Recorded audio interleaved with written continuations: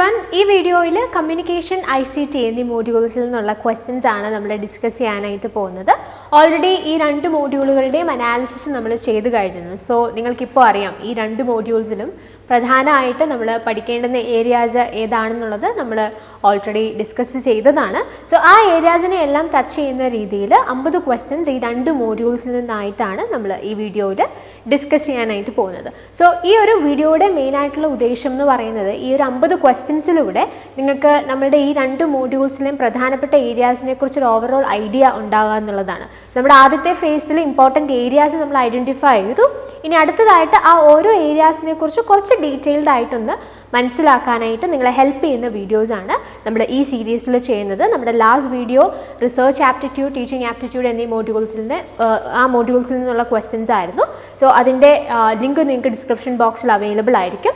അതിനുശേഷം നിങ്ങൾ ഈ മോഡ്യൂൾസും കോൺസെൻട്രേറ്റ് ചെയ്യാനായിട്ട് ശ്രദ്ധിക്കുക. So as I have already mentioned നമ്മൾ ഈ 10 മോഡ്യൂൾസിൻ്റെയും അനാലിസിസുകൾ ഓൾറെഡി ചെയ്തിട്ടുണ്ട്. അപ്പോൾ നിങ്ങൾ കമ്മ്യൂണിക്കേഷൻ ICT ഇതിലെ ക്വസ്റ്റ്യൻസിലേക്ക് വരുന്നതിന് മുമ്പ് ആ വീഡിയോസ് കാണുന്നത് നിങ്ങൾക്ക് വളരെ ഹെൽപ്ഫുൾ ആയിരിക്കും. സോ ദാറ്റ് അതിൻ്റെ ലിങ്ക്സും നിങ്ങൾക്ക് ഡിസ്ക്രിപ്ഷൻ ബോക്സിൽ അവൈലബിൾ ആണ്. കമ്മ്യൂണിക്കേഷൻ ആൻഡ് ICT ഈ രണ്ട് മോഡ്യൂൾസിൻ്റെ ഇമ്പോർട്ടൻറ്റ് ഏരിയാസ് നിങ്ങൾക്കപ്പോൾ കുറച്ചും കൂടെ ക്ലിയർ ആയിട്ട് മനസ്സിലാവാനായിട്ട് അത് ഹെൽപ്ഫുൾ ആയിരിക്കും. സോ നമുക്ക് ഫസ്റ്റ് ക്വസ്റ്റ്യനിലേക്ക് പോകാം. This is your first question.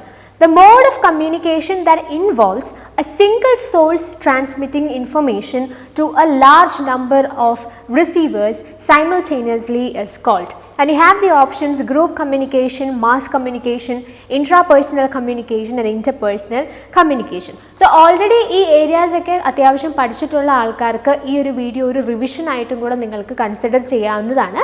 So നമ്മൾ ഓരോ ക്വസ്റ്റ്യൻസ് ചെയ്യുന്ന സമയത്ത് തന്നെ നിങ്ങൾക്ക് അതിൻ്റെ ഓപ്ഷൻസ് ഐഡൻറ്റിഫൈ ചെയ്യാൻ സാധിക്കുന്നുവെങ്കിൽ അതൊന്ന് നോട്ട് ചെയ്ത് വെക്കാം. സോ ഡിസ്കഷന് ശേഷം കറക്റ്റ് ആൻസറിലേക്ക് നമ്മൾ വരുമ്പോൾ കൃത്യമായിട്ട് നിങ്ങൾക്കൊന്ന് ഇവാലുവേറ്റ് ചെയ്യാനത് ഹെൽപ്ഫുൾ ആയിരിക്കും. നിങ്ങളുടെ ആൻസേഴ്സ് ശരിയാണോ അല്ലെങ്കിൽ തെറ്റിപ്പോയെങ്കിൽ എന്തുകൊണ്ട് തെറ്റിപ്പോയി എന്നുള്ള രീതിയിൽ ഒരു അനാലിസിസും കൂടെ നിങ്ങൾക്ക് ചെയ്യാനായിട്ട് സാധിക്കും. സോ ഓരോ ക്വസ്റ്റ്യൻസ് പ്രൊജക്റ്റ് ചെയ്യുന്ന സമയത്ത് തന്നെ ആ ക്വസ്റ്റ്യൻസിൻ്റെ ആൻസേഴ്സ് ഐഡൻറ്റിഫൈ ചെയ്യാനായിട്ട് ശ്രദ്ധിക്കാം. സോ ഈ ക്വസ്റ്റ്യൻ നിങ്ങൾക്ക് ഇതിൻ്റെ ഓപ്ഷൻസിൽ നിന്ന് തന്നെ ഐഡൻറ്റിഫൈ ചെയ്യാൻ സാധിക്കും. ടൈപ്സ് ഓഫ് കമ്മ്യൂണിക്കേഷൻ എന്ന ഏരിയയിൽ നിന്നുള്ളൊരു ക്വസ്റ്റ്യൻ ആണിത്. കമ്മ്യൂണിക്കേഷൻ എന്ന മോഡ്യൂളിനെ കുറിച്ച് ഞാൻ ഓൾറെഡി സംസാരിച്ചിരുന്നു. അപ്പോൾ ഞാൻ പറഞ്ഞ കാര്യം നമുക്ക് ചില ഏരിയാസ് സ്പെസിഫിക് ആയിട്ട് പഠിക്കാനുണ്ട്. പക്ഷേ ഒരുപാട് ക്വസ്റ്റ്യൻസ് വളരെ ജനറൽ ആയിട്ട് നമുക്ക് വരാറുണ്ട്. സോ വളരെ സ്പെസിഫിക് ആയിട്ട് നമ്മൾ പഠിച്ചിരിക്കേണ്ടുന്ന ഏരിയാസിൽ ഒന്നാണ് ടൈപ്സ് ഓഫ് കമ്മ്യൂണിക്കേഷൻ എന്ന് പറയുന്നത്. അതിൽ നമുക്ക് ഗ്രൂപ്പ് കമ്മ്യൂണിക്കേഷൻ ഉണ്ട്, മാസ് കമ്മ്യൂണിക്കേഷൻ ഉണ്ട്, അങ്ങനെ ഡിഫറെൻറ്റ് ടൈപ്സ് ഓഫ് കമ്മ്യൂണിക്കേഷൻ ഉണ്ട്. അതിനെ ഡിഫറെൻറ്റ് കാറ്റഗറീസ് ആയിട്ട് പഠിക്കണം എന്നും നമ്മൾ അനാലിസിസിൽ ഡിസ്കസ് ചെയ്ത സമയത്ത് പറഞ്ഞിരുന്നു. സോ നിങ്ങൾക്ക് ആ ഒരു ഐഡിയ ഇപ്പോൾ ഉണ്ടെന്ന് ഞാൻ പ്രതീക്ഷിക്കുന്നു. സോ ഈ ക്വസ്റ്റ്യനിൽ നിന്ന് നിങ്ങൾക്ക് ഐഡൻറ്റിഫൈ ചെയ്യാൻ കഴിയുന്ന കീ ഫാക്ടേഴ്സ് എന്തൊക്കെയാണ്, അല്ലെങ്കിൽ ഈ ഒരു ആൻസറിലേക്ക് വരാനായിട്ട് അവർ നിങ്ങൾക്ക് തന്നിരിക്കുന്ന പോയിന്റ്സ് എന്തൊക്കെയാണ്? സോ ഈ ക്വസ്റ്റ്യനിൽ അവർ ചോദിച്ചിരിക്കുന്ന മോഡ് ഓഫ് കമ്മ്യൂണിക്കേഷൻ ഒരു സിംഗിൾ സോഴ്സ് ഒരു ലാർജ് നമ്പർ ഓഫ് റിസീവേഴ്സിലേക്ക് ഒരേ സമയത്ത് ഇൻഫർമേഷൻ കൈമാറുകയാണ്, അല്ലെങ്കിൽ മെസ്സേജ് ട്രാൻസ്മിറ്റ് ചെയ്യുകയാണ്. അതാണ് നിങ്ങളുടെ ക്വസ്റ്റ്യനിൽ പറഞ്ഞിരിക്കുന്നത്. സോ നമുക്ക് വളരെ ഈസി ആയിട്ട് തന്നെ ഐഡൻറ്റിഫൈ ചെയ്യുന്ന ആൻസർ ആണ് ഇതല്ലേ. മാസ് കമ്മ്യൂണിക്കേഷൻ ആണ് ഇതിൻ്റെ റൈറ്റ് ആയിട്ടുള്ള ആൻസർ. മാസ് കമ്മ്യൂണിക്കേഷൻ ഇപ്പോൾ നമ്മുടെ ടെലിവിഷൻ ആയിക്കോട്ടെ, റേഡിയോ ആയിക്കോട്ടെ, ഇതിലൊക്കെ എന്താ സംഭവിക്കുന്നത്? ഒരു സിംഗിൾ സോഴ്സിൽ നിന്ന് വളരെ വലിയ ഒരു ഓഡിയൻസിലേക്കാണ് അവർ കോണ്ടന്റുകൾ എത്തിക്കുക. സോ ഒരേ സമയത്ത് തന്നെ വളരെ വലിയ ഒരു ലാർജ് ഓഡിയൻസ് അല്ലെങ്കിൽ ഒരു ലാർജ് റിസീവേഴ്സിലേക്കാണ്, ലാർജ് നമ്പർ ഓഫ് റിസീവേഴ്സിലേക്കാണ് മെസ്സേജ് എത്തുക. ഈ ഗ്രൂപ്പ് കമ്മ്യൂണിക്കേഷൻ ആണെങ്കിൽ എന്താ സംഭവിക്കുന്നത്? വളരെ സ്പെസിഫിക് ആയിട്ടുള്ള ഒരു ഡെഫിനിറ്റ് നമ്പർ ഓഫ് ആളുകളായിരിക്കും റിസീവേഴ്സ് ആയിട്ടുണ്ടാവുക. ഇൻട്രാപേഴ്സണൽ കമ്മ്യൂണിക്കേഷൻ ആണെങ്കിലോ അവിടെ നമ്മളോട് തന്നെയാണ് കമ്മ്യൂണിക്കേറ്റ് ചെയ്യുന്നത്, മറ്റൊരാളുടെ സാന്നിധ്യം അവിടെ ഇല്ല. ഇന്റർപേഴ്സണൽ ആണെങ്കിൽ അത് രണ്ട് പേര് തമ്മിലുള്ള കമ്മ്യൂണിക്കേഷൻ ആയിരിക്കും. സോ ഈ ക്വസ്റ്റ്യൻ്റെ റൈറ്റ് ആയിട്ടുള്ള ആൻസർ എന്ന് പറയുന്നത് ഓപ്ഷൻ 2 ആണ്. Okay, moving to the next question. In circular communication, the encoder becomes a decoder when there is, and you have the options noise, audience, criticality and feedback. So ഇതിനകത്ത് എന്താ ചോദിച്ചിരിക്കുന്നത്? Circular കമ്മ്യൂണിക്കേഷനുമായിട്ട് relate ചെയ്യുന്ന ഒരു question ആണിത്. Circular communication എന്ന് പറഞ്ഞാൽ എന്താ? നമുക്കൊരു സെൻറ്റർ കാണും, ആ സെൻറ്റർ ഒരു മെസ്സേജ് റിസീവറിലേക്ക് എത്തിക്കുന്നു. റിസീവർ ആ കാര്യം കേട്ടതിന് ശേഷം അദ്ദേഹം അതിനെ മനസ്സിലാക്കിയതിന് ശേഷം ഒരു റിപ്ലൈ തിരിച്ച് ഈ മെസ്സേജ് അയച്ച ആൾക്ക് കൊടുക്കുന്നു. സോ സർക്കുലർ ആയിട്ടാണ് അവിടെ കമ്മ്യൂണിക്കേഷൻ പോകുന്നത്. ഒരാളിൽ നിന്ന് മറ്റേ ആളിലേക്ക് ഇൻഫർമേഷൻ എത്തുന്നു, അതെന്താണെന്ന് കൃത്യമായിട്ട് ഇൻ്റർപ്രിറ്റേറ്റ് ചെയ്തതിന് ശേഷം ആ ആൾ തിരിച്ചൊരു റിപ്ലൈ കൊടുക്കുന്നു. അപ്പോൾ അതാണ് സർക്കുലർ കമ്മ്യൂണിക്കേഷൻ. ഇവിടെ ചോദിച്ചിരിക്കുന്നത് എന്താ? ഒരു സർക്കുലർ കമ്മ്യൂണിക്കേഷനിൽ എപ്പോഴാണ് ഒരു എൻകോഡർ ഡീകോഡറായി മാറുന്നത്? ഈ എൻകോഡറും ഡീകോഡറും ആരാണ്?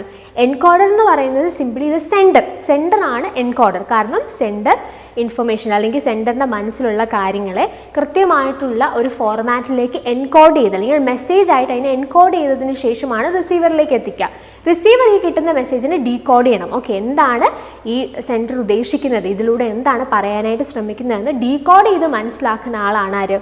ഡീകോഡർ, അല്ലെങ്കിൽ നമുക്ക് അദ്ദേഹത്തെ റിസീവർ എന്ന് വിളിക്കാം. അപ്പോൾ ഇവിടെ ചോദിച്ചിരിക്കുന്ന എൻകോഡർ ഡീകോഡറായി മാറുന്നത് എപ്പോഴാണ് എന്ന് പറഞ്ഞാൽ സെൻഡർ എപ്പോഴാണ് റിസീവറായി മാറുന്നത് എന്നുള്ളതാണ് ഇവിടുത്തെ ക്വസ്റ്റ്യൻ. സിംപ്ലി അതിൻ്റെ അർത്ഥം ആശയം എത്രയേ ഉള്ളൂ. സെൻഡർ ഒരു മെസ്സേജ് ഒരു റിസീവറിലേക്ക് എത്തിക്കുന്നു.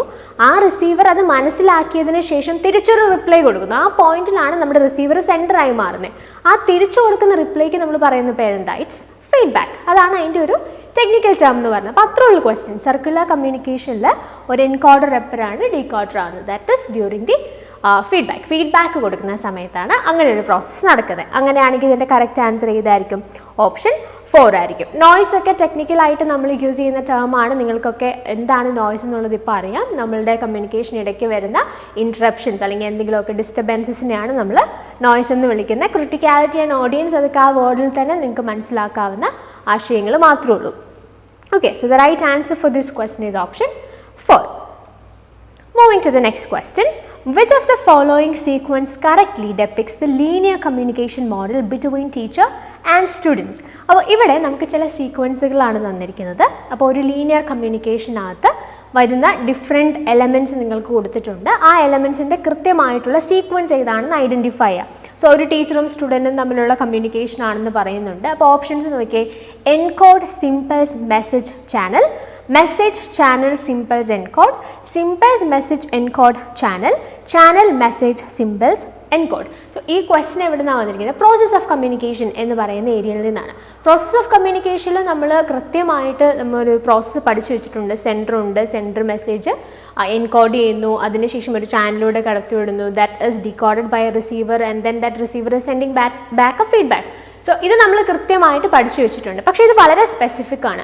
ആ എൻറ്റയർ പ്രോസസ്സിൽ ഒരു ചെറിയ ഭാഗത്തു നിന്നാണ് നമുക്കിവിടെ ആ ഒരു സീക്വൻസ് ഐഡൻറ്റിഫൈ ചെയ്യാനായിട്ട് തന്നിരിക്കുന്നത്. അപ്പോൾ ഇതിനകത്ത് നിങ്ങളൊന്ന് വളരെ ശ്രദ്ധിച്ച് ഈ ഓപ്ഷൻസ് ഒന്ന് ഐഡൻറ്റിഫൈ ആണെങ്കിൽ നിങ്ങൾക്ക് അറിയാവുന്നത് വെച്ച്, അല്ലെങ്കിൽ നമ്മൾ പ്രോസസ് ഓഫ് കമ്മ്യൂണിക്കേഷൻ പഠിച്ചതാണെന്നുണ്ടെങ്കിൽ നിങ്ങൾക്ക് ഈസി ആയിട്ട് ഇതിൻ്റെ ആൻസർ കണ്ടെത്താനായിട്ട് സാധിക്കും. അപ്പോൾ ഇത് എൻകോഡിങ്ങിൽ തുടങ്ങി ചാനലിൽ അവസാനിക്കുന്ന ഒരു സീക്വൻസ് ആണ് ഇവിടെ നമുക്ക് തന്നിരിക്കുന്നത്.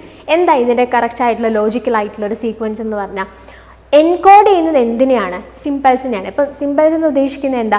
ഇപ്പോൾ നമ്മൾ എന്തെങ്കിലും ഐഡിയാസ് അല്ലെങ്കിൽ നമ്മളുടെ മനസ്സിലുള്ള എന്തെങ്കിലും ആശയങ്ങളെയാണ് നമ്മൾ മെസ്സേജായിട്ട് മാറ്റുന്നത്. അപ്പം നമ്മൾ ഈ സിംബൽസിന് എൻകോഡ് ചെയ്ത് സിംബൽസിനെ നമ്മൾ മെസ്സേജസ് ആക്കുന്നു. ആ മെസ്സേജസിനെ നമ്മൾ ചാനലിലൂടെ കടത്തിവിടുന്നു. അതാണ് അതിൻ്റെ പ്രോസസ്സ്. അപ്പം അങ്ങനെയാണെങ്കിൽ ഇതിനകത്ത് കറക്റ്റ് ഓപ്ഷൻ ഏതായിരിക്കും? Option 1, encode symbols message channel.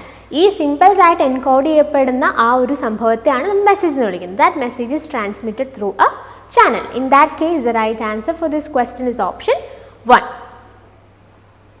Alright, moving to the next question. A good written communication will have.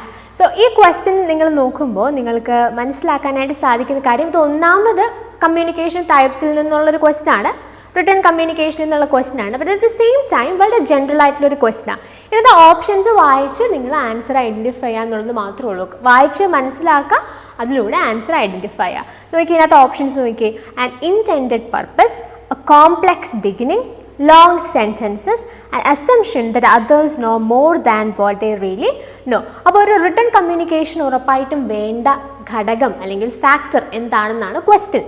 അപ്പോൾ ഞാൻ ഓൾറെഡി പറഞ്ഞതുപോലെ ഇതിനകത്ത് ഇങ്ങനെയുള്ള ക്വസ്റ്റ്യൻ ഈവൻ ദോ ഇതൊരു സ്പെസിഫിക് ഏരിയയിൽ നിന്നാണെങ്കിലും നിങ്ങൾക്ക് കൃത്യമായിട്ട് ഓപ്ഷൻസ് വായിച്ച് ഐഡൻറ്റിഫൈ ചെയ്ത് മനസ്സിലാക്കി ഉത്തരത്തിലേക്ക് വരേണ്ടുന്ന ഒരു ടൈപ്പ് ഓഫ് ക്വസ്റ്റ്യൻ ആണിത്. ഇതിനകത്ത് ഓപ്ഷൻസ് ഒന്നുകൂടെ നമുക്ക് നോക്കാം: an intended purpose, a complex beginning, long sentences, an assumption that others know more than what they really know. So ഈ ക്വസ്റ്റ്യൻ, ഈ ഒരു പെർട്ടിക്കുലർ ഓപ്ഷൻസ് നമുക്ക് പരിശോധിക്കുമ്പോൾ തന്നെ വളരെ വേഗം നമുക്ക് ആ ഓപ്ഷൻസിൽ നിന്ന് ആൻസറിലേക്ക് എത്താവുന്നതേ ഉള്ളൂ. ഇപ്പോൾ കോംപ്ലെക്സ് ബിഗിനിങ് എന്ന് പറഞ്ഞാൽ ഒരിക്കലും അതൊരു നല്ല റിട്ടൺ കമ്മ്യൂണിക്കേഷൻ്റെ പ്രത്യേകതയല്ല.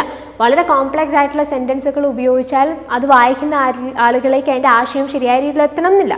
അപ്പോൾ അതൊരിക്കലും ഒരു ഗുഡ് കമ്മ്യൂണിക്കേഷൻ്റെ പ്രത്യേകതയായിട്ട് നമുക്ക് പറയാനായിട്ട് സാധിക്കില്ല. ലോങ് സെൻറ്റൻസസ് ഒരു കാര്യം ഒരു സെൻറ്റൻസിൽ തന്നെ ഒരുപാട് കാര്യങ്ങൾ നമ്മൾ വളച്ചൊടിച്ച് പറയാനായിട്ട് ശ്രമിച്ചാൽ അത് ഈ വായിക്കുന്ന ആളുകളിലേക്ക് ആ ഇൻറ്റൻറ്റ് ചെയ്തിരിക്കുന്ന മീനിങ് എത്തണം എന്നില്ല. That would be very complex അല്ലേ, അതിനകത്ത് അർത്ഥം മനസ്സിലാക്കി എടുക്കാനായിട്ട്. അപ്പോൾ ആ രണ്ട് ഓപ്ഷൻസ് കൃത്യമായിട്ട് നമുക്ക് എലിമിനേറ്റ് ചെയ്യാം. പിന്നീടുള്ള ഓപ്ഷൻസ് നോക്കിയാൽ intended purpose and assumption that others know more than what they really no.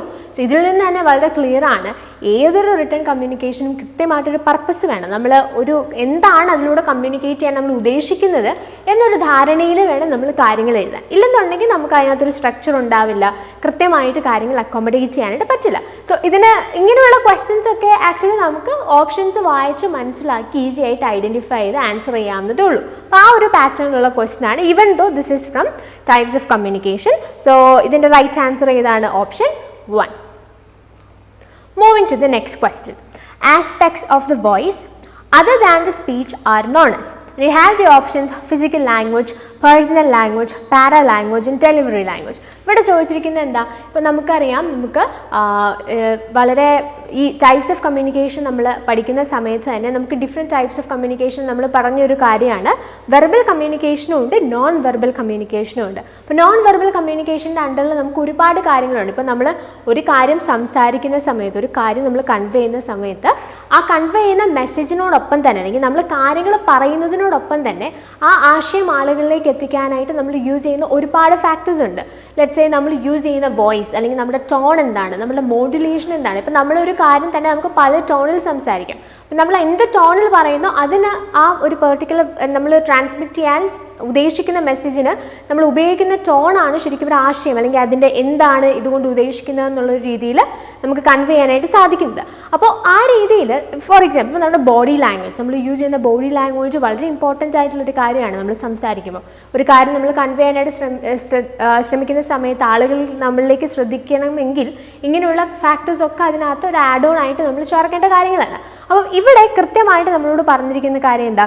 ഈ സ്പീച്ചിൻ്റെ ഒക്കെ പുറമേ നമ്മൾ വോയിസ്, ആസ്പെക്ട്സ് ഓഫ് വോയിസ്, നമ്മൾ സംസാരത്തിൽ യൂസ് ചെയ്യുന്ന ആസ്പെക്ട്സ് ഓഫ് വോയിസിനെ നമ്മൾ എന്താണ് പറയുന്നത് എന്നാണ് ക്വസ്റ്റ്യൻ. ഈ ആസ്പെക്ട്സ് ഓഫ് വോയിസ് എന്ന് പറഞ്ഞാൽ എന്താണ്? ഇപ്പം ഞാൻ പറഞ്ഞ പോലെ തന്നെ നമ്മൾ യൂസ് ചെയ്യുന്ന ടോൺ എന്താണ്, അല്ലെങ്കിൽ നമ്മൾ അതിനകത്ത് കൊണ്ടുവരുന്ന മോഡുലേഷൻ എന്താണ്, ഇങ്ങനെ അല്ലെങ്കിൽ നമ്മുടെ പിച്ച്, നമ്മൾ എന്ത് പിച്ചിലാണ് സംസാരിക്കുന്നത്. അപ്പം നമ്മൾ ഒരു കാര്യം തന്നെ നമ്മൾ ദേഷ്യത്തിൽ പറയുന്നതും അല്ലെങ്കിൽ വളരെ ഹാപ്പി ആയിട്ട് പറയുന്നതും വളരെ സോഫ്റ്റ് ആയിട്ട് പറയുമ്പോഴൊക്കെ നമ്മുടെ വോയിസിൽ ഒരുപാട് വേരിയേഷൻസ് ഉണ്ടാവും അല്ലേ? ആ വേരിയേഷൻസ് ആണ് മറ്റേ ആൾക്ക് മനസ്സിലാകുന്നത്. ഓക്കെ, ഇയാൾ ഇച്ചിരി ദേഷ്യത്തിലാണ്, അല്ലെങ്കിൽ ഇയാൾ okay he is very happy എന്നുള്ളത് നമ്മുടെ ആ വോയിസിൽ കൊണ്ടുവരുന്ന മോഡുലേഷൻ അല്ലെങ്കിൽ നമ്മുടെ പിച്ചിലൊക്കെയാണ് അറിയാനായിട്ട് സാധിക്കുന്നത്. സോ അങ്ങനെയുള്ള ആസ്പെക്റ്റുകളെ നമ്മൾ എന്താണ് വിളിക്കുന്നത് എന്നാണ് question. So that is called is paralanguage, paralinguistics എന്നൊക്കെ നമ്മൾ പറയാറുണ്ട്. സോ അങ്ങനെയുള്ള ആസ്പെക്ട്സിനെ നമ്മൾ വിളിക്കുന്ന പേരാണ് paralanguage. So the right answer for this question is option 3. Moving to the next question. Imagine you are working in an educational institution where people are of equal status.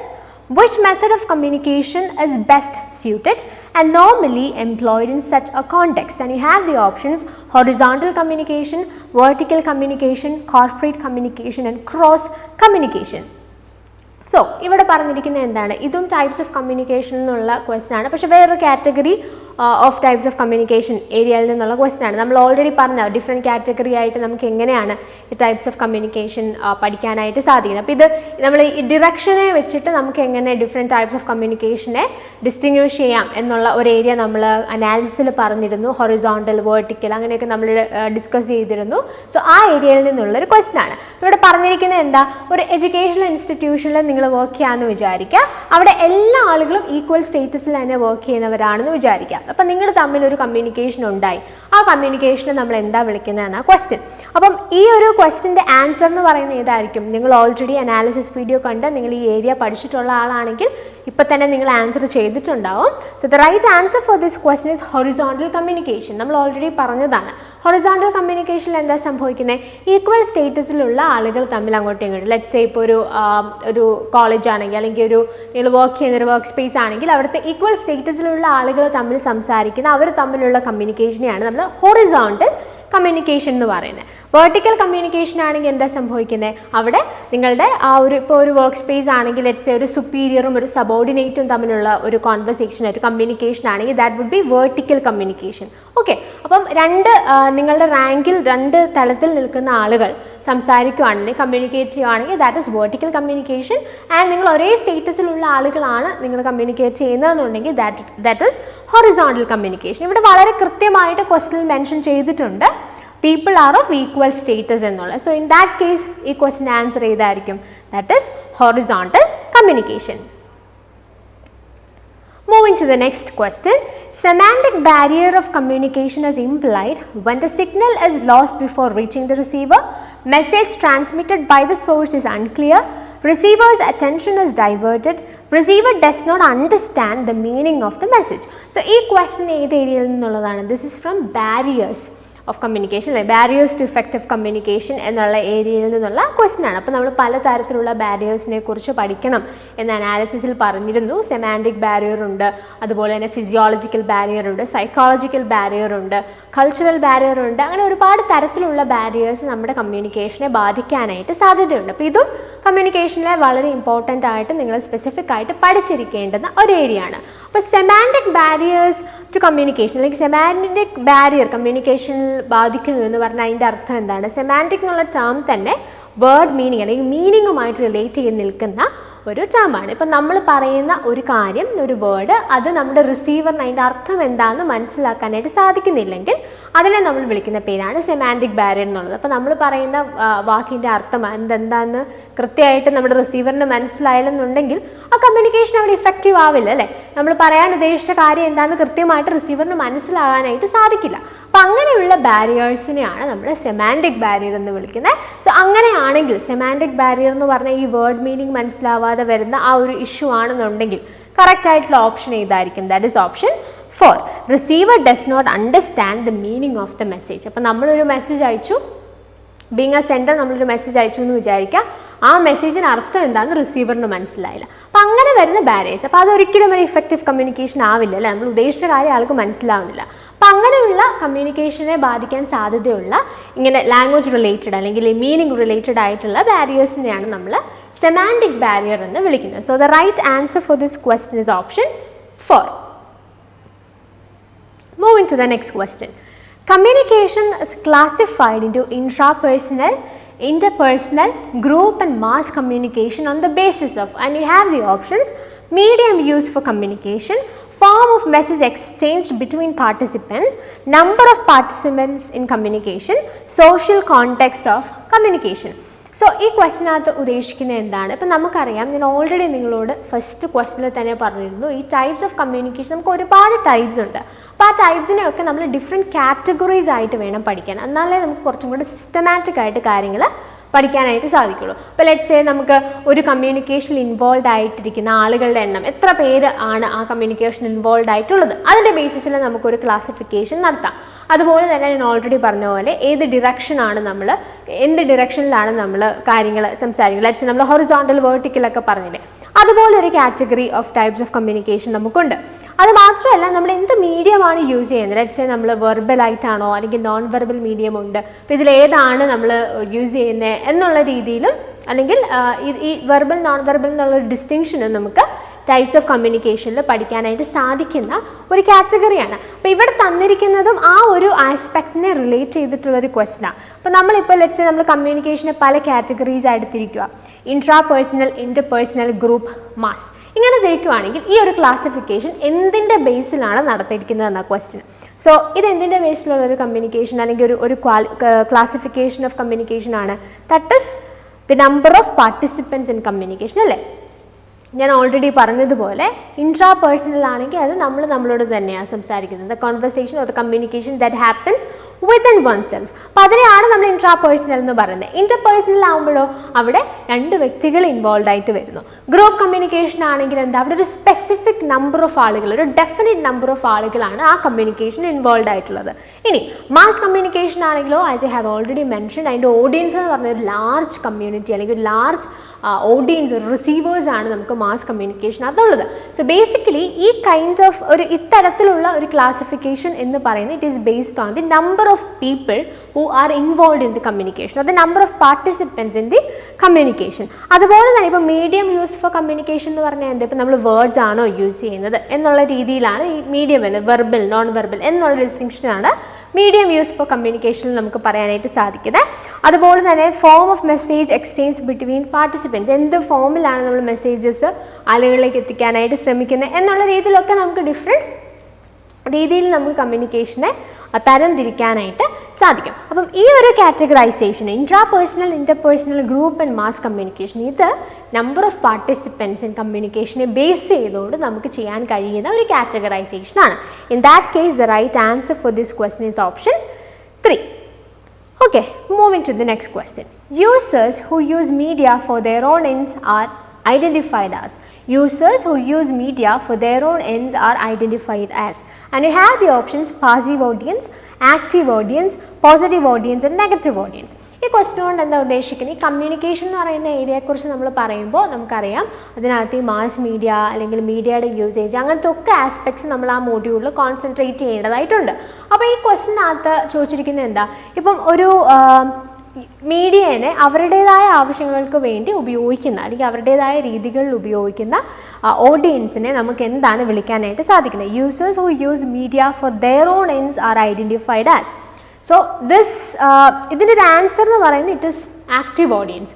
എന്താണ് ഈ active audience എന്ന് പറഞ്ഞാൽ, ഇപ്പോൾ let's ഇപ്പം passive audience എന്ന് പറഞ്ഞാൽ ഇപ്പം നമുക്കൊരു മീഡിയ അല്ലെങ്കിൽ എന്തെങ്കിലും ഒരു ഇൻഫർമേഷൻ എവിടെന്നെങ്കിലും കിട്ടുകയാണെന്നുണ്ടെങ്കിൽ അതിനെക്കുറിച്ച് കൂടുതൽ കാര്യങ്ങളൊന്നും ചിന്തിക്കാതെ അത് അതുപോലെ തന്നെ ഏറ്റെടുക്കുന്ന ആളുകളെയാണ് നമ്മൾ പാസീവായിട്ടുള്ള ഓഡിയൻസ് എന്ന് വിളിക്കുന്നത്. they are not that much involved in it. അവർ ജസ്റ്റ് കിട്ടുന്ന ആരും എടുക്കുന്നു, ഓക്കെ ദാറ്റ്സ് ഇറ്റ്. പക്ഷേ ആക്റ്റീവ് ഓഡിയൻസ് എന്ന് പറഞ്ഞാൽ എന്താ, അവർക്കുള്ള റിസോഴ്സ് അല്ലെങ്കിൽ ഈ മീഡിയ ആണെങ്കിലും ആ മീഡിയയിൽ നിന്ന് കിട്ടുന്ന ഇൻഫർമേഷൻ ആണെങ്കിലും എന്താണെങ്കിലും അവർ അതിനെക്കുറിച്ച് ചിന്തിക്കുകയും അത് അവരുടേതായ ടേംസിൽ അവരതിനെ യൂസ് ചെയ്യുകയും ചെയ്യുന്നു. So they are known as active audience. അവർ ജസ്റ്റ് കാര്യങ്ങൾ കാണുന്നു അല്ലെങ്കിൽ മീഡിയ ചുമ്മാ യൂസ് ചെയ്യുന്നു അത്രമാത്രമല്ല, അവരുടേതായ ടേംസിൽ അവരുടേതായിട്ടുള്ള ആവശ്യങ്ങൾക്ക് they are using it on their own ends, for their own ends, അതാണ് ഉദ്ദേശിക്കുന്നത്. So those kinds of audience can be called as active audience. അവരെയാണ് നമ്മൾ ആക്റ്റീവ് ഓഡിയൻസ് എന്ന് വിളിക്കുന്നത്. അപ്പോൾ ഇങ്ങനെയുള്ള ഏരിയയിൽ നിന്നുള്ള ക്വസ്റ്റ്യൻസ് ഒക്കെ നമുക്ക് ഒരു ഏകദേശം ഐഡിയ ഒക്കെ ഉണ്ടെങ്കിൽ ആൻസർ ചെയ്യാൻ പറ്റുന്ന ക്വസ്റ്റ്യൻസ് ആണ്.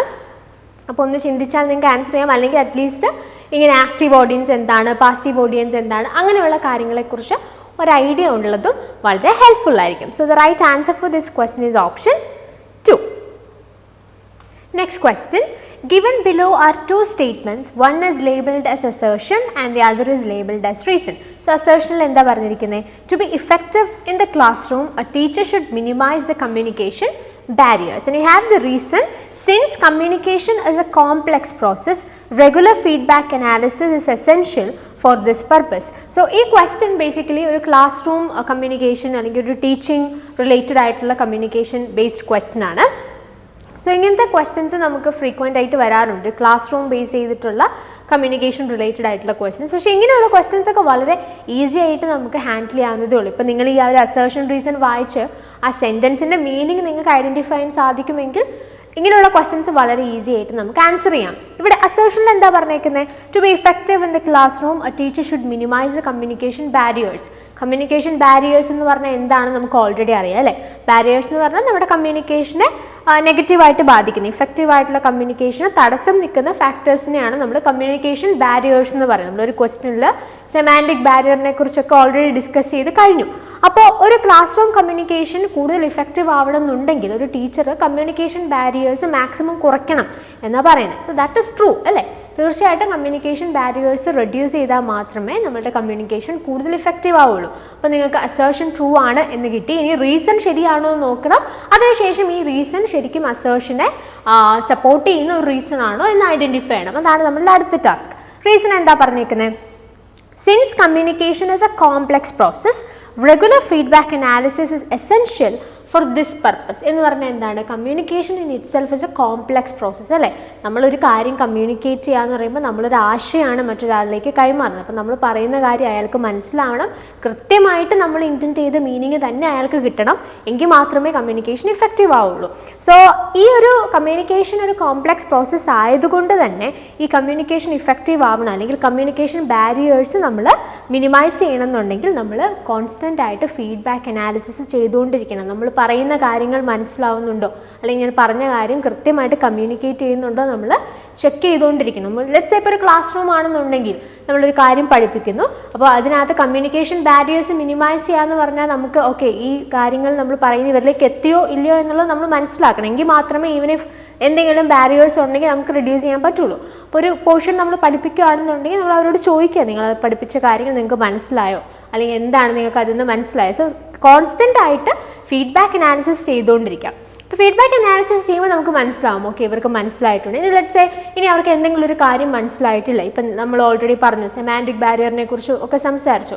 സോ നമ്മൾ പഠിപ്പിച്ച സമയത്ത് യൂസ് ചെയ്ത ചില ടേംസ് അവർക്ക് മനസ്സിലായില്ല. അപ്പോൾ കുട്ടികളോട് നമ്മൾ ചോദിക്കുന്ന സമയത്ത് അവർ പറയും ഓക്കെ ആ ഒരു പെർട്ടിക്കുലർ പോർഷനിൽ ഇന്ന കാര്യങ്ങൾ ഇന്ന പോയിന്റ്സ് മനസ്സിലായില്ല, അല്ലെങ്കിൽ ആ ഉദ്ദേശിച്ച മീനിങ് എന്താണെന്ന് കൃത്യമായിട്ട് മനസ്സിലായില്ല എന്നവർ പറയും. അങ്ങനെ പറയുമ്പോൾ നമുക്ക് എന്ത് ചെയ്യാനായിട്ട് സാധിക്കും, ആ ബാരിയറിനെ മാറ്റി നമുക്ക് കൃത്യമായിട്ട് അവർക്ക് മനസ്സിലാകുന്ന ഒരു ലാംഗ്വേജിൽ കാര്യം പറയാനായിട്ട് സാധിക്കും. സോ ഈ ഒരു പ്രോസസ്സ് കമ്മ്യൂണിക്കേഷൻ ബാരിയേഴ്സ് കുറച്ച് ടീച്ചിങ് കൂടുതൽ ഇഫക്റ്റീവ് ആക്കുക, അല്ലെങ്കിൽ ക്ലാസ് റൂം കമ്മ്യൂണിക്കേഷൻ കൂടുതൽ ഇഫക്റ്റീവ് ആക്കണം എന്നുണ്ടെങ്കിൽ ഫീഡ്ബാക്ക് അനാലിസിസ് എന്ന് പറയുന്നത് വളരെ പ്രധാനപ്പെട്ട ഒരു ഫാക്ടറാണ്. അങ്ങനെയാണെന്നുണ്ടെങ്കിൽ അസേർഷനും റീസണും ശരിയാണ്, റീസൺ കൃത്യമായിട്ട് അസേർഷനോട് ചേർന്ന് നിൽക്കുന്ന ഒരു സ്റ്റേറ്റ്മെൻറ്റ് തന്നെയാണ്. ഇൻ ദാറ്റ് കേസ് ഏതായിരിക്കും answer? Both A and R R correct and R is the correct explanation of A. Okay, so the right answer for this question is option 1. അടുത്ത ക്വസ്റ്റ്യൻ, ഇത് ഒരു assertion reason question ആണ്. ഇവിടെ അസേർഷനിൽ എന്താ പറഞ്ഞേക്കുന്നത്? Use of slang in formal teaching makes communication lively and interesting. Reason: academic decency demands the avoidance of slang in the classroom environment. Slang എന്ന് പറഞ്ഞാൽ നമുക്കറിയാം, നമ്മളിങ്ങനെ ഒരു ഫ്രണ്ട്ലി സർക്കിളിലൊക്കെ യൂസ് ചെയ്യുന്ന ഒരു ലാംഗ്വേജിൻ്റെ അതിനെയാണ് നമ്മൾ സ്ലാങ് എന്ന് പറയുന്നത്. സോ ഈ സ്ലാങ് എന്നുള്ളത് അസേർഷനിൽ പറഞ്ഞിരിക്കുന്നത് use of slang in formal teaching makes communication lively and interesting എന്നാണ് പറഞ്ഞിരിക്കുന്നത്. സോ ഒരു ക്ലാസ് റൂമിൽ അല്ലെങ്കിൽ നമ്മൾ ടീച്ച് ചെയ്യുന്ന സമയത്ത് ഇറ്റ്സ് എ ഫോർമൽ സെറ്റപ്പ് അല്ലെങ്കിൽ ഫോർമൽ ടീച്ചിങ്ങിൽ ഒരിക്കലും നമ്മൾ സ്ലാങ് യൂസ് ചെയ്യാനായിട്ട് പാടില്ല. അത് നമ്മൾ ഓൾറെഡി പറഞ്ഞതുപോലെ slang is basically the language that we using in A very friendly circle. നമ്മൾ വളരെ ഫ്രണ്ട്ലി ആയിട്ടുള്ള ഒരു അറ്റ്മോസ്ഫിയറിലൊക്കെ നമ്മൾ യൂസ് ചെയ്യുന്ന ലാംഗ്വേജ് ആണ് ഈ സ്ലാങ് എന്ന് പറയുന്നത്. അപ്പോൾ അതിന് ഒരിക്കലും ഒരു ഫോർമൽ ടീച്ചിങ്ങിൻ്റെ ആ ഒരു കമ്മ്യൂണിക്കേഷൻ നമ്മൾ യൂസ് ചെയ്യരുത്. അത് കമ്മ്യൂണിക്കേഷനെ കൂടുതൽ ലൈവ്ലി ഇൻട്രസ്റ്റിംഗ് ആക്കും എന്നൊക്കെയാണ് പറയുന്നത്. പക്ഷേ ബേസിക്കലി ഒരു ഫോർമൽ ടീച്ചിങ് അറ്റ്മോസ്ഫിയർ നിങ്ങളൊരു ക്ലാസ് എടുക്കുന്ന സമയത്ത് അല്ലെങ്കിൽ ഒരു ക്ലാസ് റൂമിൽ നിൽക്കുന്ന സമയത്ത് അങ്ങനെയുള്ള സ്ലാങ്ങുകൾ യൂസ് ചെയ്യുന്നത് അത്ര നല്ലൊരു കാര്യമല്ല വെൻ വി കൺസിഡർ കമ്മ്യൂണിക്കേഷൻ. അപ്പോൾ അങ്ങനെയാണെന്നുണ്ടെങ്കിൽ ആ അസേർഷൻ തന്നെ തെറ്റാണ്. ഇനി റീസൺ എന്താ പറയുന്നത്? Academic decency demands the avoidance of slang in the classroom environment. അപ്പോൾ ഇത് ശരിക്കും കോൺട്രഡിക്ടറി ആയിട്ടുള്ള രണ്ട് സ്റ്റേറ്റ്മെൻ്റ് ആണ് അസേർഷനും റീസണുമായിട്ട് തന്നിരിക്കുന്നത്. അസേർഷനിൽ പറഞ്ഞിരിക്കുന്നത് എന്താ? ഈ ഒരു ടീച്ചിങ്ങിൽ നമ്മൾ കമ്മ്യൂണിക്കേഷൻ കുറച്ചും കൂടെ ലൈവ്ലി ആക്കണമെങ്കിൽ സ്ലാങ് യൂസ് ചെയ്യണം എന്നാണ് പറഞ്ഞിരിക്കുന്നത്. റീസണിൽ എന്താ പറഞ്ഞിരിക്കുന്നത്? നമ്മൾ ഒരു ക്ലാസ് റൂം എൻവയൺമെൻറ്റിൽ നമ്മൾ ആ ഒരു അക്കാഡമിക് ഡീസൻസി കീപ്പ് ചെയ്യാനായിട്ട് നമ്മൾ തീർച്ചയായിട്ടും ഈ സ്ലാങ്ങുകൾ അവോയ്ഡ് ചെയ്യണം എന്നാണ് പറഞ്ഞിരിക്കുന്നത്. അപ്പോൾ കോൺട്രഡിക്ടറി ഒരെണ്ണം യൂസ് ചെയ്യുന്നത് നല്ലതാണെന്നാണ് പറഞ്ഞിരിക്കുന്നത്. രണ്ടാമത്തെ സ്റ്റേറ്റ്മെൻറ്റ് റീസൺ ആയിട്ടുള്ള സ്റ്റേറ്റ്മെൻറ്റ് പറഞ്ഞിരിക്കുന്നത് അങ്ങനെ യൂസ് ചെയ്യാൻ പാടില്ല. ഒരു അക്കാഡമിക് ഡീസൻസിനെ നമ്മൾ കൺസിഡർ ചെയ്യുമ്പോൾ എപ്പോഴും സ്ലാങ്സ് അവോയ്ഡ് ചെയ്യുന്നതായിരിക്കും നല്ലതെന്നാണ് പറയുന്നത് അല്ലേ. അപ്പോൾ ഇതിനകത്ത് ഏതായിരിക്കും? ഈ കോൺട്രഡിക്ടറി ആണ്, ഒന്ന് ശരിയായാൽ മറ്റത് എന്തായാലും തെറ്റായിരിക്കും. അങ്ങനെയാണെന്നുണ്ടെങ്കിൽ റീസൺ ഇവിടെ ശരിയാണ്, അസേർഷൻ തെറ്റാണെന്ന് ഞാൻ ഓൾറെഡി പറഞ്ഞു. ഒരു ഫോർമൽ സെറ്റപ്പിൽ സ്ലാങ് യൂസ് ചെയ്യാത്തത് തന്നെയാണ് നല്ലത്. റീസൺ ആയിട്ട് പറഞ്ഞിരിക്കുന്നത് എന്താ? നമ്മൾ ഈ അസേർഷൻ തെറ്റാണെന്ന് പറയാനായിട്ടുള്ള കാരണമാണ് റീസണിൽ നമുക്ക് തന്നിരിക്കുന്നത്. അപ്പോൾ ഇത് തെറ്റും ഇത് ശരിയുമാണ്. Assertion is wrong and reason is correct. അപ്പോൾ അങ്ങനെയാണെങ്കിൽ ഏതായിരിക്കും ആൻസർ വരിക? A is false but R is true. So the right answer for this question is option 4. അടുത്ത question, effective oral communication demands. So ഈ ക്വസ്റ്റ്യനും ഞാൻ ഓൾറെഡി പറഞ്ഞതുപോലെ നമുക്ക് ജനറൽ ആയിട്ട് ഒരു ഐഡിയ വെച്ചിട്ട് ആൻസർ ചെയ്യാവുന്നതേ ഉള്ളൂ. കുറച്ച് ഓപ്ഷൻസ് ഉണ്ട്. ഈ ഓപ്ഷൻസ് കൃത്യമായിട്ട് നിങ്ങൾക്ക് ഐഡൻറ്റിഫൈ ചെയ്യാനായിട്ട് സാധിക്കുന്നു. ഇതിൻ്റെ അർത്ഥം എന്താണെന്ന് മനസ്സിലാക്കാൻ സാധിക്കുന്നുണ്ടെങ്കിൽ നിങ്ങൾക്ക് ഈസി ആയിട്ട് ആൻസർ ചെയ്യാം. ഒരു ഓറൽ കമ്മ്യൂണിക്കേഷൻ ഇഫക്റ്റീവ് ആകണമെങ്കിൽ അതിന് വേണ്ടുന്ന ഫാക്ടേഴ്സ് എന്തൊക്കെ എന്നുള്ളതാണ് ചോദിക്കുന്നത്. ഓപ്ഷൻസ് ഒന്ന് നോക്കിയേ. Self confidence, long poses, consistent practice, business like approach, knowing the audience, aggressive questioning. അപ്പോൾ ഇത്രയും ഓപ്ഷൻസ് നമുക്ക് തന്നിട്ടുണ്ട്. ഇതിനകത്ത് നിങ്ങൾക്ക് ഇപ്പോൾ ഈ ഒരു ഓപ്ഷൻസ് വെറുതെ ഒന്ന് വായിച്ച് നോക്കിയാൽ തന്നെ എലിമിനേറ്റ് ചെയ്യാൻ പറ്റുന്ന ചില ഓപ്ഷൻസ് ഉണ്ട്. ലോങ് പോസസും അഗ്രസീവ് ക്വസ്റ്റനിങ്ങും. ലോങ് പോസസ് എന്ന് പറഞ്ഞാൽ എന്താ, നമ്മൾ സംസാരിക്കുമ്പോൾ അതിന് കൃത്യമായിട്ടുള്ളൊരു പേസ് വേണം. നമ്മൾ സംസാരിക്കുന്ന ആ ഒരു കാര്യം കമ്മ്യൂണിക്കേറ്റ് ചെയ്യുമ്പോൾ അതിനകത്ത് പേസ് വളരെ ഇമ്പോർട്ടൻ്റ് ആണ്. നമ്മളൊരു കാര്യം പറഞ്ഞു, പിന്നെ കുറേ നേരം പോസ് ചെയ്തു, പിന്നെ കുറേ ഒരു ഗ്യാപ്പിന് ശേഷം വീണ്ടും പറഞ്ഞു. അപ്പോൾ ഈ ലിങ്ക് കിട്ടാനായിട്ട് ബുദ്ധിമുട്ടാണ്. കേൾക്കുന്ന ആളുകൾക്ക് അത് കൃത്യമായിട്ട് ഐഡിയ കിട്ടില്ല എന്ന് മാത്രമല്ല ഇറ്റ് വിൽ ബി ബോറിങ് അല്ലേ അങ്ങനെ നമ്മൾ കേൾക്കുന്നത്. അപ്പോൾ കൃത്യമായൊരു പേസ് നമ്മളുടെ സംസാരത്തിൽ കൊണ്ടുവരാനായിട്ട് ശ്രദ്ധിക്കണം. ഓറൽ കമ്മ്യൂണിക്കേഷൻ അത് വളരെ ഇമ്പോർട്ടൻ്റ് ആണ്. അപ്പോൾ ആ ഒരു ഓപ്ഷൻ നിങ്ങൾക്ക് കളയാം അല്ലേ, ലോങ് പോസസ് കളയാം. അഗ്രസീവ് ക്വസ്റ്റനിങ്, ഇപ്പോൾ നമ്മൾ സംസാരിക്കുന്ന സമയത്ത് വളരെ അഗ്രസീവായിട്ട് നമ്മുടെ ഓപ്പോസിറ്റ് നിൽക്കുന്ന ആളെ ക്വസ്റ്റ്യൻ ചെയ്താൽ അത് ഒരിക്കലും കമ്മ്യൂണിക്കേഷൻ ഇഫക്റ്റീവ് ആക്കില്ല. നമ്മൾ പറയുന്ന കാര്യം അങ്ങോട്ട് കൺവേ ആവത്തുമില്ല. അത് നമ്മുടെ ആ ഒരു കമ്മ്യൂണിക്കേഷൻ വളരെ ഒരു ഡിസ്റ്റർബൻസ് നമ്മുടെ കമ്മ്യൂണിക്കേഷനിൽ ഉണ്ടാക്കുകയും ചെയ്യും. അപ്പോൾ ബിയും എഫും നമുക്ക് എന്ത് ചെയ്യാം, എലിമിനേറ്റ് ചെയ്യാം. അപ്പോൾ ബിയും എഫും ഉള്ള ഓപ്ഷൻസ് നിങ്ങൾ നോക്കിയേ, ഈ ഓപ്ഷനിൽ ബി ഉണ്ട്. അപ്പോൾ എന്തായാലും ഇത് നിങ്ങൾക്കൊരു ആൻസർ ആയിട്ട് വരില്ല. ഈ രണ്ട് ഓപ്ഷൻസിലും നിങ്ങൾക്ക് എഫ് ഉണ്ട്. അങ്ങനെയാകുമ്പോൾ ഈ രണ്ട് ആൻസേഴ്സും നിങ്ങൾക്ക് വരില്ല. അപ്പോൾ ഇതൊരു നല്ല സ്ട്രാറ്റജിയാണ്. നിങ്ങൾ ഇങ്ങനെയുള്ള ക്വസ്റ്റ്യൻസ് ആൻസർ കണ്ടെത്താനായിട്ട് ശ്രമിക്കും. ഇപ്പം നിങ്ങൾക്ക് ഒരുപാട് ഓപ്ഷൻസ് വന്നിട്ടുണ്ടെങ്കിൽ വരില്ല എന്ന് ഉറപ്പുള്ള ഓപ്ഷൻസ് നമുക്ക് പെട്ടെന്ന് പിക്ക് ഔട്ട് ചെയ്യാൻ സാധിച്ചാൽ ആ ഓപ്ഷൻ വരില്ല നിങ്ങൾക്ക് ഉറപ്പുള്ള ഓപ്ഷൻസ് ഏതെങ്കിലും കോമ്പിനേഷൻസിലുണ്ടെങ്കിൽ അതങ്ങ് എലിമിനേറ്റ് ചെയ്താൽ മതി. നമ്മൾ ഇന്ന് പെട്ടെന്ന് ആൻസർ എങ്ങനെ കണ്ടെത്താം എന്നുള്ളതിന് നിങ്ങൾക്ക് യൂസ് ചെയ്യാൻ പറ്റുന്ന നല്ലൊരു മെത്തേഡാണ്. ആൻസർ ശരിയാകാനായിട്ടുള്ള പ്രോബബിലിറ്റിയും അത് വളരെയധികം കൂട്ടും. ശരിയായിട്ടുള്ള ഓപ്ഷൻസ് ഐഡൻറ്റിഫൈ ചെയ്യുന്നതിനേക്കാളും വേഗം തന്നെ തെറ്റായിട്ടുള്ള ഓപ്ഷൻസിനെ എലിമിനേറ്റ് ചെയ്ത് ആൻസറിലേക്ക് വരാം. ബിയും എഫുമാണ് നമ്മൾ ഉറപ്പായിട്ടും വരില്ല എന്ന് ഐഡൻറ്റിഫൈ ചെയ്തത്. അപ്പോൾ ബി ഇവിടെ ഉണ്ട്, എഫ് ഇവിടെ രണ്ടുമുണ്ട്. അങ്ങനെയാണെങ്കിൽ ഉറപ്പായിട്ട് ഈ 3 ഓപ്ഷൻസ് വരില്ല, 4 മാത്രമേ വരുള്ളൂ. ഇനി നമുക്കൊന്ന് നോക്കാം. 4ലുള്ള ഓപ്ഷൻസ് ഏതാ, A, C and D. A ഏതാ, സെൽഫ് കോൺഫിഡൻസ്. സി എന്ന് പറയുന്നത് എന്താണ്, കൺസിസ്റ്റൻറ്റ് പ്രാക്ടീസ്. ഇ എന്ന് പറയുന്നത് എന്താ, നോയിങ് ദി ഓഡിയൻസ്. അത് 3ഉം തീർച്ചയായിട്ടും ഓറൽ കമ്മ്യൂണിക്കേഷനെ ഇഫക്റ്റീവായിട്ട് ബാധിക്കുന്ന അല്ലെങ്കിൽ ഇഫക്റ്റീവായിട്ട് ഓറൽ കമ്മ്യൂണിക്കേഷനിലേക്ക് കോൺട്രിബ്യൂട്ട് ചെയ്യാൻ സാധിക്കുന്ന കാര്യങ്ങളാണ്. സോ ഇൻ ദാറ്റ് കേസ് ഏതൊക്കെയാണ് answer, A, C and E. A, C and D, that is option 4. അപ്പോൾ ഞാൻ ഓൾറെഡി ഈ ക്വസ്റ്റനുമായിട്ട് റിലേറ്റ് ചെയ്ത് പറഞ്ഞ ആ ഒരു സ്ട്രാറ്റജി നിങ്ങളൊന്ന് പ്രാക്ടീസ് ചെയ്യാനായിട്ട് ശ്രദ്ധിക്കുക. ഇങ്ങനെ ഒരുപാട് ഓപ്ഷൻസ് വന്നിട്ട് അതിൽ നിന്ന് ഐഡൻറ്റിഫൈ ചെയ്യാനായിട്ട് പറയുന്ന സമയത്ത് കൃത്യമായിട്ട് വരില്ല എന്നുറപ്പുള്ള ഓപ്ഷൻസ് കണ്ടെത്താൻ നിങ്ങൾക്ക് സാധിക്കുന്നുവെങ്കിൽ ആ ഓപ്ഷൻസ് അങ്ങ് എലിമിനേറ്റ് ചെയ്യുക. അത് എലിമിനേറ്റ് ചെയ്ത് കഴിഞ്ഞാൽ നിങ്ങൾക്ക് കറക്റ്റ് ആൻസറിലേക്ക് വരാനായിട്ട് സാധിക്കും. So anyway the right answer for this question is option 4. Next question ഒരു അസേർഷൻ റീസൺ ക്വസ്റ്റൻ ആണ്. Assertion says in a classroom non-verbal communication is as important as verbal communication, and you have the reason. As per the Meherbian's rule, 55% of the meaning is communicated through body language. അപ്പോൾ assertion reason questionൽ assertion ഇങ്ങനെയാണ് പറയുന്നത്, ഒരു class room communication അല്ലെങ്കിൽ any communication for that matter non verbal communication എന്ന് പറയുന്നത് verbal കമ്മ്യൂണിക്കേഷനെ പോലെ തന്നെ വളരെ പ്രധാനപ്പെട്ട ഒരു കാര്യമാണ് എന്നാണ് assertion പറയുന്നത്. That is true. കാരണം എന്താണ്, ഞാൻ ഓൾറെഡി പറഞ്ഞായിരുന്നു, നമ്മളൊരു കാര്യം കമ്മ്യൂണിക്കേറ്റ് ചെയ്യുന്ന സമയത്ത് നമ്മൾ എന്തു പറയുന്ന വേർഡ്സിൻ്റെ കൂടെ തന്നെ നമ്മൾ ഉപയോഗിക്കുന്ന വോയിസ്, നമ്മുടെ ടോൺ, നമ്മുടെ ബോഡി ലാംഗ്വേജ്, ഇതൊക്കെ ഒരു പ്രധാനപ്പെട്ട ഫാക്ടർ അല്ലെങ്കിൽ ഒരു ഘടകം തന്നെയാണ് നമ്മുടെ കമ്മ്യൂണിക്കേഷനിൽ. നമ്മൾ പറയുന്ന കാര്യത്തിന് ആ വേർഡ്സിന് മീനിങ് കൊടുക്കുന്നത് തീർച്ചയായിട്ടും ഇങ്ങനെയുള്ള ഫാക്ടേഴ്സാണ്. ഈ നോൺ വെർബൽ ആയിട്ടുള്ള എലമെൻറ്റ്സ് ആണ് നമ്മൾ പറയുന്ന കാര്യങ്ങൾക്ക് യഥാർത്ഥമായിട്ടുള്ളൊരു മീനിങ് കൊടുക്കുന്നത്. ഇൻ ദാറ്റ് കേസ് നമുക്ക് പറയാൻ പറ്റും നോൺ വെർബൽ കമ്മ്യൂണിക്കേഷൻ എന്ന് പറയുന്നത് വെർബൽ കമ്മ്യൂണിക്കേഷനെ പോലെ തന്നെ വളരെ പ്രധാനപ്പെട്ട ഒരു കാര്യമാണ്. റീസണിൽ എന്താ പറഞ്ഞേക്കുന്നത്, ഇത് മെഹർബിയൻ റൂളിനെ ബേസ് ചെയ്തിട്ടാണ് അവർ റീസൺ കൊടുത്തിരിക്കുന്നത്. സോ മെഹർബിയൻ റൂൾ അനുസരിച്ച് ഒരു കമ്മ്യൂണിക്കേഷനിൽ നമ്മൾ പറയുന്ന കാര്യം അല്ലെങ്കിൽ നമ്മൾ കമ്മ്യൂണിക്കേറ്റ് ചെയ്യുമ്പോൾ അതിനകത്ത് 55% മീനിങ് കൊടുക്കുന്നത്, നമ്മൾ പറയുന്ന കാര്യത്തിന് മീനിങ് കൊടുക്കുന്നത് ബോഡി ലാംഗ്വേജ് ആണെന്നാണ്. 55% of the meaning is communicated through body language. ഒരു കാര്യം നമ്മൾ കമ്മ്യൂണിക്കേറ്റ് ചെയ്യുമ്പോൾ ആ പറയുന്ന കാര്യത്തിൻ്റെ മീനിങ്ങിൽ 55% മറ്റൊരാളിലേക്ക് എത്തുന്നത് ബോഡി ലാംഗ്വേജിനെ ബേസ് ചെയ്തിട്ടാണെന്നാണ് പറയുന്നത്. അപ്പോൾ ഈ ഒരു അസേർഷനിൽ തന്നിരിക്കുന്ന സ്റ്റേറ്റ്മെൻറ്റ് ട്രൂ ആണെന്ന് നമുക്ക് വായിച്ചാൽ തന്നെ മനസ്സിലാക്കാവുന്നതേ ഉള്ളൂ. പക്ഷേ റീസണിൽ അവർ വളരെ സ്പെസിഫിക് ആയിട്ട് മെഹർബിയൻ റൂൾ എന്ന് ഉപയോഗിച്ചിരിക്കുന്നത് കൊണ്ട് തന്നെ നമുക്ക് മെഹർബിയൻ റൂൾ എന്താണെന്ന് മനസ്സിലാക്കേണ്ടതായിട്ടുണ്ട്. സോ ഇതാണ് മെഹർബിയൻ റൂളിനെ ബേസ് ചെയ്തിട്ടുള്ള ഒരു പിക്ചർ. നിങ്ങൾക്ക് ഇതിനകത്ത് നോക്കുമ്പോൾ മനസ്സിലാക്കാനായിട്ട് സാധിക്കുന്നത് ഈ റൂളെ നമ്മൾ 738-55% റൂൾ എന്നാണ് പറയുന്നത്. ഓക്കെ, അപ്പം ഡോക്ടർ ആൽബർട്ട് മെഹ്റബിൻ ആണ് ഇങ്ങനെ ഒരു ഐഡിയ പ്രപ്പോസ് ചെയ്തത്. സോ അദ്ദേഹം പറയുന്ന ഇതാണ്, നമ്മളൊരു കാര്യം കമ്മ്യൂണിക്കേറ്റ് ചെയ്യുന്ന സമയത്ത് അല്ലെങ്കിൽ നമ്മൾ ഒരു പേഴ്സണൽ കമ്മ്യൂണിക്കേഷൻ്റെ ഡിഫറെൻറ്റ് എലമെൻറ്റ്സ് ആയിട്ട് അദ്ദേഹം പറയുന്നത് spoken words, voice and tone and also body language. അതായത് നമ്മൾ പറയുന്ന കാര്യത്തിൻ്റെ 7% മാത്രമാണ് സ്പോക്കൺ വേർഡ്സിലൂടെ മീനിങ് കമ്മ്യൂണിക്കേറ്റ് ചെയ്യപ്പെടുന്നത്. ഇപ്പം നമ്മൾ ഒരാളോട് ഒരു കാര്യം സംസാരിക്കുകയാണെന്നുണ്ടെങ്കിൽ നമ്മൾ ഉപയോഗിക്കുന്ന വാക്കുകൾ ആ വാക്കുകളിലൂടെ മീനിങ് ഏകദേശം 7% മാത്രമേ കൺവേ ആവുന്നുള്ളൂ.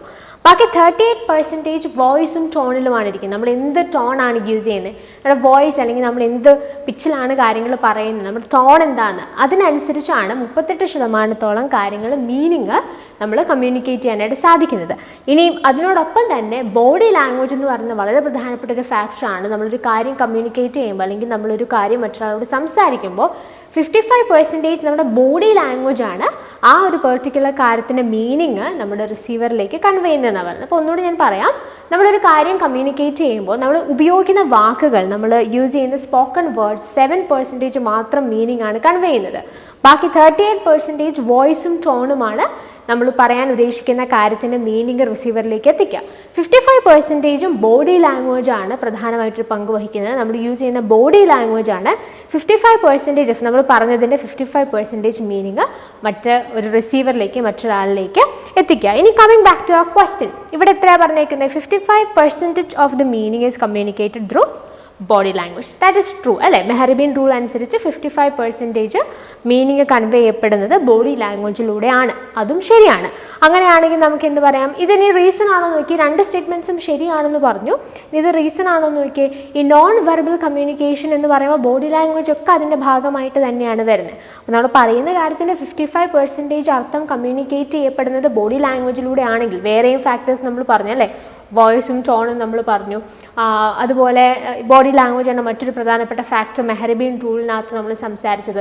ഇൻ ദാറ്റ് കേസ് നമ്മളൊരു കാര്യം സംസാരിക്കുമ്പോൾ വെർബൽ കമ്മ്യൂണിക്കേഷൻ പോലെ തന്നെ പ്രധാനപ്പെട്ട കാര്യമാണ് നോൺ വെർബൽ കമ്മ്യൂണിക്കേഷൻ എന്ന് പറയുന്നത്. അല്ലെങ്കിൽ നോൺ വെർബൽ ആയിട്ടുള്ള ഇത്തരത്തിലുള്ള ആസ്പെക്റ്റുകൾ വളരെ പ്രധാനപ്പെട്ട ഒരു പങ്ക് നമ്മുടെ കമ്മ്യൂണിക്കേഷൻ ഇഫക്റ്റീവ് ആക്കുന്നതിൽ വഹിക്കുന്നുണ്ട്. ഇൻ ദാറ്റ് കേസ് നമുക്ക് എന്ത് പറയാൻ സാധിക്കും? നമ്മളിവിടെ പറഞ്ഞിരിക്കുന്ന അസേർഷനെ സാധൂകരിക്കുന്ന ഒരു റീസൺ ആണ് നമുക്ക് ഇവിടെ തന്നിരിക്കുന്നത്. This question is from Mehrabian's rule. Mehrabian റൂളിനെ ബേസ് ചെയ്തുകൊണ്ട് ഒരു അസേർഷൻ റീസൺ പെർസ്പെക്റ്റീവിലാണ് ക്വസ്റ്റ്യൻ ചോദിച്ചിരിക്കുന്നത്. ഇൻ ദാറ്റ് കേസ് നമുക്ക് എന്ത് പറയാൻ പറ്റും? Both A and R R correct and R is the correct explanation of A എന്ന് നമുക്ക് പറയാം. So the right answer for this question is option 1. Okay, next question. ഇനി ഇതൊരു മാച്ച് ദ ഫോളോയിങ് ക്വസ്റ്റ്യൻ ആണ്. ലിസ്റ്റ് 1 നമുക്ക് കുറച്ച് പേരുകൾ കാണാൻ പറ്റുന്നുണ്ട്. Aristotle, Berlo, MacLean and Westley and Schramm. List 2 നിങ്ങൾക്ക് കൊടുത്തിരിക്കുന്നത് എന്താ? Circular model, gatekeeping, speaker centred, SMCR. So ഈ ക്വസ്റ്റ്യൻ ബേസിക്കലി ലിസ്റ്റ് 1 തന്നെ നിങ്ങൾ നോക്കുമ്പോൾ മനസ്സിലാക്കാനായിട്ട് സാധിക്കും. This is from the area different models of communication മോഡൽസിൽ നിന്നുള്ള ഒരു ക്വസ്റ്റ്യൻ ആണ്. അപ്പോൾ ലിസ്റ്റ് 1 നിങ്ങൾക്ക് തന്നിരിക്കുന്നത് ഡിഫറെൻറ്റ് കമ്മ്യൂണിക്കേഷൻ മോഡൽസ് പ്രപ്പോസ് ചെയ്തിരിക്കുന്ന ആളുകളുടെ പേരുകളാണ്. Aristotle, Berlo, MacLean and Westley, Schramm. Okay, list 2 ഇവർ ഓരോരുത്തരും പ്രപ്പോസ് ചെയ്ത അവരുടെ കമ്മ്യൂണിക്കേഷൻ മോഡലിൻ്റെ പ്രത്യേകതകളാണ് ലിസ്റ്റ് 2 നിങ്ങൾക്ക് കാണാനായിട്ട് സാധിക്കുന്നത്. അപ്പോൾ ഈ ലിസ്റ്റ് 2 നിന്ന് ഈ ഓരോ ആളുകളും അവർ പ്രപ്പോസ് ചെയ്തിരിക്കുന്ന കമ്മ്യൂണിക്കേഷൻ മോഡൽസിൻ്റെ പ്രത്യേകത അറിയാമെങ്കിൽ നിങ്ങൾക്ക് തീർച്ചയായിട്ടും ലിസ്റ്റ് 2 നിന്ന് അത് ഐഡൻറ്റിഫൈ ചെയ്യാവുന്നതേ ഉള്ളൂ. അപ്പോൾ ഈ 4 പേരുകളാണ് ലിസ്റ്റ് 1 ഇവർ പ്രപ്പോസ് ചെയ്ത കമ്മ്യൂണിക്കേഷൻ മോഡൽസ് എന്തൊക്കെയാണെന്നുള്ളതിനെക്കുറിച്ച് നമുക്ക് ബ്രീഫായിട്ടൊന്ന് നോക്കാം. അത് തീർച്ചയായിട്ടും അറിയുന്നത് നിങ്ങൾക്ക് നെക്സ്റ്റ് എക്സാമിൽ വളരെ ഹെൽപ്ഫുൾ ആയിരിക്കും. സോ അത് നമുക്ക് അരിസ്റ്റോട്ടിൽസ് മോഡൽ ഓഫ് കമ്മ്യൂണിക്കേഷൻ നോക്കാം. സോ ഈ ഒരു മോഡലിൽ നിങ്ങൾക്ക് കാണാനായിട്ട് സാധിക്കുന്ന പ്രധാനപ്പെട്ട എലമെൻറ്റ്സ് എന്തൊക്കെയാണ്? നിങ്ങൾക്കൊരു സ്പീക്കർ ഉണ്ട് ഇവിടെ. സോ ആ സ്പീക്കർ ഒരു സ്പീച്ച് ക്രിയേറ്റ് ചെയ്യുന്നു അക്കോർഡിംഗ് ടു ദി ഒക്കേഷൻ. ഏത് ഒക്കേഷന് വേണ്ടിയിട്ടാണോ അല്ലെങ്കിൽ ഏത് ഒക്കേഷനിലാണോ സംസാരിക്കേണ്ടത് അതിനെ ബേസ് ചെയ്തൊരു സ്പീച്ച് ക്രിയേറ്റ് ചെയ്യുന്നു. അത് ഓഡിയൻസിലേക്ക് കൺവേ ചെയ്യുന്നു. ഒരു സ്പീച്ച് ഒരു ഓഡിയൻസിനോട് പറയുന്നു.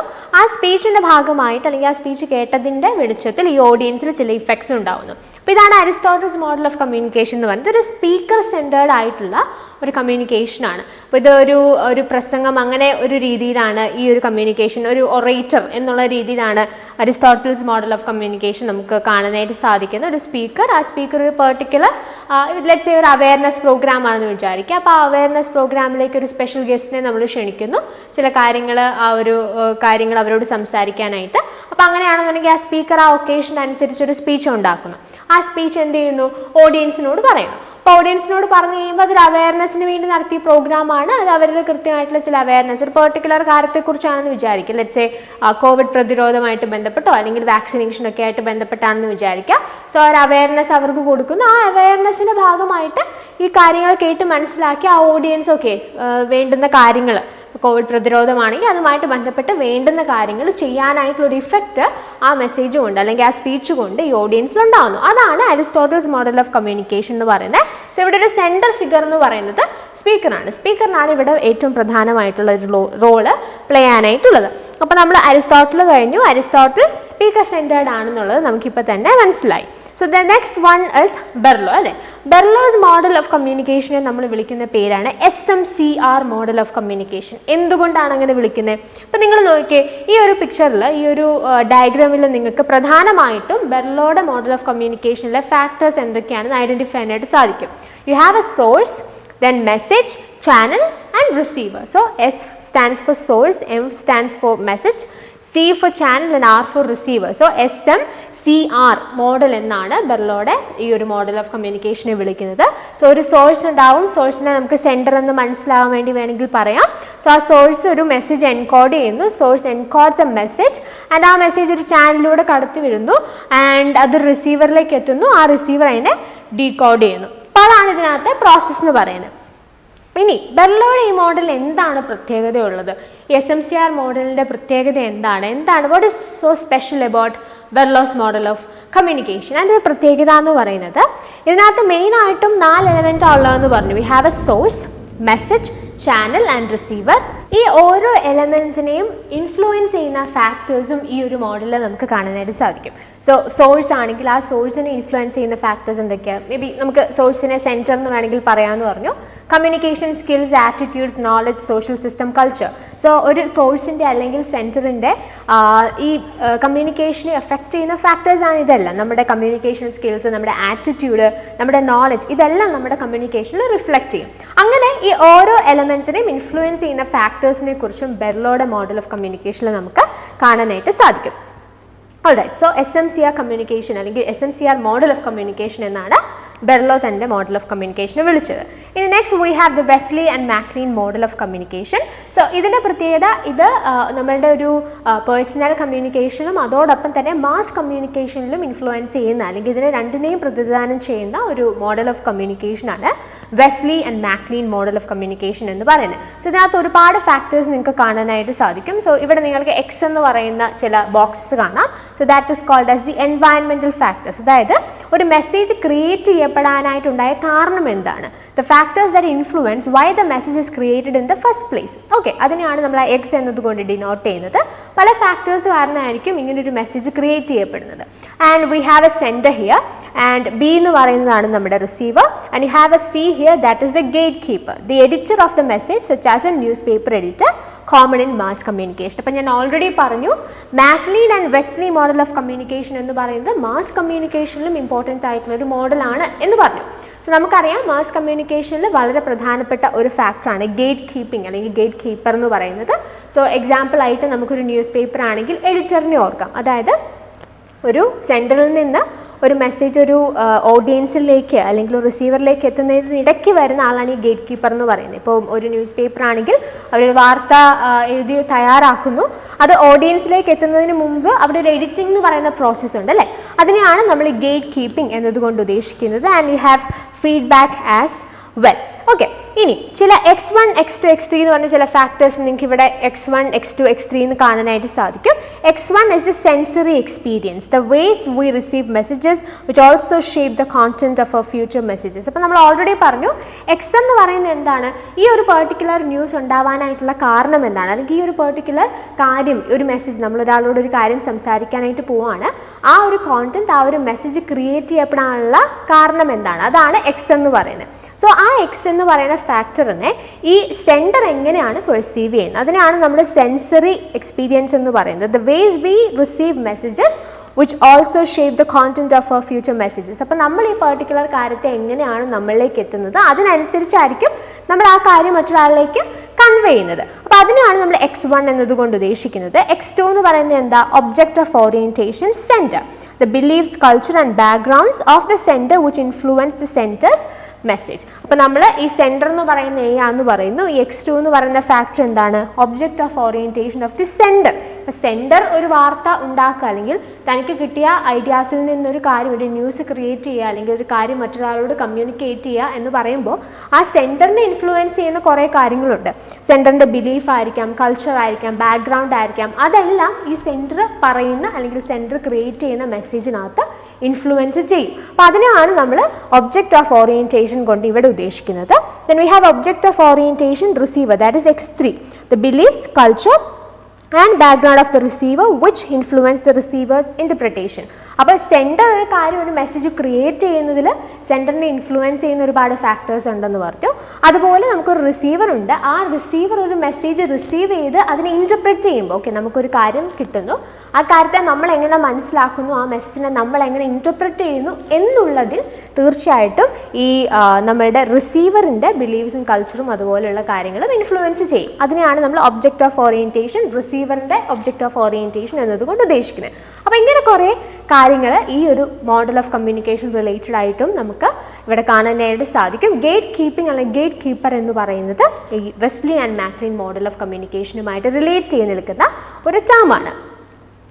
Moving to the next model of communication, നമ്മൾ പിന്നീട് ആ ക്വസ്റ്റ്യനിൽ കണ്ടത് സ്ക്രാംസ് മോഡൽ ഓഫ് കമ്മ്യൂണിക്കേഷൻ ആണ്. ഇവിടെ എൻകോഡിങ്, ഡീകോഡിംഗ് ആണ് ഇവിടുത്തെ പ്രധാനപ്പെട്ട ഫാക്ടേഴ്സ് ആയിട്ട് നമ്മൾ കൺസിഡർ ചെയ്യുന്നത്. അപ്പോൾ ഇവിടെ ഒരു സെൻഡർ റിസീവർ മോഡൽ, ഇത്രയും നേരം നമ്മൾ ചർച്ച ചെയ്തുകൊണ്ടിരുന്ന എല്ലാ കമ്മ്യൂണിക്കേഷൻ മോഡൽസിലും നമുക്കൊരു സെൻഡർ റിസീവർ അല്ലെങ്കിൽ ഒരു സോഴ്സ് റിസീവർ എന്ന് പറയുന്ന ഒരു ആസ്പെക്റ്റ് ആയിരുന്നു കാണാനായിട്ട് സാധിക്കുന്നത്. എന്നാൽ സ്ക്രാമിൻ്റെ മോഡലിലേക്ക് വരുമ്പം അത് എൻകോഡർ ഡീകോഡർ ആവുന്നു. എൻകോഡിങ്ങും ഡീകോഡിങ്ങുമാണ് ഇവിടെ പ്രധാനമായിട്ടും ഫോക്കസ് ചെയ്യുന്ന ടേംസ് എന്ന് പറയുന്നത്. അപ്പോൾ എൻകോഡർ എന്ന് പറയുന്ന ആളാരാണ്, ആരാണോ മെസ്സേജ് ഒരു ആശയം എൻകോഡ് ചെയ്തൊരു മെസ്സേജ് ആക്കുന്നത്, അയാളെയാണ് നമ്മൾ എൻകോഡർ എന്ന് വിളിക്കുന്നത്. അപ്പോൾ സെൻഡർ എന്നുള്ള ടേമിന് പകരം നമ്മൾ യൂസ് ചെയ്യുന്നൊരു വേർഡെന്ന് വേണമെങ്കിൽ മനസ്സിലാകാനായിട്ട് നമുക്ക് ഉപയോഗിക്കാം. നമ്മളൊരു മെസ്സേജ് എൻകോഡ് ചെയ്ത്, അതായത് നമ്മളൊരു ആശയം എൻകോഡ് ചെയ്തൊരു പെർട്ടിക്കുലർ രൂപത്തിലേക്ക്, ഫോമിലേക്ക്, ഒരു മെസ്സേജിലേക്ക് മാറ്റുന്ന ആളിനെ നമ്മൾ എൻകോഡർ എന്ന് വിളിക്കുന്നു. ആ എൻകോഡർ മെസ്സേജ് ആർക്ക് അയക്കുന്നു, ഡീകോഡറിന് അയക്കുന്നു. ഡീകോഡർ തന്നെ എന്ത് ചെയ്യുന്നു, ഇൻ്റർപ്രറ്റ് ചെയ്യുന്നു. ഡീകോഡർ ആ കിട്ടിയ മെസ്സേജ് ഇൻ്റർപ്രറ്റ് ചെയ്തത് മനസ്സിലാക്കുന്നു. മനസ്സിലാക്കിയതിന് ശേഷം തിരിച്ചൊരു റിപ്ലൈ കൊടുക്കുന്നു. ആ തിരിച്ച് റിപ്ലൈ കൊടുക്കുന്ന പോയിന്റിൽ നമ്മുടെ ഡീകോഡർ ആരായിട്ട് മാറുന്നു, എൻകോഡറായിട്ട് മാറുന്നു. മെസ്സേജ് അയക്കുന്നു. അപ്പോൾ നമ്മുടെ ആദ്യം മെസ്സേജ് അയച്ച എൻകോഡർ അവിടെ ഡീകോഡർ ആവുക, കാരണം ഇവിടെ നിന്നൊരു ആൻസർ കിട്ടി. അപ്പോൾ അതിനെ ഡീകോഡ് ചെയ്യുന്നു, മനസ്സിലാക്കുന്നു, ഇൻ്റർപ്രറ്റ് ചെയ്യുന്നു. അതിനുശേഷം വീണ്ടും ഇങ്ങോട്ടേക്ക് മെസ്സേജ് അയക്കുന്നു. അപ്പം വീണ്ടും അദ്ദേഹം എൻകോഡറായി മാറും. അപ്പോൾ ഇതൊരു സർക്കുലർ കമ്മ്യൂണിക്കേഷനാണ്. ആദ്യം ഒരു എൻകോഡർ ഒരു മെസ്സേജ് ഡീകോഡറിന് അയക്കുന്നു, ഡീകോഡർ അത് മനസ്സിലാക്കുന്നു, മനസ്സിലാക്കിയതിന് ശേഷം ഒരു റിപ്ലൈ തിരിച്ചു കൊടുക്കുന്നു.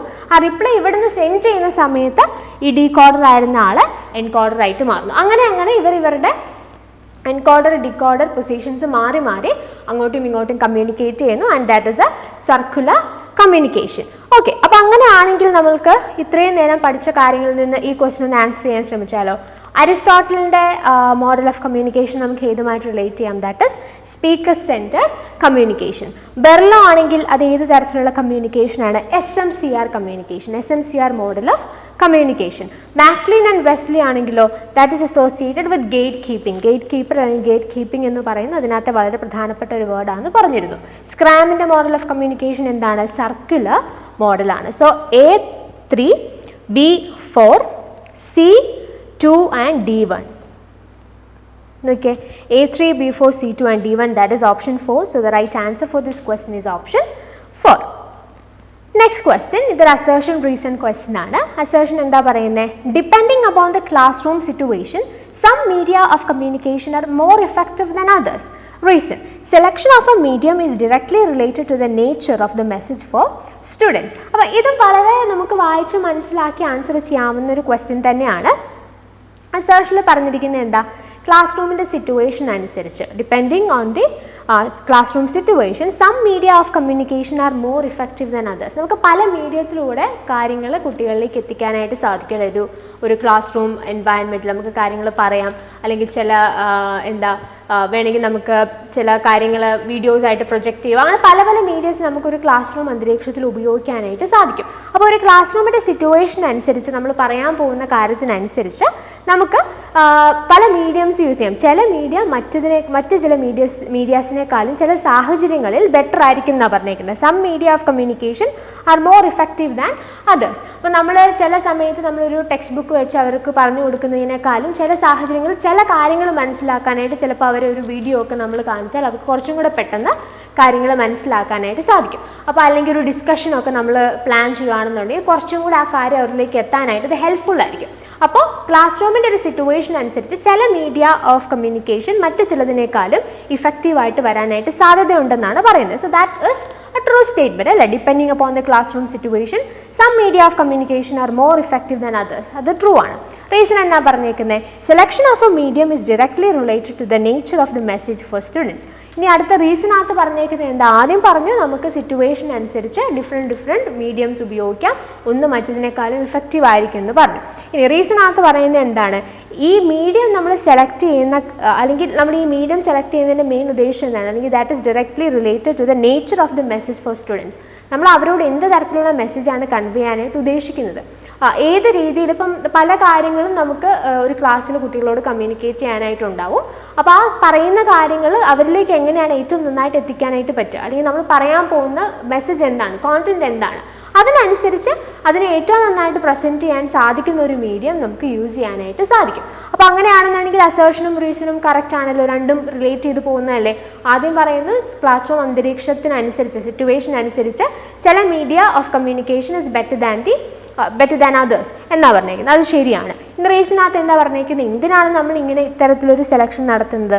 ബിക്കോസ് ഈ ഒരു selection of medium is directly related to the nature of the message for students എന്നാ പറഞ്ഞേക്കുന്നത്. സോ എന്തുകൊണ്ട് അങ്ങനെ നമ്മൾ പറയുന്നു, അതായത് ഒരു മീഡിയ മറ്റൊന്നിനേക്കാളും ഇഫക്റ്റീവ് ആകും ചില സാഹചര്യങ്ങളിൽ എന്ന് നമ്മൾ പറഞ്ഞു. അതിനുള്ള അല്ലെങ്കിൽ അതിനെ സാധൂകരിക്കുന്ന ഒരു റീസണാണ് നമുക്ക് പിന്നീട് കാണാനായിട്ട് സാധിക്കുന്നത്. അങ്ങനെയാണെങ്കിൽ ഇതിൻ്റെ റൈറ്റ് ആൻസർ ഏതായിരിക്കും? Both A and R are true and R is the correct explanation of A. So the right answer for this question is option 1. Moving to the next question. അപ്പോൾ ഇവിടെ ഒരു match the following question ആണ് നിങ്ങൾക്ക് കാണാനായിട്ട് സാധിക്കുന്നത്. List 1-ൽ you have the different modes of communication. List 2-ൽ types of communication ഉണ്ട്. അപ്പോൾ ഇവിടെ പറഞ്ഞേക്കുന്നത് നോക്കിയേ, 1 to 1, 1 to many, many to many, 1 to none എന്ന് പറഞ്ഞാൽ അതുകൊണ്ട് ഉദ്ദേശിക്കുന്നത് എന്താ? 1 to 1 എന്ന് പറഞ്ഞാൽ എന്താ? ഒരാൾ മറ്റൊരാളോട് കമ്മ്യൂണിക്കേറ്റ് ചെയ്യുന്നു. 1 to many എന്ന് പറഞ്ഞാൽ എന്താ? ഒരു സോഴ്സിൽ നിന്ന് ഒരുപാട് ആളുകളിലേക്ക് മെസ്സേജ് എത്തുന്നു. മെനി ടു മെനി എന്ന് പറഞ്ഞാൽ എന്താ? ആ ഒരു കമ്മ്യൂണിക്കേഷൻ ഒരുപാട് ആളുകൾ ഇൻവോൾവ് ആണ്, അവർ അങ്ങോട്ടും ഇങ്ങോട്ടും ഒക്കെ സംസാരിക്കുകയാണ്. ഒരാളിൽ നിന്ന് മറ്റൊരാളിലേക്ക് എത്തുക എന്നുള്ളൊരു പ്രോസസ്സല്ല, വളരെ ഇൻട്രാക്റ്റീവായിട്ട് എല്ലാവരും ആ കമ്മ്യൂണിക്കേഷനിൽ ഇൻവോൾവ് ആവുന്നു. 1 to none എന്ന് പറഞ്ഞാൽ എന്താ? പ്രത്യേകിച്ച് ആരോടും കമ്മ്യൂണിക്കേറ്റ് ചെയ്യുന്നില്ല, നമ്മൾ നമ്മളോട് തന്നെ കമ്മ്യൂണിക്കേറ്റ് ചെയ്യുന്നു. അതാണ് ഇതിൻ്റെ മീനിങ്.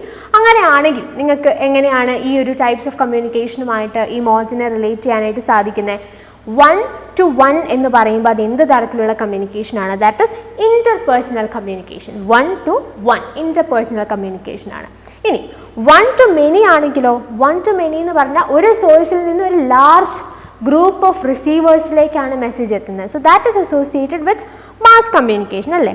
പ്രിൻറ്റ് മീഡിയ ഒക്കെയാണ് ഇവിടെ എക്സാമ്പിളായിട്ട് അവർ സ്പെസിഫിക്കലി കൊടുത്തിരിക്കുന്നത്. So mass communication especially print, അതാണ് 1 to many എന്ന് പറയുന്നത്. ഇനി മെനി ടു മെനി എന്ന് പറഞ്ഞാൽ അതിനെ നമുക്ക് എന്തായിട്ട് അസോസിയേറ്റ് ചെയ്യാം? That is transactional network. Transactional എന്ന് പറയാം.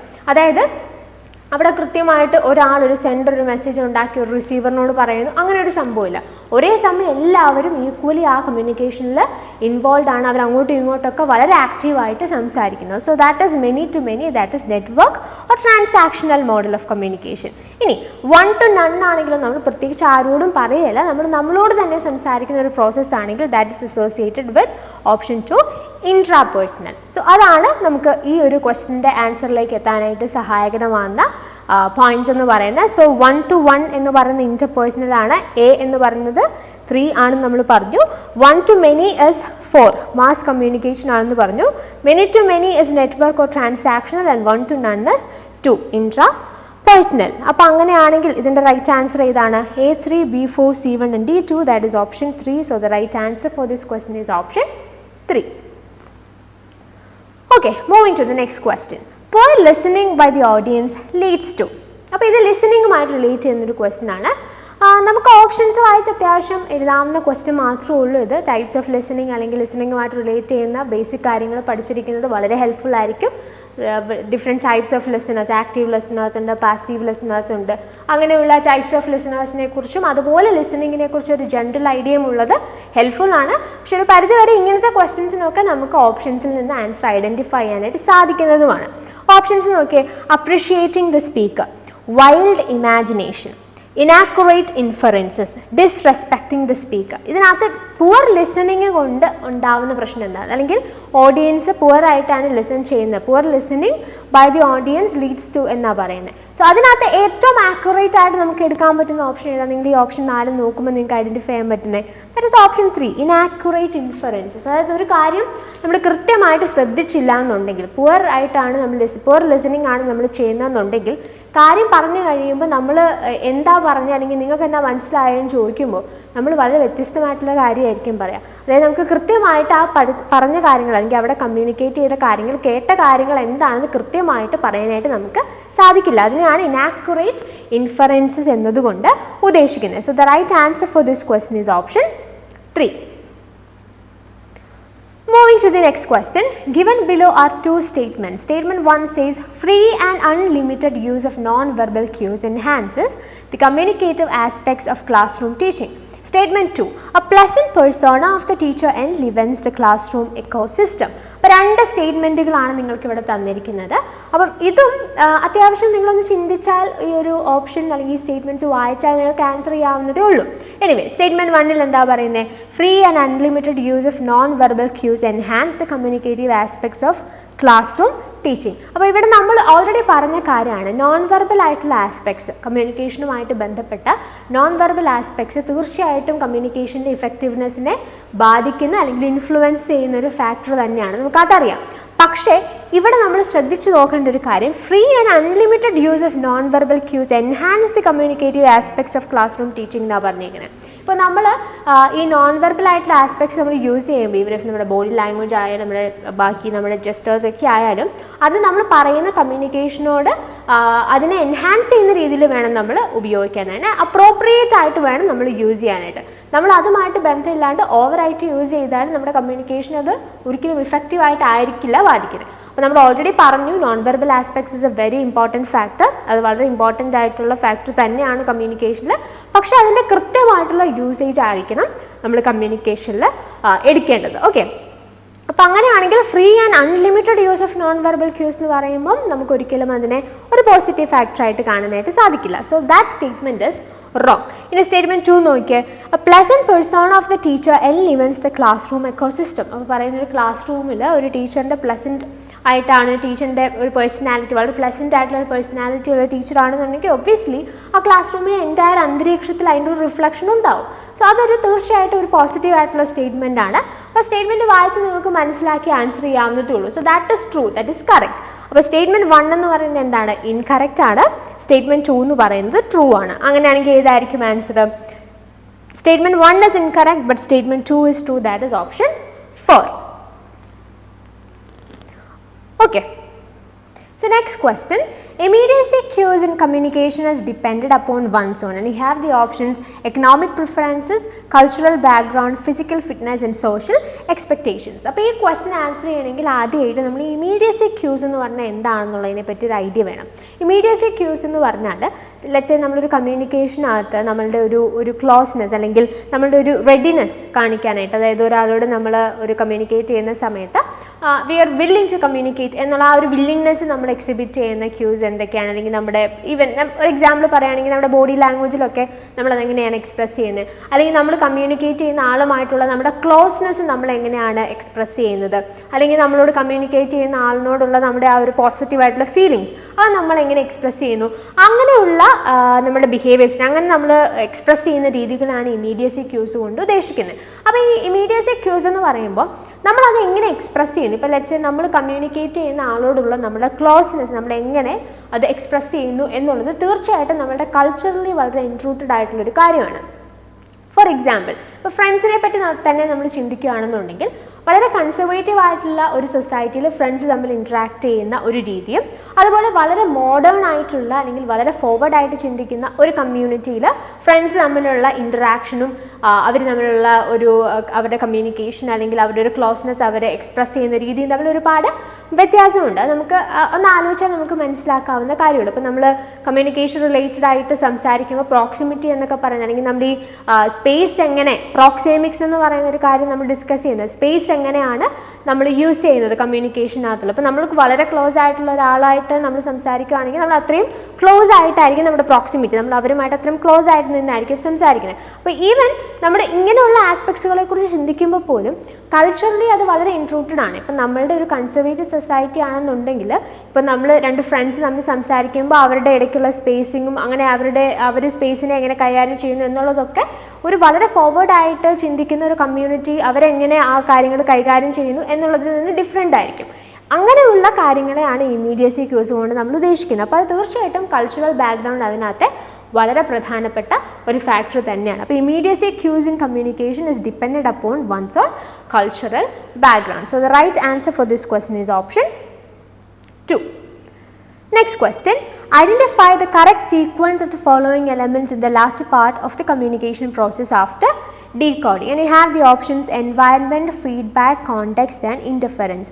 അപ്പോൾ നമ്മൾ ഓൾറെഡി ഒരു കമ്മ്യൂണിക്കേഷൻ പ്രോസസ്സിൽ ഡിഫറെൻ്റ് ആയിട്ടുള്ള എലമെൻറ്റ്സിനെ കുറിച്ച് ഓൾറെഡി നമ്മൾ പ്രോസസ്സ് ഓഫ് കമ്മ്യൂണിക്കേഷനിൽ പഠിക്കുന്നതാണ്. അപ്പോൾ നമ്മൾ പഠിച്ചിരിക്കുന്നത് എന്താ, നമുക്കൊരു സെൻറ്റർ ഉണ്ടാവും, സെൻറ്റർ എൻകോഡ് ചെയ്യുന്നു, മെസ്സേജ് ചാനലിലൂടെ കടത്തി വിടുന്നു, which is decoded by a receiver, അതിനുശേഷം ഒരു ഫീഡ്ബാക്ക് നമുക്ക് അയക്കുന്നു.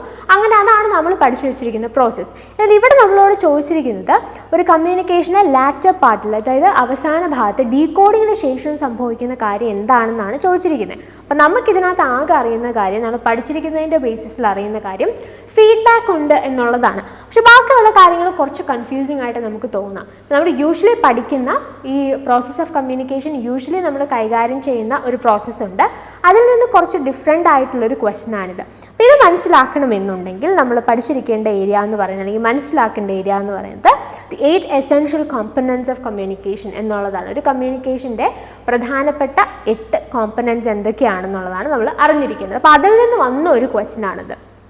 സോ നിങ്ങളിവിടെ നോക്കിയേ, ഒരു സോഴ്സ് ഉണ്ട്, ആ സോഴ്സിന് മെസ്സേജ് ഒരു ചാനലിലൂടെ വരുന്നു. അപ്പോൾ ഇവിടെ ആ എൻകോഡിങ് പ്രോസസ്സ് നടന്നു, മെസ്സേജ് ചാനലിൽ കൂടി വരുന്നു, which is decoded by the receiver. അതിനുശേഷം ഫീഡ്ബാക്ക് അയക്കുന്നു. ഫീഡ്ബാക്കിന് ശേഷം എന്താ സംഭവിക്കുന്നത്, നമുക്കൊരു 3 ഫാക്ടേഴ്സും കൂടെ എക്സ്ട്രാ ആയിട്ട് ഈ 8 കോമ്പണൻസിലുണ്ട്. അപ്പോൾ ആ ഫാക്ടേഴ്സ് എന്തൊക്കെയാണെന്ന് മനസ്സിലാക്കിയാൽ നമുക്ക് ആ ഒരു ക്വസ്റ്റൻ ഈസി ആയിട്ട് ഹാൻഡിൽ ചെയ്യാവുന്നതേ ഉള്ളൂ. ആ ഫീഡ്ബാക്കിന് ശേഷം നമ്മൾ അറിഞ്ഞിരിക്കേണ്ട 3 സ്റ്റെപ്സ് അല്ലെങ്കിൽ 3 ഫാക്ടേഴ്സ് എന്തൊക്കെയാണ്, എൻവയൺമെൻറ്റ്, കോണ്ടെക്സ്റ്റ്, ഇൻ്റർഫറൻസ്. എൻവയൺമെൻറ്റ് എന്ന് പറഞ്ഞാൽ എന്താ, നമ്മൾ എവിടെ നിന്നാണ് സെൻഡ് ചെയ്യുന്നത്, അല്ലെങ്കിൽ നമ്മൾ മെസ്സേജ് കൈമാറുന്ന മീഡിയം എന്താണ്, അല്ലെങ്കിൽ എവിടെ നിന്ന് നമ്മളത് ചെയ്യുന്നത്. ലെറ്റ്സ് സേ ഇപ്പോൾ നമ്മൾ കമ്പ്യൂട്ടർ യൂസ് ചെയ്തിട്ടാണ് സെൻഡ് ചെയ്യുന്നതെങ്കിൽ ആ കമ്പ്യൂട്ടർ അതിൻ്റെ ഒരു എൻവയൺമെൻറ്റ് ആണ്. ഫോണാണ് യൂസ് ചെയ്യുന്നതെങ്കിൽ ഫോൺ, അല്ലെങ്കിൽ നമ്മൾ ഒരു റൂമിൽ ഒരു ടേബിളിന് ചുറ്റും ഇരുന്നാണ് സംസാരിക്കുന്നതെന്നുണ്ടെങ്കിൽ ദാറ്റ് എൻവയൺമെൻറ്റ്, എവിടെ ഇരുന്ന് നിങ്ങൾ കമ്മ്യൂണിക്കേറ്റ് ചെയ്യുന്നു അതിനെയാണ് നമ്മൾ എൻവയൺമെൻറ്റ് എന്നതുകൊണ്ട് ഉദ്ദേശിക്കുന്നത്. കോണ്ടെക്സ്റ്റ് എന്ന് പറഞ്ഞാൽ എന്താ, നമ്മളൊരു കാര്യം കമ്മ്യൂണിക്കേറ്റ് ചെയ്യുമ്പോൾ അതിന് ഒരു പ്രത്യേക കോണ്ടെക്സ്റ്റ് ഉണ്ടായിരിക്കും, ഒരു കോണ്ടെക്സ്റ്റിൽ നിന്നുകൊണ്ടായിരിക്കും നമ്മൾ സംസാരിക്കുന്നത്, അതിൻ്റെ പശ്ചാത്തലം, അതിനെയാണ് നമ്മൾ കോണ്ടെക്സ്റ്റ് എന്നതുകൊണ്ട് ഉദ്ദേശിക്കുന്നത്. ഇൻ്റർഫറൻസ് എന്ന് പറഞ്ഞാൽ എന്താണ്, it is another term for noise. Noise already നമ്മൾ പഠിച്ചതാണ്. അപ്പോൾ നോയ്സിന് നമ്മൾ യൂസ് ചെയ്യുന്ന മറ്റൊരു ടേമാണ്, അല്ലെങ്കിൽ ഇൻ്റർഫറൻസ് എന്നതുകൊണ്ട് ഉദ്ദേശിക്കുന്ന ആശയം നോയ്സിനോട് സിമിലർ ആയിട്ടുള്ള ആശയം തന്നെയാണ് ഇൻ്ററപ്ഷൻസ്. അതാണ് നമ്മൾ ഇൻ്റർഫറൻസ് കൊണ്ട് ഉദ്ദേശിക്കുന്നത്. Feedback, environment, context, interference. അങ്ങനെയാണെങ്കിൽ ഏതൊക്കെയായിരിക്കും നമുക്ക് എടുക്കാൻ പറ്റുന്നത്? അപ്പോൾ ഫീഡ്ബാക്ക് ഉണ്ടെന്ന് പറഞ്ഞു, അതിനുശേഷം environment, context, interference. So BACD എന്ന് പറയുന്ന ഓപ്ഷൻ 4 ആണ്. So the right answer for this question is option 4. Moving to the next question. Identify the correct sequence of the media production process. അപ്പോൾ നമ്മൾ ഓൾറെഡി പറഞ്ഞാണ് ഈ മാസ് മീഡിയ, സൊസൈറ്റി എന്നുള്ള വിഷയം നമുക്ക് ഈ ഒരു ഏരിയയിൽ കമ്മ്യൂണിക്കേഷൻ എന്ന് പറയുന്ന മോഡ്യൂളിൽ പഠിക്കേണ്ട ഏരിയ തന്നെയാണ് എന്ന് നമ്മൾ ഓൾറെഡി പറഞ്ഞിരുന്നു. അപ്പോൾ ഒരു മീഡിയ പ്രൊഡക്ഷൻ പ്രോസസ്സ് അല്ലെങ്കിൽ ഒരു മീഡിയ ഒരു കാര്യം പ്രൊഡക്ഷൻ നടത്തുന്ന സമയത്ത്, ഒരു പ്രോഗ്രാം ആയിക്കോട്ടെ, ഒരു കോണ്ടന്റ് ആളുകളിലേക്ക് എത്തിക്കുന്ന സമയത്ത് അവരുടെ ആ പ്രൊഡക്ഷൻ പ്രോസസ്സിലുള്ള ഡിഫറെൻറ്റ് കാര്യങ്ങളാണ് ഈ ഓപ്ഷൻസ് ആയിട്ട് കൊടുത്തിരിക്കുന്നത്. ഇതിൻ്റെ സീക്വൻസ് എന്താണെന്ന് എഴുതാനാണ് ക്വസ്റ്റ്യൻ. അപ്പോൾ ഈ ഓപ്ഷൻസ് നിങ്ങൾ നോക്കിയേ: content preparation, planning, production, transmission, feedback analysis. ഇതും ക്വസ്റ്റ്യൻ ഒന്ന് ശ്രദ്ധിച്ച് വായിച്ച ഓപ്ഷൻസ് ഒന്ന് മനസ്സിലാക്കാൻ നിങ്ങൾ കുറച്ച് ലോജിക് കൂടി ഉപയോഗിച്ചാൽ ആൻസർ ചെയ്യാവുന്നതുള്ളൂ. ഇതങ്ങനെ വലിയ തിയറി ആയിട്ട് നിങ്ങൾ പഠിക്കേണ്ട കാര്യങ്ങളൊന്നും ഇല്ല. അപ്പോൾ ഒരു പ്രൊഡക്ഷനിൽ അല്ലെങ്കിൽ ഒരു മീഡിയ പ്രൊഡക്ഷൻ പ്രോസസ്സ്, ഒരു മീഡിയ ഒരു കാര്യം, ഒരു പ്രോഗ്രാം ആയിക്കോട്ടെ, ഒരു കോണ്ടന്റ് ആയിക്കോട്ടെ, ജനങ്ങളിലേക്ക് എത്തിക്കുന്ന സമയത്ത് അവരതിനകത്ത് ഫോളോ ചെയ്യുന്ന സീക്വൻസ് എന്തായിരിക്കും? ഫസ്റ്റ് ആൻഡ് ഫോർമോസ്റ്റ് പ്ലാനിങ് വേണം അല്ലേ? നമ്മൾ ഒരു കാര്യം ജനങ്ങളിലേക്ക് നമുക്ക് എത്തിക്കണം എന്നുണ്ടെങ്കിൽ അത് കൃത്യമായിട്ട് നമ്മൾ പ്ലാൻ ചെയ്യണം. ഇതെങ്ങനെ നമുക്ക് അവരിലേക്ക് എത്തിക്കാം, എന്താണ് നമ്മൾ ഉദ്ദേശിക്കുന്നത്. അപ്പോൾ so that is the planning part. Planning കഴിഞ്ഞതിന് ശേഷം നമ്മൾ ചെയ്യേണ്ടത് എന്താണ്? നമ്മുടെ പ്ലാനിങ് കഴിഞ്ഞതിന് ശേഷം we have to prepare the content അല്ലേ? കോണ്ടന്റ് നമ്മൾ പ്രിപ്പയർ ചെയ്യണം വൃത്തിയായിട്ട്. നമുക്കൊരു പ്ലാൻ ഉണ്ട്. ഇപ്പോൾ എങ്ങനെയാണ് നമ്മുടെ ഈ ആശയം ജനങ്ങളിലേക്ക് എത്തിക്കാൻ നമ്മൾ ഉദ്ദേശിക്കുന്നത് എന്നുള്ളത് നമുക്കിപ്പോൾ അറിയാം. സോ അതിനെ ബേസ് ചെയ്തുകൊണ്ട് നമ്മളൊരു കോണ്ടന്റ് പ്രിപ്പയർ ചെയ്യുന്നു. അതിനുശേഷമാണ് പ്രൊഡക്ഷനിലേക്ക് നമ്മൾ പോകുന്നത്. സോ പ്രൊഡക്ഷന് ശേഷം ട്രാൻസ്മിഷൻ, അത് ജനങ്ങളിലേക്ക് എത്തുവാണ്. സോ കോണ്ടന്റ് പ്രിപ്പയർ ചെയ്തിട്ട് പ്രൊഡക്ഷനകത്താണ്. ഇപ്പോൾ ലെറ്റ്സ് നമ്മളൊരു പ്രോഗ്രാമാണ് ചെയ്യാനായിട്ട് ഉദ്ദേശിക്കുന്നതെങ്കിൽ അതിൻ്റെ ഷൂട്ട് അങ്ങനത്തെ കാര്യങ്ങളെല്ലാം ഈ പ്രൊഡക്ഷനിലാണ് വരുന്നത്. So planning, content preparation, production കഴിഞ്ഞിട്ട് ട്രാൻസ്മിഷൻ, നമ്മൾ ഈ ഉണ്ടാക്കി വെച്ചിരിക്കുന്ന കാര്യം ജനങ്ങളിലേക്ക്, ഓഡിയൻസിലേക്ക് എത്തണം. So that is transmission. ഇനി ട്രാൻസ്മിഷൻ കഴിഞ്ഞിട്ട് വരുന്ന എന്താ? Feedback analysis. അപ്പോൾ ട്രാൻസ്മിഷൻ കഴിഞ്ഞ് നമ്മൾ ജനങ്ങളിലേക്ക് എത്തിച്ചു. അതിനുശേഷം ആ ഒരു പെർട്ടിക്കുലർ പരിപാടിക്ക് നമുക്ക് കിട്ടുന്ന റെസ്പോൺസ് എന്താണെന്നുള്ളതും കൂടെ നമ്മൾ മനസ്സിലാക്കണം. എങ്കിൽ മാത്രമേ പിന്നീട് നമുക്ക് കുറച്ചുകൂടെ എഫിഷ്യൻ്റായിട്ട്, എഫക്റ്റീവായിട്ട് കാര്യങ്ങൾ ചെയ്യാനായിട്ട് സാധിക്കുകയുള്ളൂ. സോ കോണ്ടന്റ് പ്രിപ്പറേഷന് ശേഷം നമ്മൾ എന്താ ചെയ്യുക? പ്രൊഡക്ഷൻ ചെയ്യുന്നു. പ്രൊഡക്ഷന് ശേഷം ട്രാൻസ്മിഷന് ശേഷം ഫീഡ്ബാക്ക് അനാലിസിസ്. സോ BACDE അതാണ് നമ്മുടെ സീക്വൻസ്. സോ BACDE എന്ന് പറയുന്നത് ഓപ്ഷൻ 4 ആണ്. So the right answer for this question is option 4. Moving to the next question. Classroom communication involves, and you have the options: listening by learning, formal lecturing, informal discussions, less importance to feedback, explaining. അപ്പോൾ ഇതും നമ്മൾ already ചെയ്തൊരു ക്വസ്റ്റിനോട് similar ആയിട്ടുള്ളൊരു ക്വസ്റ്റ്യനാണ്. നമുക്ക് തന്നിരിക്കുന്ന ഓപ്ഷനിൽ നിന്ന് നമ്മൾ ബെസ്റ്റ് ആയിട്ടുള്ള ചില ഓപ്ഷൻസിൻ്റെ കോമ്പിനേഷൻ കണ്ടെത്തണം. അതാണ് അപ്പോൾ ഞാൻ ഓൾറെഡി പറഞ്ഞു, ഇങ്ങനെയുള്ള ക്വസ്റ്റ്യൻസിൽ നമുക്ക് യൂസ് ചെയ്യാൻ പറ്റുന്ന ഒരു സ്ട്രാറ്റജി ഉണ്ട്. ഈ തന്നിരിക്കുന്ന ഓപ്ഷനിൽ തീർച്ചയായിട്ടും വരാത്ത അല്ലെങ്കിൽ നമുക്ക് എലിമിനേറ്റ് ചെയ്യാൻ സാധിക്കുന്ന ഓപ്ഷൻസ് ഉണ്ടോ എന്നുള്ളതാണ് ആദ്യം നമ്മൾ ഐഡൻറ്റിഫൈ ചെയ്യേണ്ടത്. സോ ഈ ലെസ് ഇമ്പോർട്ടൻസ് ടു ഫീഡ്ബാക്ക് എന്ന് പറയുന്നത് തീർച്ചയായിട്ടും നമ്മൾ എലിമിനേറ്റ് ചെയ്യേണ്ട ഒരു ഓപ്ഷനാണ്. ക്ലാസ് റൂം കമ്മ്യൂണിക്കേഷൻ്റെ വളരെ പ്രധാനപ്പെട്ട ഒരു കാര്യമാണ് ഫീഡ്ബാക്ക് അനാലിസിസ് അല്ലെങ്കിൽ ഫീഡ്ബാക്ക് എന്ന് പറയുന്നത്. നമ്മളൊരു കാര്യം പഠിപ്പിച്ചിട്ട് അതെന്തുമാത്രം അവരിലേക്ക് എത്തി, അവർക്കത് മനസ്സിലായോ എന്നുള്ളത് കൃത്യമായിട്ട് നമ്മൾ അനലൈസ് ചെയ്യണം. സോ ഫീഡ്ബാക്ക് അനാലിസിസ് എന്ന് പറയുന്നത് തീർച്ചയായിട്ടും ക്ലാസ് റൂം കമ്മ്യൂണിക്കേഷൻ്റെ വളരെ പ്രധാനപ്പെട്ട ഒരു ഫാക്ടറാണ്. So less importance to feedback എന്നുള്ളത് നമുക്ക് എലിമിനേറ്റ് ചെയ്യാം. അപ്പോൾ D ഉള്ള ഓപ്ഷൻസ് എന്തായാലും ഇതിന് ആൻസർ ആയിട്ട് വരില്ല. അപ്പോൾ D ഉള്ള എത്ര ഓപ്ഷൻ ഉണ്ട്? 2ഉം 4ഉം D ഉള്ള ഓപ്ഷൻസ് ആണ്. സോ അത് രണ്ടും നിങ്ങൾക്ക് സ്ട്രൈക്ക് ഓഫ് ചെയ്യാം. പിന്നെ നിങ്ങൾ നോക്കിയേ, 1ഉം 2ഉം ആണ് പിന്നെ നമുക്കുള്ള ഓപ്ഷൻ. Bയും Cയും അതിൽ രണ്ടിലും കോമൺ ആണ്. പിന്നെ ഡിഫറെൻ്റ് ആയിട്ടുള്ള ഓപ്ഷൻ ഏതാ? Aയും Eയും. അപ്പോൾ Aയിലും Eയിലും നിങ്ങൾക്ക് ഏതാണ് എടുക്കാൻ പറ്റുന്നത് എന്നുള്ളതാണ് ഇനി നോക്കുന്നത്. ലിസണിങ് ബൈ ലേണിംഗ് ഉണ്ട്, എക്സ്പ്ലെയിനിങ് ഉണ്ട്. സോ ഇതിനകത്ത് ബെസ്റ്റ് ഓപ്ഷൻ ഏതാ? എക്സ്പ്ലെയിനിങ് ആണ് നമുക്ക് വേണ്ടത്. കാരണം എക്സ്പ്ലനേഷൻസ് തീർച്ചയായിട്ടും ഒരു ക്ലാസ് റൂം കമ്മ്യൂണിക്കേഷനിൽ വളരെ ഇമ്പോർട്ടൻ്റ് ആണ്. ഇൻ ദാറ്റ് കേസ് നിങ്ങൾക്ക് ഏത് ഓപ്ഷൻ എടുക്കാം? B, C, E എന്നുള്ള ഓപ്ഷൻ നിങ്ങൾക്ക് എടുക്കാനായിട്ട് സാധിക്കും. സോ ഇതൊരു പ്രോസസ്സാണ്. ഇങ്ങനെ ആൻസർ കണ്ടെത്താനായിട്ട് നിങ്ങൾക്ക് ഹെൽപ്ഫുൾ ആവുന്ന ഒരു പ്രോസസ്സാണ്, ഒരു സ്ട്രാറ്റജിയാണിത്. അപ്പോൾ നിങ്ങൾ പ്രിപ്പയർ ചെയ്യുന്ന സമയത്ത്, ക്വസ്റ്റ്യൻസ് ചെയ്യുന്ന സമയത്ത് ആ ഒരു സ്ട്രാറ്റജി ഫോക്കസ് ചെയ്ത് പ്രാക്ടീസ് ചെയ്യാനായിട്ട് ശ്രദ്ധിക്കുക. So the right answer for this question is option 3. Moving to the next question, the type of communication എന്ന് പറയുന്ന ഏരിയ എന്നുള്ളൊരു ക്വസ്റ്റ്യൻ ആണ്. സോ ടൈപ്പ് ഓഫ് കമ്മ്യൂണിക്കേഷൻ ഉണ്ട്, ക്യാരക്ടറിസ്റ്റിക്സ് ഉണ്ട്. എന്തൊക്കെയാണ് ടൈപ്പ് ഓഫ് കമ്മ്യൂണിക്കേഷനിൽ കൊടുത്തിരിക്കുന്നത്? Vertical, horizontal, circular, transactional. ഇനി ക്യാരക്ടറിസ്റ്റിക്സിൽ എന്തൊക്കെയുള്ളത്? Feedback oriented ഉണ്ട്, ഇന്റർപേഴ്സണൽ ഉണ്ട്, ടോപ്പ് ഡൗൺ ഉണ്ട്, റൂമർ ഓറിയൻറ്റഡ് ഉണ്ട്. ഓക്കെ, അപ്പം ഇതിനകത്ത് ഓരോന്ന് നമുക്ക് നോക്കാം.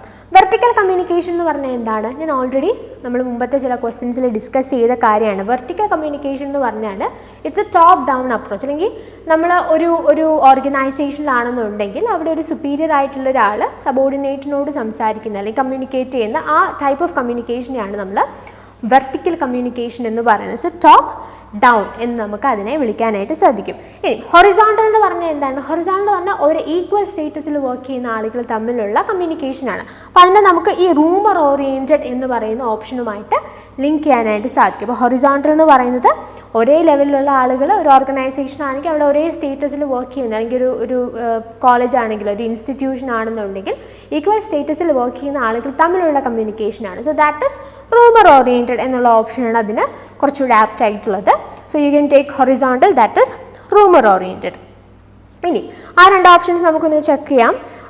സോ നമ്മൾ പറഞ്ഞു എ എന്ന് പറയുന്നത് 3 ആണ്.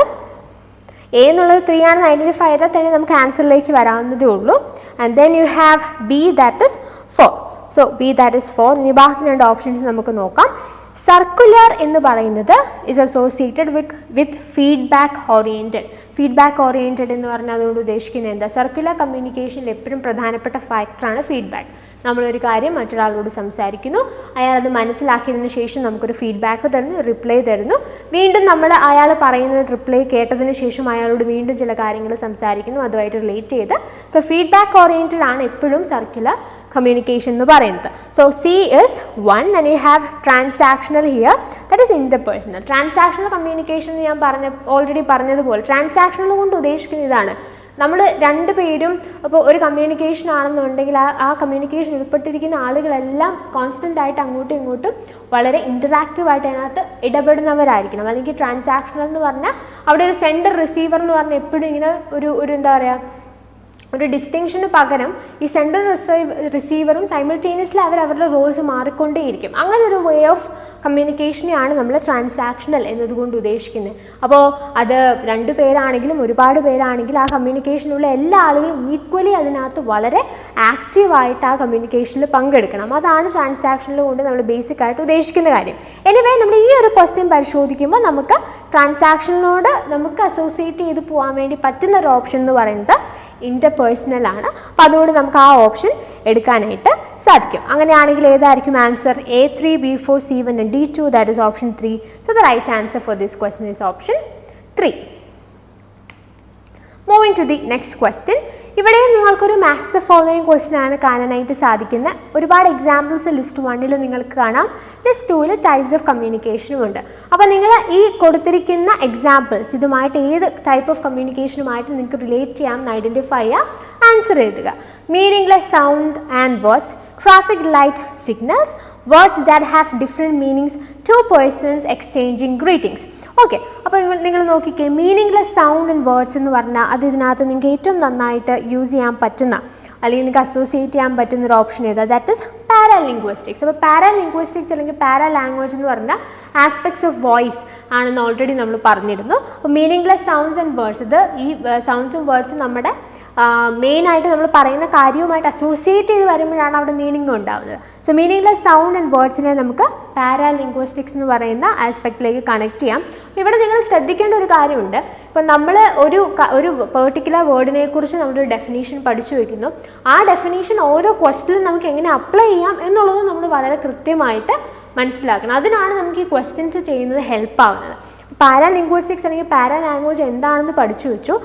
പഠിച്ച ആ ഒരു കോൺസെപ്റ്റ് ക്വസ്റ്റ്യനിലേക്ക് നമ്മൾ അപ്ലൈ ചെയ്യണം. ഓരോ ക്വസ്റ്റ്യൻ അനുസരിച്ച് ആ ക്വസ്റ്റ്യൻ്റെ കോണ്ടെക്സ്റ്റിനനുസരിച്ച് അപ്ലൈ ചെയ്ത് ആൻസർ കണ്ടെത്താനായിട്ട് സാധിക്കണം. അപ്പോൾ അതിന് നമ്മളെ തീർച്ചയായിട്ടും ഹെൽപ്പ് ചെയ്യുന്നത് എന്താണ്? ഇങ്ങനെ ക്വസ്റ്റ്യൻസ് പ്രാക്ടീസ് ചെയ്യുന്നത് തന്നെയാണ്. So meaningless sound and words എന്നുള്ളതിന് നമുക്ക് പാരാലിംഗ്വിസ്റ്റിക്സുമായിട്ട് കണക്ട് ചെയ്യാം. ഇനി ട്രാഫിക് ലൈറ്റ് സിഗ്നൽസ്, അതേതുമായിട്ട് കണക്ട് ചെയ്യാം? That is associated with non verbal communication. Traffic light സിഗ്നൽസിൻ്റെ പ്രത്യേകത എന്താ? ആ ലൈറ്റ്സ് നമുക്ക് ചില മെസ്സേജസ് തരുന്നുണ്ട്. ഓരോ കളറിനും അതിനകത്തുള്ള ഓരോ ലൈറ്റിനും ഓരോ മീനിങ് ഉണ്ട്. ഇപ്പോൾ ഗ്രീൻ ആയാലും റെഡ് ആയാലും ഒക്കെ അത് ഇൻറ്റൻറ്റ് ചെയ്ത് അല്ലെങ്കിൽ അതുകൊണ്ട് ഉദ്ദേശിക്കുന്ന ഇൻഡിക്കേറ്റ് ചെയ്യുന്ന ചില ആശയങ്ങളുണ്ട്. അപ്പോൾ ആ ട്രാഫിക് ലൈറ്റ് സിഗ്നൽസ് നമുക്ക് ചില മെസ്സേജസ് ആ തരുന്നത്. ദാറ്റ് ഈസ് ത്രൂ ഈ ഒരു കളർ, ഈ ലൈറ്റിൻ്റെ കളർ വെച്ചിട്ട് അല്ലേ. അവിടെ വേർഡ്സ് ഒന്നും നമ്മൾ യൂസ് ചെയ്യുന്നില്ല, നമ്മൾ ജസ്റ്റ് ആ ലൈറ്റ് കാണുന്നു, അതിനനുസരിച്ച് നമുക്കറിയാം എന്താണ് ചെയ്യേണ്ടതെന്നുള്ളത്. അപ്പോൾ that is associated with non verbal communication. ആ ട്രാഫിക് ലൈറ്റ് സിഗ്നൽസ് അതിൻ്റെ കളറിനനുസരിച്ച് നമ്മൾക്ക് ചില മീനിങ്സ് തരുന്നുണ്ട്. അപ്പോൾ അവിടെ വേർഡ്സിൻ്റെ യൂസേജ് അല്ല ഉള്ളത്, ആ ലൈറ്റ്സിൻ്റെ മീനിങ് അല്ലെങ്കിൽ ആ ലൈറ്റ്സ് എന്താണോ ഉദ്ദേശിക്കുന്നത് അത് മനസ്സിലാക്കിയാണ് നമ്മൾ അതിന് അനുസൃതമായിട്ട് കാര്യങ്ങൾ ചെയ്യുന്നത്. So traffic light signals can be associated with non verbal communication. ഇനി അടുത്തത് നോക്കിയേ, words that have different meanings. ഇപ്പോൾ ഒരു വേർഡിന് തന്നെ പല മീനിങ്സ് ഉണ്ടെന്ന് വിചാരിക്കുക. അപ്പോൾ അങ്ങനെയുള്ള വേർഡ്സിനെ നമ്മൾ വിളിക്കുന്ന പേരെന്താണ്? That is polysemy. Words that have different meanings എന്നുള്ളതാണ് ആ ടേമിൻ്റെ അർത്ഥം. സോ അത് നിങ്ങൾ ഓർത്ത് വയ്ക്കുക. ഇനി അടുത്തത്, 2 persons എക്സ്ചേഞ്ചിങ് ഗ്രീറ്റിങ്സ്. ഇപ്പോൾ 2 ആളുകൾ അങ്ങോട്ടും ഇങ്ങോട്ടും ഗ്രീറ്റ് ചെയ്യുകയാണ്. അങ്ങനെയുള്ള കമ്മ്യൂണിക്കേഷന് നമ്മൾ എന്താ പറയുക? Dyadic communication. Dyadic communication simply means interpersonal communication. അതിനെയാണ് നമ്മൾ ഡയാഡിക് കമ്മ്യൂണിക്കേഷൻ എന്നുകൊണ്ട് ഉദ്ദേശിക്കുന്നത്. അപ്പോൾ ക്വസ്റ്റ്യൻ ചെയ്തപ്പോൾ നമ്മളൊരു എക്സ്ട്രാ വേർഡ്, ഒരു എക്സ്ട്രാ ടേം നമ്മൾ പഠിച്ചു അല്ലേ? ഡയാഡിക് കമ്മ്യൂണിക്കേഷൻ എന്നുള്ളത് നമ്മൾ 2 വ്യക്തികൾ തമ്മിലുള്ള കമ്മ്യൂണിക്കേഷൻ യൂസ് ചെയ്യുന്ന മറ്റൊരു ടേമാണ്. അപ്പോൾ ക്വസ്റ്റ്യൻസ് ചെയ്യുന്നതിൻ്റെ ഒരു ബെനിഫിറ്റ് നിങ്ങൾക്ക് മനസ്സിലായില്ലേ? അപ്പോൾ നമ്മൾ ക്വസ്റ്റ്യൻസ് ചെയ്യുമ്പോൾ കുറേയേറെ വേർഡ്സ് നമ്മൾ പുതുതായിട്ട് പഠിക്കും. അത് നമുക്ക് വളരെയധികം ഹെൽപ്ഫുൾ ആയിരിക്കും. സോ നോക്കിക്ക് ആൻസർ ഏതായിരിക്കും? എ എന്ന് പറയുന്നത് 3 ആണ്. then you have B that is 4, then C that is 1 and D that is 2. so A3, B4, C1 and D2. so that is option 3 and the right answer is option 3. Moving to the next question, identify the technical term used to describe body language from the following, and you have the options proxemics, chronemics, kinesics and haptics. So ഈ question നമ്മളോട് ചോദിച്ചിരിക്കുന്നത് body ലാംഗ്വേജിനെ refer ചെയ്യുന്ന അല്ലെങ്കിൽ describe ചെയ്യുന്ന term, technical term എന്താണെന്നുള്ളതാണ്. അപ്പോൾ നമ്മൾ ഈ communication related ആയിട്ടുള്ള ചില ടേംസ്, നോൺ വെർബൽ കമ്മ്യൂണിക്കേഷനിലെ ചില ടേംസ് പഠിച്ചു വെക്കണം എന്നുള്ളത് അനാലിസിസിൽ നമ്മൾ പറഞ്ഞതാണ്. പ്രോക്സേമിക്സ് ഉണ്ട്, ക്രൊണേമിക്സ് ഉണ്ട്, കിനേസിക്സ് ഉണ്ട്, ഹാപ്റ്റിക്സ് ഉണ്ട്, അങ്ങനെ പലതരത്തിലുള്ള ടേംസ് ഉണ്ട്. അപ്പോൾ അത് നിങ്ങൾ പഠിക്കണം, നമ്മൾ ഓൾറെഡി അനാലിസിസിൽ പറഞ്ഞിരുന്നു. അപ്പോൾ ഈ ഓപ്ഷൻസ് നിങ്ങൾ ശ്രദ്ധിച്ചേ. പ്രോക്സേമിക്സ് എന്ന് പറഞ്ഞാൽ എന്താണ്? നമ്മളൊരു കമ്മ്യൂണിക്കേഷനിൽ നമ്മൾ എങ്ങനെയാണ് സ്പേസിനെ യൂസ് ചെയ്യുന്നത്, അതാണ് പ്രോക്സേമിക്സ് കൊണ്ട് ഉദ്ദേശിക്കുന്നത്. ക്രൊണേമിക്സ് എന്ന് പറഞ്ഞാൽ that is A term associated with time. ഇനി കിനേസിക്സ് എന്ന് പറഞ്ഞാൽ that is A term, technical term that we are using four body language. നമ്മൾ കമ്മ്യൂണിക്കേഷനിൽ എങ്ങനെയാണ് ബോഡി ലാംഗ്വേജ് യൂസ് ചെയ്യുന്നത്, അപ്പോൾ അതിനുവേണ്ടി ബോഡി ലാംഗ്വേജിനോട് അല്ലെങ്കിൽ അതിനെ റെഫർ ചെയ്യുന്നൊരു ടെക്നിക്കൽ ടേമാണ് കിനേസിക്സ് എന്ന് പറയുന്നത്. ഇനി ഹാപ്റ്റിക്സ് എന്ന് പറഞ്ഞാലോ that is associated with touch. അതായത് നമുക്ക് ടച്ചിലൂടെയും കുറേ കാര്യങ്ങൾ കമ്മ്യൂണിക്കേറ്റ് ചെയ്യാനായിട്ട് സാധിക്കും. അപ്പോൾ ആ ആസ്പെക്റ്റാണ് ഹാപ്റ്റിക്സ് കൊണ്ട് നമ്മൾ ഉദ്ദേശിക്കുന്നത്. അപ്പോൾ ഈ ക്വസ്റ്റ്യൻ നമ്മളോട് പറഞ്ഞിരിക്കുന്നത് ബോഡി ലാംഗ്വേജിന് നമ്മൾ യൂസ് ചെയ്യുന്ന ടെക്നിക്കൽ ടേമാണ്. സോ ഞാൻ ഓൾറെഡി 4 ഓപ്ഷൻസ് നിങ്ങളോട് പറഞ്ഞു. അങ്ങനെ ആകുമ്പോൾ നിങ്ങൾക്ക് ഇപ്പോൾ ആൻസർ അറിയാമല്ലോ. So the term, technical term use to describe body languages, option 3 that is kinesics. Okay, so now we are moving to the next module, information and communication technology എന്ന മോഡ്യൂളിൻ്റെ questions ആണ് ഇനി നമ്മൾ ഈ വീഡിയോയിൽ ഡിസ്കസ് ചെയ്യാനായിട്ട് പോകുന്നത്. കമ്മ്യൂണിക്കേഷനുമായിട്ട് relate ചെയ്യുന്ന 25 questions ആണ് നമ്മൾ ഓൾറെഡി ഡിസ്കസ് ചെയ്തത്. അപ്പോൾ അതിനകത്തെ പ്രധാനപ്പെട്ട ഏരിയാസൊക്കെ നമ്മൾ ടച്ച് ചെയ്തു പോയി. ചില ടിപ്സ് ആൻഡ് ട്രിക്സ് നമ്മൾ ഡിസ്കസ് ചെയ്തു. എസ്പെഷ്യലി ഒരു കോമ്പിനേഷൻ ഓഫ് ഓപ്ഷൻസ് നമുക്ക് ഐഡൻറ്റിഫൈ ചെയ്യേണ്ട സാഹചര്യത്തിൽ എങ്ങനെ ചെയ്യാം എന്നുള്ളത് നമ്മൾ ഡിസ്കസ് ചെയ്തിരുന്നു. ഇനി ഇൻഫർമേഷൻ ആൻഡ് കമ്മ്യൂണിക്കേഷൻ ടെക്നോളജിയിൽ നോക്കിയാൽ നമുക്ക് ഇവിടെ ഫസ്റ്റ് ചോദിച്ചിരിക്കുന്ന question, information and communication technology ICT comprises of. ഈ ICT എന്ന ടേമിൽ നമുക്ക് ഉൾക്കൊള്ളിക്കാനായിട്ട് സാധിക്കുന്ന കാര്യങ്ങൾ എന്തൊക്കെയാണ് എന്നുള്ളതാണ് question. Online learning, learning through mobile application, web based learning, all the above. So ഈ ICT, information and communication technology എന്ന് പറയുമ്പോൾ ഈ പറയുന്ന കാര്യങ്ങളെല്ലാം നമുക്ക് അതിനകത്ത് ഇൻവോൾവ് ചെയ്യാവുന്ന കാര്യങ്ങളാണ്. ഓൺലൈൻ ലേണിംഗ് അതിനകത്ത് വരും, learning through mobile application that is also associated with ICT അല്ലേ. അതുപോലെ വെബ് ബേസ്ഡ് ലേണിംഗ് എന്ന് പറയുന്നതും ICTയുടെ ഭാഗമായിട്ട്, ഇൻഫർമേഷൻ ആൻഡ് കമ്മ്യൂണിക്കേഷൻ ടെക്നോളജിയുടെ ഭാഗമായിട്ട് വരുന്ന കാര്യം തന്നെയാണ്. സോ അങ്ങനെയാണെന്നുണ്ടെങ്കിൽ ഇതിൻ്റെ റൈറ്റ് ആൻസർ ഏതാണ്? D only അല്ലേ. So the right answer for this question is option 3. Next question, നമ്മൾ ICTയുടെ ഇമ്പോർട്ടൻറ്റ് ഏരിയാസ് ഡിസ്കസ് ചെയ്ത സമയത്ത് പറഞ്ഞിരുന്നു ഡിഫറെൻറ്റ് ജനറേഷൻസ് ഓഫ് കമ്പ്യൂട്ടർ, അല്ലെങ്കിൽ ടൈപ്സ് ഓഫ് കമ്പ്യൂട്ടറിൽ തന്നെ കമ്പ്യൂട്ടറിൻ്റെ ഡിഫറെൻറ്റ് ജനറേഷനെ കുറിച്ചൊരു ഐഡിയ നമുക്ക് ഉണ്ടാവണം എന്ന് നമ്മൾ ഓൾറെഡി പറഞ്ഞതായിരുന്നു. അതുമായിട്ട് റിലേറ്റ് ചെയ്യുന്നൊരു ക്വസ്റ്റ്യൻ ആണ് അടുത്തത്. അപ്പോൾ നിങ്ങളത് ഓൾറെഡി പഠിച്ചു കഴിഞ്ഞവരാണെങ്കിൽ നിങ്ങൾ ഈസി ആയിട്ട് ഇപ്പോൾ തന്നെ ആൻസർ ഐഡൻറ്റിഫൈ ചെയ്ത് കാണുമെന്ന് പ്രതീക്ഷിക്കുന്നു. സോ ക്വസ്റ്റ്യൻ നോക്കിയേ, അപ്പോൾ നിങ്ങൾ കമ്മ്യൂണിക്കേഷനിൽ ചെയ്തതുപോലെ തന്നെ ഇതിൻ്റെയും ആൻസേഴ്സ് മാർക്ക് ചെയ്യാനായിട്ട് ശ്രദ്ധിക്കുക. അപ്പോൾ നിങ്ങൾക്ക് ഒരു ഐഡിയ കിട്ടും, ഓക്കെ നിങ്ങൾ എന്തുമാത്രം നിങ്ങൾക്ക് ആൻസേഴ്സ് ഐഡൻറ്റിഫൈ ചെയ്യാനായിട്ട് സാധിക്കുന്നു എന്നുള്ളൊരു ഐഡിയ നിങ്ങൾക്ക് കിട്ടാൻ അത് തീർച്ചയായിട്ടും ഹെൽപ്ഫുൾ ആയിരിക്കും. ക്വസ്റ്റ്യൻ എന്നാ, consider the following technologies: micro processor, transistor, vacuum tube and artificial intelligence. Arrange the above technologies of different computer generations in the order they have been used. Start from the technology that was used in first generation. അപ്പോൾ നമ്മൾ already പറഞ്ഞു ഈ generation of കമ്പ്യൂട്ടേഴ്സിൽ focus ചെയ്യേണ്ട കാര്യം എന്താണ്, ഈ different ജനറേഷൻസിൽ ഉപയോഗിച്ചിരിക്കുന്ന technologies ആണ് നമ്മളുടെ മേജർ ഫോക്കസ് എന്ന് പറയുന്നത്. നമുക്ക് മൈക്രോ പ്രൊസസ്സേഴ്സ് ഉണ്ട്, ട്രാൻസിസ്റ്റേഴ്സ് ഉണ്ട്, വാക്യൂം ട്യൂബ് ഉണ്ട്, ആർട്ടിഫിഷ്യൽ ഇൻ്റലിജൻസ് ഉണ്ട്. ഇത്രയും ഓപ്ഷൻസ് ആണ് നമുക്ക് തന്നിരിക്കുന്നത്. അപ്പോൾ ഫസ്റ്റ് ജനറേഷൻ മുതൽ ഇങ്ങോട്ട് നമ്മൾ കൃത്യമായിട്ട് അതിനെ സീക്വൻസ് ചെയ്യുക എന്നുള്ളതാണ് നമ്മളോട് ചോദിച്ചിരിക്കുന്ന ക്വസ്റ്റ്യൻ എന്ന് പറയുന്നത്. നമുക്ക് കൃത്യമായിട്ട് ഡിഫറെൻറ്റ് ഓപ്ഷൻസ്, ഡിഫറെൻറ്റ് സീക്വൻസസിൻ്റെ ഓപ്ഷനും തന്നിട്ടുണ്ട്. അപ്പോൾ നിങ്ങൾ ഓൾറെഡി പഠിച്ചവരാണെങ്കിൽ നിങ്ങൾക്ക് ഓൾറെഡി ഇപ്പോൾ തന്നെ അറിയായിരിക്കും ഇതിൻ്റെ ഒരു ഓർഡർ എന്താണ്. സോ ആദ്യം ഏതായിരിക്കും വരിക, വാക്യൂം ട്യൂബ് വരും. അതിനുശേഷം നമുക്ക് എടുക്കാൻ വരുന്ന ഓപ്ഷൻ ഏതാണ്, ട്രാൻസിസ്റ്റർ എടുക്കാം. Then we have microprocessor and finally artificial intelligence. So CBAD. So CBAD എന്ന് പറയുന്ന ഓപ്ഷൻ ബി ആണ്. So the right answer for this question is option B. അപ്പോൾ നമ്മൾ ഓരോ ജനറേഷൻ 5 ജനറേഷൻസ് നമ്മൾ ഓൾറെഡി ഡിസ്കസ് ചെയ്തതാണ് അനാലിസിസ് വീഡിയോയിൽ. അപ്പോൾ അതിനകത്ത് ഏത് ജനറേഷൻ, ഇപ്പം ഓരോ ഫസ്റ്റ് ജനറേഷൻ ആണെങ്കിൽ വാക്യൂം ട്യൂബ് ആയിരുന്നു. അങ്ങനെ കൃത്യമായിട്ട് നമ്മൾ ആ വീഡിയോയിൽ കാര്യങ്ങൾ ഡിസ്കസ് ചെയ്തതാണ്. അപ്പോൾ നിങ്ങളത് ഓൾറെഡി കണ്ടിട്ടുള്ളവരാണെങ്കിൽ നിങ്ങൾക്കത് തീർച്ചയായിട്ടും ഐഡൻറ്റിഫൈ ചെയ്യാൻ എളുപ്പമായിട്ടുള്ളൊരു ക്വസ്റ്റൻ ആയിരുന്നു. അനാലിസിസ് വീഡിയോ കണ്ടിട്ടില്ലാത്തവർ അതൊന്ന് കണ്ടിട്ട് ഈ ക്വസ്റ്റ്യൻസ് ഒന്ന് അനലൈസ് ചെയ്യാൻ അല്ലെങ്കിൽ ചെയ്യാനായിട്ട് ശ്രമിച്ചാൽ കുറച്ചും കൂടി ഇഫക്റ്റീവായിട്ട് നിങ്ങൾക്ക് ആൻസർ ചെയ്യാനായിട്ട് സാധിക്കും. Okay, moving to the next question. അപ്പോൾ ലിസ്റ്റ് 1 നിങ്ങൾക്ക് കുറച്ച് ഓപ്ഷൻസ് തന്നിട്ടുണ്ട്, ലിസ്റ്റ് 2 കൊടുത്തിട്ടുണ്ട്. ലിസ്റ്റ് 1 എന്തൊക്കെയാണ് തന്നിരിക്കുന്നത്, input, output, memory, software. List 2 mouse, monitor, cash, Python. അപ്പോൾ അങ്ങനെ ഡിഫറെൻറ്റ് ഓപ്ഷൻസ് ആണ്. ഇത് നമ്മൾ അങ്ങോട്ടും ഇങ്ങോട്ടും മാച്ച് ചെയ്യാം. അതാണ് നമ്മൾക്ക് ഈ ക്വസ്റ്റിനകത്ത് ചോദിച്ചിരിക്കുന്നത്. അപ്പോൾ ഇൻപുട്ട് ഡിവൈസസും ഔട്ട്പുട്ട് ഡിവൈസസും ഒക്കെ നമ്മളൊരു സ്കൂൾ ലെവലിൽ തന്നെ പഠിക്കുന്ന കാര്യങ്ങളാണ്.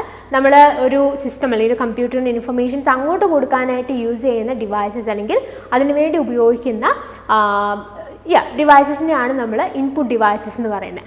ഔട്ട്പുട്ട് ഡിവൈസസ് എന്ന് പറഞ്ഞാൽ എന്താ, നമുക്ക് ഇൻഫർമേഷൻസ് കമ്പ്യൂട്ടർ അല്ലെങ്കിൽ ഡേറ്റ നമുക്ക് ഇങ്ങോട്ടേക്ക് തരുന്ന ഡിവൈസസിനെയാണ് ഔട്ട്പുട്ട് ഡിവൈസസ് എന്ന് പറയുന്നത്. ഏറ്റവും സിംപിളർ ഫോമിൽ നമുക്കതിനെ ആ രീതിയിൽ ഡിഫൈൻ ചെയ്യാനായിട്ട് സാധിക്കും. അപ്പം ഇൻപുട്ട് ഡിവൈസസുമായിട്ട് റിലേറ്റ് ചെയ്യുന്ന ഓപ്ഷൻ നമുക്ക് ഇതിൽ ഏതാ കൊടുക്കാനായിട്ട് സാധിക്കുന്നത്, ദാറ്റ് ഈസ് മൗസ്. മൗസ് എന്ന് പറയുന്നത് ഒരു ഇൻപുട്ട് ഡിവൈസ് ആണ്. ഓക്കെ, ഇനി ഔട്ട്പുട്ട് ആണെങ്കിലോ മോണിറ്റർ, അതായത് നമ്മൾ ഇൻഫർമേഷൻസ് നമ്മുടെ സിസ്റ്റം അല്ലെങ്കിൽ കമ്പ്യൂട്ടർ നമുക്ക് ഇങ്ങോട്ട് തരാനായിട്ട് ഉപയോഗിക്കുന്ന ഒരു ഡിവൈസാണ് മോണിറ്റർ എന്ന് പറയുന്നത്. സോ ഔട്ട്പുട്ട് ഡിവൈസിൽ നിങ്ങൾക്ക് മോണിറ്റർ കണക്ട് ചെയ്യാം. ഇനി അടുത്തത് ഏതാ, മെമ്മറി. മെമ്മറിയുമായിട്ട് റിലേറ്റ് ചെയ്ത് നമുക്ക് പല തരത്തിലുള്ള മെമ്മറി ഉണ്ട്, റാം, റോം, അങ്ങനെയൊക്കെ നമ്മൾ പല മെമ്മറി പഠിക്കുന്നതാണ്. ഈ ക്യാഷ് മെമ്മറി എന്ന് പറയുന്നതും it's A type of memory, ഒരു ഫാസ്റ്റസ്റ്റ് മെമ്മറി എന്നൊക്കെ നമുക്ക് അതിനെക്കുറിച്ച് പറയാനായിട്ട് സാധിക്കും. So memory can be associated with option 3. So ഇനി നമുക്കുള്ളത് സോഫ്റ്റ്വെയർ ആണ്, that is associated with Python. Python എന്ന് പറഞ്ഞൊരു പ്രോഗ്രാമിംഗ് ലാംഗ്വേജ് ആണ് and that is a software. So in that case option D can be associated with 4. അങ്ങനെയാണെങ്കിൽ A1, B2, C3, D4. So A1, B2, C3 and D4, that is option 4. So the right answer for this question is option 4. So അതേ ഏരിയയിൽ നിന്ന് തന്നെയുള്ള മറ്റൊരു question ആണിത്. The term plotter is best described as, and you have the options, an input device to produce good quality graphics, an output device to produce drawings and graphics, a fast storage device for storing good quality graphics, a multi-purpose device for taking inputs as well as outputs. So basically plotter എന്താണെന്ന് അറിഞ്ഞാൽ മാത്രമേ നമുക്ക് ഈ ഒരു question answer ചെയ്യാനായിട്ട് സാധിക്കുകയുള്ളൂ. So ആ കാര്യം അറിയാമെന്നുള്ളവർക്ക് ഇപ്പോൾ തന്നെ ആൻസർ ഐഡൻറ്റിഫൈ ചെയ്യാനായിട്ട് ബുദ്ധിമുട്ടില്ല. സോ ബേസിക്കലി പ്ലോട്ടർ എന്ന് പറയുന്നത് ഇറ്റ്സ് എ പ്രിൻറ്റർ. നമ്മുടെ ഗ്രാഫിക്സ് അതുപോലെയുള്ള പെയിൻറ്റിങ് അതുപോലെയുള്ള ഡ്രോയിങ്സ് ഒക്കെ പ്രിൻറ്റ് ചെയ്യാൻ വേണ്ടി യൂസ് ചെയ്യുന്ന ഒരു ഡിവൈസ് ആണ് പ്ലോട്ടർ എന്ന് പറയുന്നത്. അപ്പോൾ ഔട്ട്പുട്ട് ഡിവൈസ് ആണെന്ന് പറഞ്ഞു. അതുപോലെ തന്നെ it can produce drawings and graphics. അങ്ങനെയാണെങ്കിൽ ഏതായിരിക്കും കറക്റ്റ് ആയിട്ടുള്ള option, that is option 2, an output device to produce drawings and graphics. So the right answer for this question is option 2. അടുത്ത question, Given below are two statements. One is labeled as assertion and the other is labeled as reason. Assertion എന്താ പറഞ്ഞിരിക്കുന്നത്? Random access memory is volatile and stores data or programs currently in use. And you have the reason which states that RAM is a storage medium that retains its contents even after the supply of electricity has been turned off. അപ്പോൾ നമ്മൾ already analysis വീഡിയോയിൽ പറഞ്ഞിരുന്നു ഈ memory എന്ന് പറയുന്ന area വളരെ important ആയിട്ടുള്ളൊരു area ആണ്.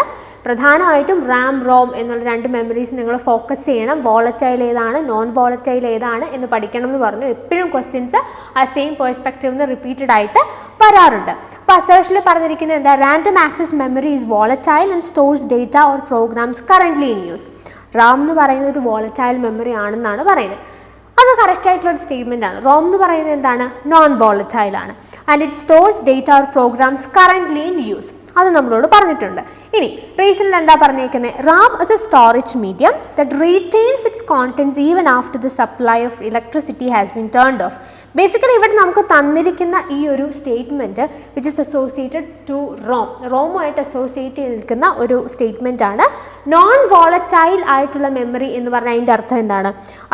അതിന് ശരിക്കും ഇവിടെ പറഞ്ഞിരിക്കുന്ന പോലെ ഇപ്പോൾ റോം ആയിരുന്നു ഇവിടെ എന്നുണ്ടെങ്കിൽ it will be A correct statement. It is a storage medium that retains its contents even after the supply of electricity has been turned off. പക്ഷേ റാം എന്ന് പറയുന്നത് ഒരു വോളറ്റൈൽ മെമ്മറിയാണ്. അതിന് ഇലക്ട്രിസിറ്റി ടേൺ ഓഫ് ചെയ്ത് കഴിഞ്ഞാൽ കോണ്ടന്റ് റീറ്റെയിൻ ചെയ്യാനായിട്ട് സാധിക്കില്ല. ഇവിടെ കൃത്യമായിട്ട് പറഞ്ഞിട്ടുണ്ട് it can store data or programs currently in use. ഇപ്പോൾ ഉള്ള കാര്യങ്ങൾ അവർക്ക് സ്റ്റോർ ചെയ്യാനായിട്ട് സാധിക്കും. പക്ഷേ ഇലക്ട്രിസിറ്റി ടേൺ ഓഫ് ചെയ്തതിന് ശേഷം നമുക്ക് ആ ഡീറ്റെയിൽസ് അല്ലെങ്കിൽ ആ ഒരു കോണ്ടന്റ് നമുക്ക് റീറ്റെയിൻ ചെയ്യാനായിട്ട് സാധിക്കില്ല. ആ റീറ്റെയിൻ ചെയ്യാനായിട്ട് സാധിക്കാത്തത് കൊണ്ടാണ് റാമിനെ നമ്മൾ വോളറ്റൈൽ എന്ന് വിളിക്കുന്നത്. റോം ആണെങ്കിൽ അതിനെ റീറ്റെയിൻ ചെയ്യാനായിട്ട് സാധിക്കും. അതുകൊണ്ടാണ് നമ്മളതിനെ നോൺ വോളറ്റൈൽ എന്ന് വിളിക്കുന്നത്. അങ്ങനെയാണെങ്കിൽ അസേർഷൻ ട്രൂ ആണ്, പക്ഷേ റീസൺ ഫോൾസ് ആണ് അല്ലെങ്കിൽ റോങ് ആണ്. സോ ഏതായിരിക്കും റൈറ്റ് ആയിട്ടുള്ള ആൻസർ ആയിട്ട് വരിക? A is true but R is false. So that is option 3. So the right answer is option 3. Moving to the next question. Given below are two statements. Statement 1 എന്താ പറഞ്ഞിരിക്കുന്നത്? External hard disk is a primary memory, and in statement 2 you have in general pen drives have more storage capacity than external hard disk. അപ്പോൾ statement 1 ഇതൊക്കെ വളരെ സിമ്പിളായിട്ട് നമുക്കുള്ള knowledge, കമ്പ്യൂട്ടേഴ്സിനെ കുറിച്ചുള്ള നോളജും അല്ലെങ്കിൽ ഇങ്ങനെയുള്ള മെമ്മറിനെ കുറിച്ചുള്ള നോളജ് വെച്ച് നമുക്ക് എഴുതാവുന്ന ആൻസർ മാത്രമേ ഉള്ളൂ. നമ്മൾ മെമ്മറി എന്നുള്ള ഏരിയയെക്കുറിച്ച് ഓൾറെഡി അനാലിസിസ് വീഡിയോയിൽ ഡിസ്കസ് ചെയ്തതാണ്. അപ്പോൾ ഞാൻ പറഞ്ഞിരുന്നു മെമ്മറി നമുക്ക് ബേസിക്കലി രണ്ടായിട്ട് തിരിക്കാം. പ്രൈമറി മെമ്മറി ഉണ്ട്, സെക്കൻഡറി മെമ്മറി ഉണ്ട്. പ്രൈമറി മെമ്മറിയിൽ നമ്മൾ മെയിനായിട്ട് ഫോക്കസ് ചെയ്യുന്നത് ഏതൊക്കെയാണ്? RAM and ROM. സെക്കൻഡറി മെമ്മറിയിലാണ് നമ്മുടെ ഹാർഡ് ഡിസ്കും അതുപോലെയുള്ള കാര്യങ്ങളെല്ലാം വരുന്നതെന്ന് നമ്മൾ ഓൾറെഡി പറഞ്ഞിരുന്നു. അങ്ങനെയാണെങ്കിൽ സ്റ്റേറ്റ്മെൻറ്റ് ഒന്നുകൂടെ നോക്കിയേ. External hard disk is a primary memory. That is false അല്ലേ? എക്സ്റ്റേണൽ ഹാർഡ് ഡിസ്ക് എന്ന് പറയുന്നത് ഒരു സെക്കൻഡറി മെമ്മറിയാണ്. സോ ആ സ്റ്റേറ്റ്മെൻറ്റ് തെറ്റാണ്. ഇനി സ്റ്റേറ്റ്മെൻറ്റ് 2 നോക്കിക്കേ. In general pen drives have more storage capacity than external hard disk. അപ്പോൾ നമുക്ക് ജനറലായിട്ട് അറിയുന്ന കാര്യമാണ് പെൻ ഡ്രൈവ്സിനേക്കാളും കൂടുതൽ കപ്പാസിറ്റി ഉള്ളത് ഹാർഡ് ഡിസ്കുകൾക്കാണ്. പക്ഷേ സ്റ്റേറ്റ്മെൻറ്റ് പറയുന്നത് pen drives have more storage capacity than external hard disk എന്നാണ് പറയുന്നത്. ഇത് നേരെ തിരിച്ചാണ്. ഓക്കെ, ഹാർഡ് ഡിസ്കുകൾക്കാണ് പെൻ ഡ്രൈവ്സിനേക്കാളും കൂടുതൽ മെമ്മറി സ്റ്റോറേജ് ഉള്ളത്. അപ്പോൾ അങ്ങനെയാണെങ്കിൽ രണ്ട് സ്റ്റേറ്റ്മെൻറ്റ്സും തെറ്റല്ലേ? സോ അങ്ങനെയാണെങ്കിൽ ആൻസർ ഏതായിരിക്കും? Both statement 1 and statement 2 are false. So the right answer is option 2. Moving to the next question. Again, a statement question ആണ് നിങ്ങൾക്ക് ഇവിടെ ഉള്ളത്. Given below are two statements. Statement 1 states cache memory is faster than random access memory, and in statement 2 you have random access memory is closer to the processor than cache memory. അപ്പോൾ ഞാൻ already നമ്മൾ മുമ്പ് ഒരു question ചെയ്തപ്പോൾ തന്നെ പറഞ്ഞിരുന്നു cache memory എന്ന് പറഞ്ഞാൽ അത് ഫാസ്റ്റസ്റ്റ് മെമ്മറിയാണ്. അപ്പോൾ സ്റ്റേറ്റ്മെൻറ്റ് 1 എന്താ പറഞ്ഞിരിക്കുന്നത്? Cache memory is faster than random access memory. So ഏറ്റവും ഫാസ്റ്റസ്റ്റ് ആയിട്ടുള്ള മെമ്മറി ക്യാഷ് മെമ്മറി തന്നെയാണ്. അങ്ങനെയാണെങ്കിൽ ഏതായിരിക്കും ഈ സ്റ്റേറ്റ്മെൻറ്റ്? എന്തായിരിക്കും?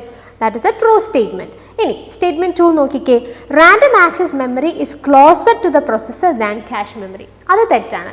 ക്യാഷ് മെമ്മറിയാണ് ഫാസ്റ്ററും അതോടൊപ്പം തന്നെ പ്രൊസസ്സറുമായിട്ട് ക്ലോസർ ആയിട്ടിരിക്കുന്ന മെമ്മറിയും ക്യാഷ് മെമ്മറി തന്നെയാണ്. സ്റ്റേറ്റ്മെൻറ്റ് 2 പറയുന്നത് റാൻഡം ആക്സസ് മെമ്മറിയാണ് ക്യാഷ് മെമ്മറിയെക്കാളും ക്ലോസർ എന്നാണ്. So statement 2 is false. അപ്പോൾ സ്റ്റേറ്റ്മെൻറ്റ് 1 ശരിയാണ്, പക്ഷേ സ്റ്റേറ്റ്മെൻറ്റ് 2 തെറ്റാണ്. In that case statement 1 is correct, but statement 2 is incorrect, is option 3. So the right answer here is option 3. Next question. ഇത് memory units എന്ന് പറയുന്ന ഏരിയയിൽ നിന്നുള്ള ക്വസ്റ്റ്യൻ. അതും വളരെ പ്രധാനപ്പെട്ട ഏരിയ ആയിട്ട് നമ്മൾ അനാലിസിസിൽ ഡിസ്കസ് ചെയ്തതാണ്. അപ്പോൾ നിങ്ങളത് പഠിച്ചിട്ടുണ്ട് എന്ന് വിശ്വസിക്കുന്നു. അപ്പോൾ ഇതിനകത്ത് ചോദിച്ചിരിക്കുന്നത് എന്താ? Which of the following is correct with respect to the size of the storage units. നിങ്ങൾക്ക് പല ഓപ്ഷൻസ് ഇവിടെ തന്നിട്ടുണ്ട്. Terabyte, petabyte, exabyte, zettabyte. ആ 4 മെമ്മറി യൂണിറ്റ്സ് ആണ് ഓപ്ഷനിൽ തന്നിരിക്കുന്നത്. സോ നിങ്ങൾ കണ്ടെത്തേണ്ട കാര്യം എന്താ? ഇതിൻ്റെ സ്റ്റോറേജ് യൂണിറ്റ്സിൻ്റെ സൈസിനനുസരിച്ച് ഇതിനെ കറക്റ്റായിട്ട് സീക്വൻസ് ചെയ്യാം. അതാണ് നമ്മളോട് ചോദിച്ചിരിക്കുന്ന ക്വസ്റ്റ്യൻ. അപ്പോൾ ഇത് നമ്മൾ ഓൾറെഡി അനാലിസിസിൻ്റെ സമയത്ത് ഡിസ്കസ് ചെയ്ത ഒരു ഏരിയ തന്നെയായിരുന്നു. അപ്പോൾ ഞാൻ പറഞ്ഞിരുന്നു കൃത്യമായിട്ട് നിങ്ങൾക്ക് ഈ ഒരു ഓർഡർ പഠിച്ചു വയ്ക്കാൻ സാധിക്കുമെങ്കിൽ അത് വളരെ ഹെൽപ്ഫുൾ ആയിരിക്കും. എപ്പോഴും നമുക്ക് ക്വസ്റ്റ്യൻസ് വരുന്ന ഒരു ഏരിയ ആണ് ഇതെന്ന് ഓൾറെഡി പറഞ്ഞതാണ്. അപ്പോൾ നമുക്ക് തന്നിരിക്കുന്ന ഓപ്ഷൻസ് അനുസരിച്ച് നമുക്ക് ടെറാബൈറ്റ് ഉണ്ട്, പേറ്റാബൈറ്റ് ഉണ്ട്, എക്സാബൈറ്റ് ഉണ്ട്, സെറ്റാബൈറ്റ് ഉണ്ട്. അതിനെ എങ്ങനെ ഓപ്ഷൻ ചെയ്യാൻ പറ്റുക? ആദ്യം ടെറാബൈറ്റ് ആണ്, അതിനേക്കാളും കുറച്ചും കൂടെ വലിയ മെമ്മറി യൂണിറ്റ് ആണ് petabyte. We have exabyte and zettabyte. So terabyte, petabyte, exabyte and zettabyte. അങ്ങനെയാണെങ്കിൽ ഓപ്ഷൻ ഏതായിരിക്കും? That is option 1. Terabyte, petabyte, exabyte and zettabyte. So the right answer for this question is option 1. Next question. Given below are 2 statements. Statement 1 says, in peer-to-peer network there is no central server. Instead, each computer can act as a server as well as a client. അപ്പോൾ നമ്മൾ already നെറ്റ്വർക്കിനെ കുറിച്ച് നമ്മുടെ analysis വീഡിയോയിൽ പറഞ്ഞപ്പോൾ തന്നെ discuss ചെയ്തൊരു കാര്യമാണ്. 2 തരത്തിലുള്ള നെറ്റ്വർക്ക് നമുക്കുണ്ടാവും. ഒന്ന് പിയർ ടു പിയർ നെറ്റ്വർക്കാണ്, മറ്റൊന്ന് ക്ലയൻറ്റ് സെർവർ നെറ്റ്വർക്കാണ്. ക്ലയൻറ്റ് സെർവർ നെറ്റ്വർക്കിൻ്റെ പ്രത്യേകത എന്താണ്? ക്ലയൻറ്റ് സെർവറിൽ നമുക്കൊരു നെറ്റ്വർക്ക് ഉണ്ടാവും. ആ നെറ്റ്വർക്കിൽ ഒരു സെർവർ ഒരു കമ്പ്യൂട്ടർ അല്ലെങ്കിൽ ഒരു സിസ്റ്റം ഉണ്ടാവും. അതുപോലെ തന്നെ നമുക്ക് ക്ലയൻസ് ആയിട്ടുള്ള കമ്പ്യൂട്ടേഴ്സ് ഉണ്ടാവും. അപ്പോൾ ഈ സെർവറായിട്ട് ആക്ട് ചെയ്യുന്ന കമ്പ്യൂട്ടർ ആയിരിക്കും അതിന് ആ ഒരു നെറ്റ്വർക്കിലുള്ള ബാക്കി കമ്പ്യൂട്ടേഴ്സിന് വേണ്ടുന്ന എല്ലാ സർവീസസും ചെയ്തു കൊടുക്കുന്നത്. അപ്പോൾ അതാണ് ഈ ക്ലയൻറ്റ് സെർവർ എന്ന് ഉദ്ദേശിക്കുന്നത്. ഒരു നെറ്റ്വർക്കിൽ ഒരു കമ്പ്യൂട്ടർ സെർവർ കമ്പ്യൂട്ടറായിട്ടും ബാക്കി കമ്പ്യൂട്ടേഴ്സ് ക്ലയൻറ്റ് കമ്പ്യൂട്ടേഴ്സായിട്ടും വർക്ക് ചെയ്യുന്നു. ആ നെറ്റ്വർക്കിലെ ബാക്കിയുള്ള കമ്പ്യൂട്ടേഴ്സിന് വേണ്ടുന്ന സർവീസസ് ഈ സെർവർ കമ്പ്യൂട്ടർ ചെയ്തു കൊടുക്കുന്നു. എന്നാൽ പിയർ ടു പിയർ നെറ്റ്വർക്കിൽ എന്താ സംഭവിക്കുന്നത്? അങ്ങനൊരു ഡിസ്റ്റിങ്ഷൻ ഇല്ല. ഓരോ കമ്പ്യൂട്ടറും അതിൽ തന്നെ സെർവറും അതുപോലെ ക്ലയൻറ്റുമാണ്. അപ്പോൾ ഒരു ഡിസ്റ്റിങ്ഷൻ ഈ പറയുന്ന പിയർ ടു പിയർ നെറ്റ്വർക്കിൽ ഇൻവോൾവ് ആയിട്ടുള്ള കമ്പ്യൂട്ടേഴ്സിനില്ല. അങ്ങനെയാണെങ്കിൽ സ്റ്റേറ്റ്മെൻറ്റ് 1 നിങ്ങൾ ഒന്നുകൂടെ നോക്കിയേ. In peer to peer network there is no central server. Instead each computer can act as a server as well as a client. That is true അല്ലേ? ഇനി statement 2 ശ്രദ്ധിച്ചേ. LAN is a computer network created for individual person. LAN എന്ന് പറയുന്നത് നമ്മൾ individual personal യൂസിന് വേണ്ടി ഉപയോഗിക്കുന്നൊരു network അല്ല. Personal area network എന്ന് പറഞ്ഞാൽ നമുക്ക് വേറെ ഉണ്ട്. LAN എന്ന് പറയുമ്പോൾ കുറച്ചും കൂടി ഒരു സ്പെസിഫിക് ഏരിയ നമുക്ക് കവർ ചെയ്യാൻ പറ്റുന്ന ലോക്കൽ ഏരിയ നെറ്റ്വർക്കാണ് അല്ലേ? കുറച്ച് ഏരിയ നമുക്ക് കവർ ചെയ്യാനായിട്ട് സാധിക്കുന്ന ഒരു സ്പെസിഫിക് ഏരിയ കവർ ചെയ്യാൻ സാധിക്കുന്ന നെറ്റ്വർക്കാണ്. സോ അത് കൃത്യമായിട്ടൊരു ഇൻഡിവിജ്വൽ യൂസിന് അല്ലെങ്കിൽ ഇൻഡിവിജ്വൽ പേഴ്സണിന് വേണ്ടി ക്രിയേറ്റ് ചെയ്യപ്പെടുന്ന നെറ്റ്വർക്ക് അല്ല.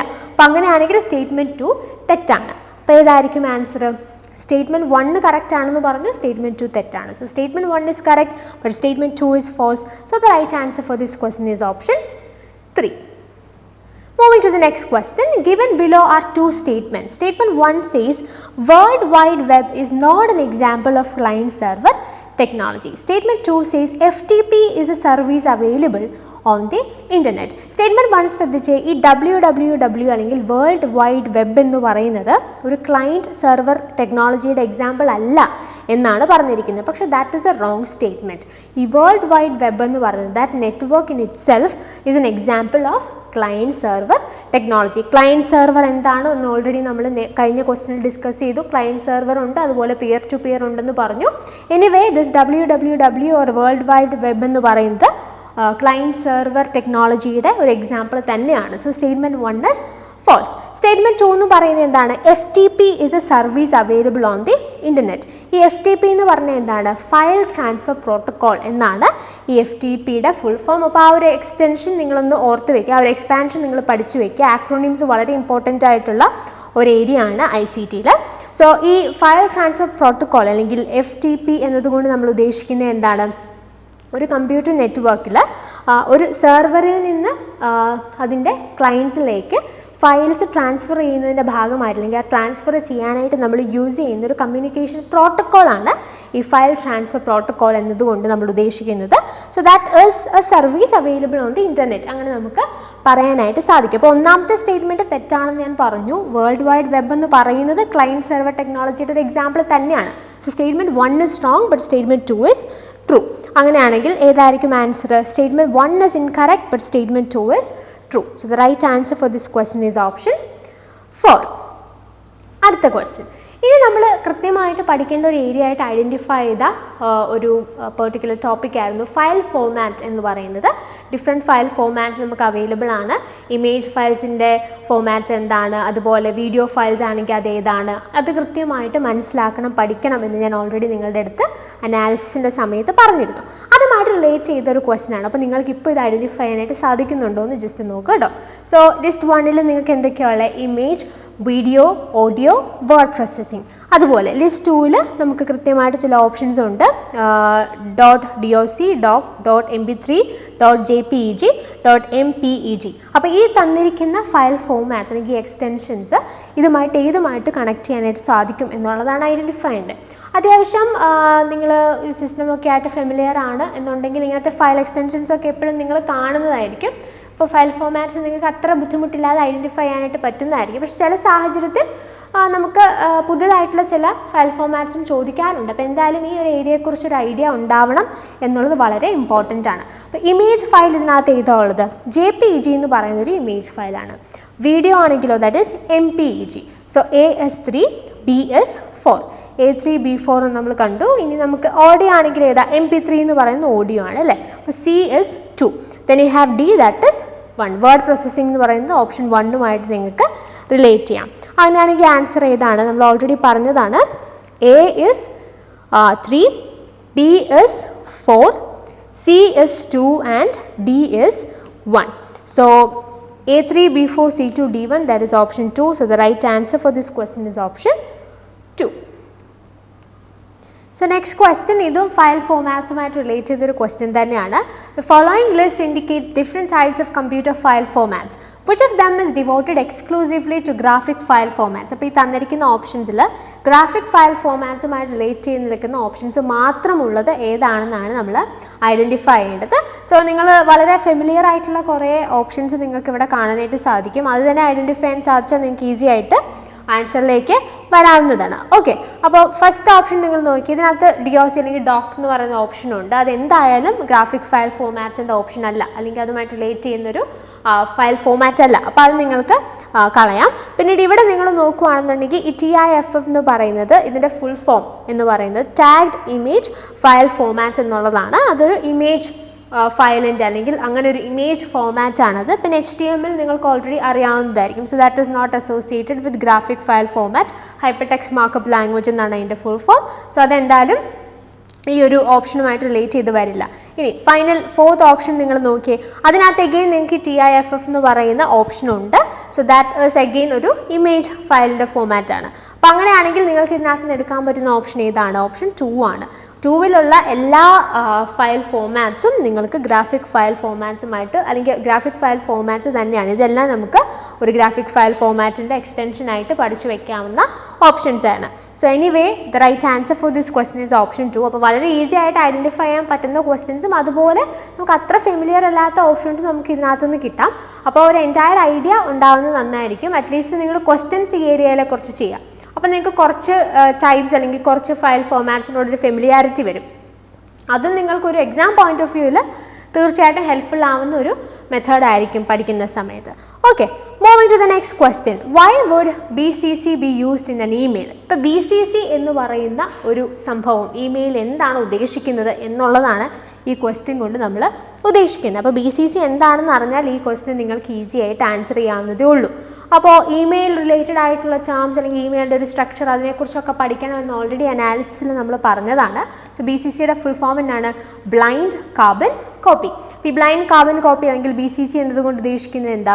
It is the copy of an email send to a recipient whose email ID would not appear to the original recipient. അപ്പോൾ BCC നിങ്ങളൊരു ഇമെയിൽ അയക്കുന്ന സമയത്ത് BCC എന്നുള്ള ആ ഒരു സ്പേസിൽ ആ ഒരു ലൈനിൽ നിങ്ങൾ അഡ്രസ്സ് ഇടുകയാണെന്നുണ്ടെങ്കിൽ ആ മെയിൽ ചെല്ലുന്ന മറ്റ് റെസിപ്പിയൻസിന് ഈ BCCയിലുള്ള അഡ്രസ്സ് കാണാനായിട്ട് സാധിക്കില്ല. ബ്ലൈൻഡ് കാർബൺ കോപ്പി എന്നതുകൊണ്ടാണ് നമ്മൾ അതിനെ വിളിക്കുന്നത്. BCC recipient will be able to see the content and email addresses of other recipients. അതാണ് ഇതിൻ്റെ പ്രത്യേകത.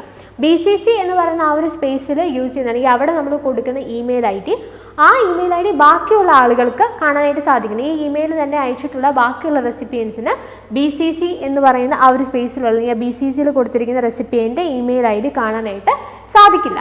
But at the same time BCC റെസിപ്പിയൻറ്റിന് എന്താ സാധിക്കുന്നത്? ആ ഇമെയിൽ അയച്ചിട്ടുള്ള ബാക്കി എല്ലാ റെസിപ്പിയൻസിൻ്റെയും ഇമെയിൽ അഡ്രസ്സസ് കാണാനായിട്ട് സാധിക്കും. അതാണ് BCC എന്നതുകൊണ്ട് നമ്മൾ ഉദ്ദേശിക്കുന്നത്. സോ അങ്ങനെയാണെങ്കിൽ ഇതിൻ്റെ റൈറ്റ് ആൻസർ ഏതാണെന്ന് നോക്കിക്കേ. നമുക്ക് പല ഓപ്ഷൻസ് വന്നിട്ടുണ്ട്. ഇതിനകത്ത് നിങ്ങൾ ഓപ്ഷൻസ് വായിക്കുമ്പോൾ നിങ്ങൾക്ക് കറക്റ്റായിട്ട് ഐഡൻറ്റിഫൈ പറ്റുന്ന ആൻസർ ഏതാ? BCC allows the sender of a message to conceal the recipient entered in the BCC field from the other recipients. BCC ഫീൽഡിൽ നമ്മൾ കൊടുക്കുന്ന അല്ലെങ്കിൽ ഒരു പെർട്ടിക്കുലർ മെയിൽ ഐ ഡി നമ്മൾ BCC ഫീൽഡിൽ കൊടുത്താൽ അതുകൊണ്ട് ഉദ്ദേശിക്കുന്നത് എന്താണ്? ബാക്കി ആ ഇമെയിൽ ചെല്ലുന്ന ബാക്കി റെസിപ്പിയൻസിന് ഈ BCC ഫീൽഡിൽ കൊടുത്തിരിക്കുന്ന അഡ്രസ്സ് കാണാനായിട്ട് സാധിക്കില്ല. BCC allows the sender of a message to conceal the recipient entered in the BCC field from the other recipient. So the right answer for this question is option 3. ഇനി email related ആയിട്ടുള്ള ചില terms വളരെ important ആയിട്ട് പഠിക്കുന്നത് helpful ആയിരിക്കുമെന്ന് നമ്മൾ അനാലിസിസിൻ്റെ സമയത്ത് discuss ചെയ്തിരുന്നു. അപ്പോൾ ഈ ക്വസ്റ്റൻ ഒന്ന് നോക്കിയേ. Ankur receives an email informing him that his credit card is going to be cancelled. The email advises him to click on the provided link and sign into his online banking account to prevent this from happening, which he does. A week later, Ankur notices that rupees 10,000 has been withdrawn from his bank account. What has Ankur fallen victim to? അപ്പോൾ ഇവിടെ ചോദിച്ചിരിക്കുന്ന question എന്താണ്? ഒരു വ്യക്തി അങ്കൂർ എന്ന് പറയുന്ന ഒരാൾ അദ്ദേഹത്തിൻ്റെ ഒരു ഇമെയിൽ അദ്ദേഹത്തിന് കിട്ടുവാണ്. അദ്ദേഹത്തിൻ്റെ ക്രെഡിറ്റ് കാർഡ് ഉടനെ തന്നെ ക്യാൻസലായി പോകുന്നൊരു ഇമെയിൽ അദ്ദേഹത്തിന് കിട്ടുന്നു. അപ്പോൾ ഈ ഇമെയിൽ അദ്ദേഹത്തോട് പറഞ്ഞിരിക്കുന്ന അങ്ങനെ നിങ്ങൾക്ക് ക്യാൻസലായി പോവണ്ട എന്നുണ്ടെങ്കിൽ ഈ കൊടുത്തിരിക്കുന്ന ലിങ്കിൽ ക്ലിക്ക് ചെയ്യുക എന്നുള്ളതാണ് അദ്ദേഹത്തിനോട് ആ ഒരു മെയിലിൽ പറഞ്ഞിരിക്കുന്നത്. അപ്പോൾ അതുപോലെ പുള്ളി ചെയ്യുകയും ചെയ്തു. പക്ഷേ എന്താ സംഭവിച്ചത്? ഒരു ആഴ്ച കഴിഞ്ഞപ്പോൾ അങ്കൂറിൻ്റെ ബാങ്കിൽ നിന്ന് ഏകദേശം 10,000 രൂപ അദ്ദേഹത്തിന് നഷ്ടപ്പെട്ടതായിട്ട് അദ്ദേഹം കണ്ടു. അപ്പം ഇങ്ങനെ ഒരു ഇൻഫർമേഷൻ തന്ന് പണം തട്ടിയെടുത്ത ഈ ഒരു പെർട്ടിക്കുലർ സംഭവത്തിന് നമ്മൾ പറയുന്ന ടേം എന്താണ് എന്നാണ് ക്വസ്റ്റ്യൻ ചോദിച്ചിരിക്കുന്നത്. അപ്പോൾ നിങ്ങൾക്ക് തന്നിരിക്കുന്ന ഓപ്ഷൻസ് എന്താണ്? Phishing scam, Trojan horse, online blackmail, virus. So ഇതിൻ്റെ റൈറ്റ് ആൻസർ എന്ന് പറയുന്നത് ഫിഷിംഗ് ആണ്. അപ്പോൾ ഫിഷിംഗ് എന്താണ് എന്നുള്ളത് ജസ്റ്റ് നമുക്കൊന്ന് നോക്കാം. Phishing is a fraudulent attempt often used to steal user data or sensitive information such as login credentials, credit card numbers, etc. അപ്പോൾ ഫിഷിംഗ് എന്ന് പറയുന്നത് ഇമെയിലുമായിട്ട് റിലേറ്റ് ചെയ്യുന്ന പ്രധാനപ്പെട്ട ഒരു ടേമാണ്. സോ ഇതൊരു ഫ്രോഡുലന്റ് അറ്റംപ്റ്റ് ആണ്. ഇവിടെ എന്താ സംഭവിക്കുന്നത്? ഈ ഫിഷിങ്ങിലൂടെ ഈ ആളുകൾ, ഈ മെയിൽ അയക്കുന്ന ആളുകൾ ശ്രമിക്കുന്നത് എന്താ? വളരെ സെൻസിറ്റീവ് ആയിട്ടുള്ള ഇൻഫർമേഷൻ, ലെറ്റ്സ് സേ നമ്മളുടെ ലോഗിൻ ക്രെഡൻഷ്യൽസോ അതുപോലെ നമ്മളുടെ ക്രെഡിറ്റ് കാർഡ് നമ്പറോ അങ്ങനെയുള്ള ഇൻഫർമേഷൻസ് നമ്മളിൽ നിന്ന് തട്ടിയെടുക്കാൻ വേണ്ടി ഉപയോഗിക്കുന്ന ഒരു മാർഗം, അല്ലെങ്കിൽ ഇമെയിലിലൂടെ അത്തരം രീതിയിൽ നമ്മുടെ വളരെ സെൻസിറ്റീവ് ആയിട്ടുള്ള ഇൻഫർമേഷൻസ് സ്റ്റീൽ ചെയ്യുന്ന ആ ഒരു അറ്റംപ്റ്റിനെ വിളിക്കുന്ന പേരാണ് ഫിഷിംഗ് എന്ന് പറയുന്നത്. അപ്പോൾ ഈ ഒരു ക്വസ്റ്റനും സംഭവിച്ചത് അത് തന്നെയാണ്. ഒരാൾക്കൊരു മെയിൽ അയക്കുന്നു, നിങ്ങളുടെ ക്രെഡിറ്റ് കാർഡ് ഉടനെ ക്യാൻസൽ ആവുമെന്ന് പറയുന്നു. സോ ലിങ്ക് പ്രൊവൈഡ് ചെയ്തിട്ട് അതിൽ ക്ലിക്ക് ചെയ്യാൻ പറഞ്ഞു. സോ അതിൽ ക്ലിക്ക് ചെയ്ത് കഴിയുമ്പോൾ അവരുടെ ഇൻഫർമേഷൻസ് മറ്റവർക്ക് കിട്ടുന്നു, അതിലൂടെ അവർ പണം തട്ടിയെടുക്കുന്നു. അതാണ് ഇവിടെയും സംഭവിച്ചിരിക്കുന്നത്. So the right answer for this question is option 1. Phishing ആണ് ഇതിൻ്റെ കറക്റ്റ് ആയിട്ടുള്ള answer. Moving to the next question. The process through which an illegitimate website pretends to be a specific legitimate website is known as, and you have the options sniffing, spoofing, backdoors, word dialing. അപ്പോൾ ഇവിടെ പറഞ്ഞിരിക്കുന്നത് എന്താ? ഒരു mail വരുവാണ്. ആ mail അഡ്രസ്സൊക്കെ കണ്ടാൽ വളരെ authentic ആയിട്ടുള്ള ഒരു സോഴ്സിൽ നിന്ന് വരുന്നത് പോലെ തോന്നും, പക്ഷേ it is not like that. അപ്പോൾ അങ്ങനെ വളരെ ഒതൻറ്റിക് ആയിട്ടുള്ളൊരു സോഴ്സ് ആണെന്ന് പ്രിറ്റൻഡ് ചെയ്ത് നമുക്കൊരു ഇൻഫർമേഷൻ അല്ലെങ്കിൽ നമുക്കൊരു മെയിൽ അയക്കുന്നു. പക്ഷേ എൻ്റെ ഉദ്ദേശം നമ്മുടെ ഇൻഫർമേഷൻസ് തട്ടിയെടുക്കുക എന്നുള്ളതാണ്. അപ്പോൾ അങ്ങനെയുള്ള പ്രോസസ്സിനെ നമ്മൾ വിളിക്കുന്ന പേരെന്താണ് എന്നുള്ളതാണ് question. And you have different options as well. So ഇതിൻ്റെ റൈറ്റ് ആൻസർ എന്ന് പറയുന്ന ഓപ്ഷൻ 2 ആണ്, സ്പൂഫിംഗ്. അപ്പോൾ സ്പൂഫിംഗ് ആണ് ആൻസർ എന്ന് അറിയണമെങ്കിൽ എന്താണ് ഈ സ്പൂഫിംഗ് എന്നുള്ളത് നമ്മൾ ആദ്യം മനസ്സിലാക്കണം. സോ ഇമെയിൽ സ്പൂഫിംഗ് എന്നതുകൊണ്ട് ഉദ്ദേശിക്കുന്നത് it is A creation of email messages from A forced sender address. അതായത് ഇങ്ങനെ ഒതൻറ്റിക് ആയിട്ടൊരു സോഴ്സ് പോലെ തോന്നിക്കുന്ന ഇമെയിൽ അഡ്രസ്സ് ഫോർജ് ചെയ്ത് തന്നെ അവർ ഉണ്ടാക്കുന്നു. അതിനുശേഷം ആ ഒരു മെയിൽ ഐ ഡി ഉപയോഗിച്ച് അല്ലെങ്കിൽ ഒതൻറ്റിക് സോഴ്സ് ആണെന്ന് വരുത്തി തീർത്ത് അല്ലെങ്കിൽ അങ്ങനെ പ്രിറ്റൻഡ് ചെയ്ത് ഇൻഫർമേഷൻസ് തട്ടിയെടുക്കാനായിട്ട് ശ്രമിക്കുന്നു. The message appears to have originated from someone or somewhere other than the actual source. അപ്പോൾ നമ്മൾ ഈ മെസ്സേജ് വരുന്ന സമയത്ത് നമ്മൾ വിചാരിക്കും ഇത് വളരെ ക്രെഡൻഷ്യൽ അല്ലെങ്കിൽ ഒരു എന്താ പറയുന്ന വളരെ ലെജിറ്റിമേറ്റ് ആയിട്ടുള്ളൊരു സോഴ്സിൽ നിന്നാണ് മെയിൽ വരുന്നത് നമുക്ക് തോന്നും, പക്ഷേ അതൊരു ഫോഴ്സ്ഡ് സെൻഡർ അഡ്രസ്സ് ആയിരിക്കും. സോ ആ ഒരു പ്രോസസ്സിനെയാണ് നമ്മൾ സ്പൂഫിംഗ് എന്ന് പറയുന്നത്. ഇവിടെ ചോദിച്ചിരിക്കുന്നത് അത് തന്നെയാണ്. The process through which an illegitimate website pretends to be a specific legitimate website is known as. So, the right answer for this question is option 2, that is spoofing.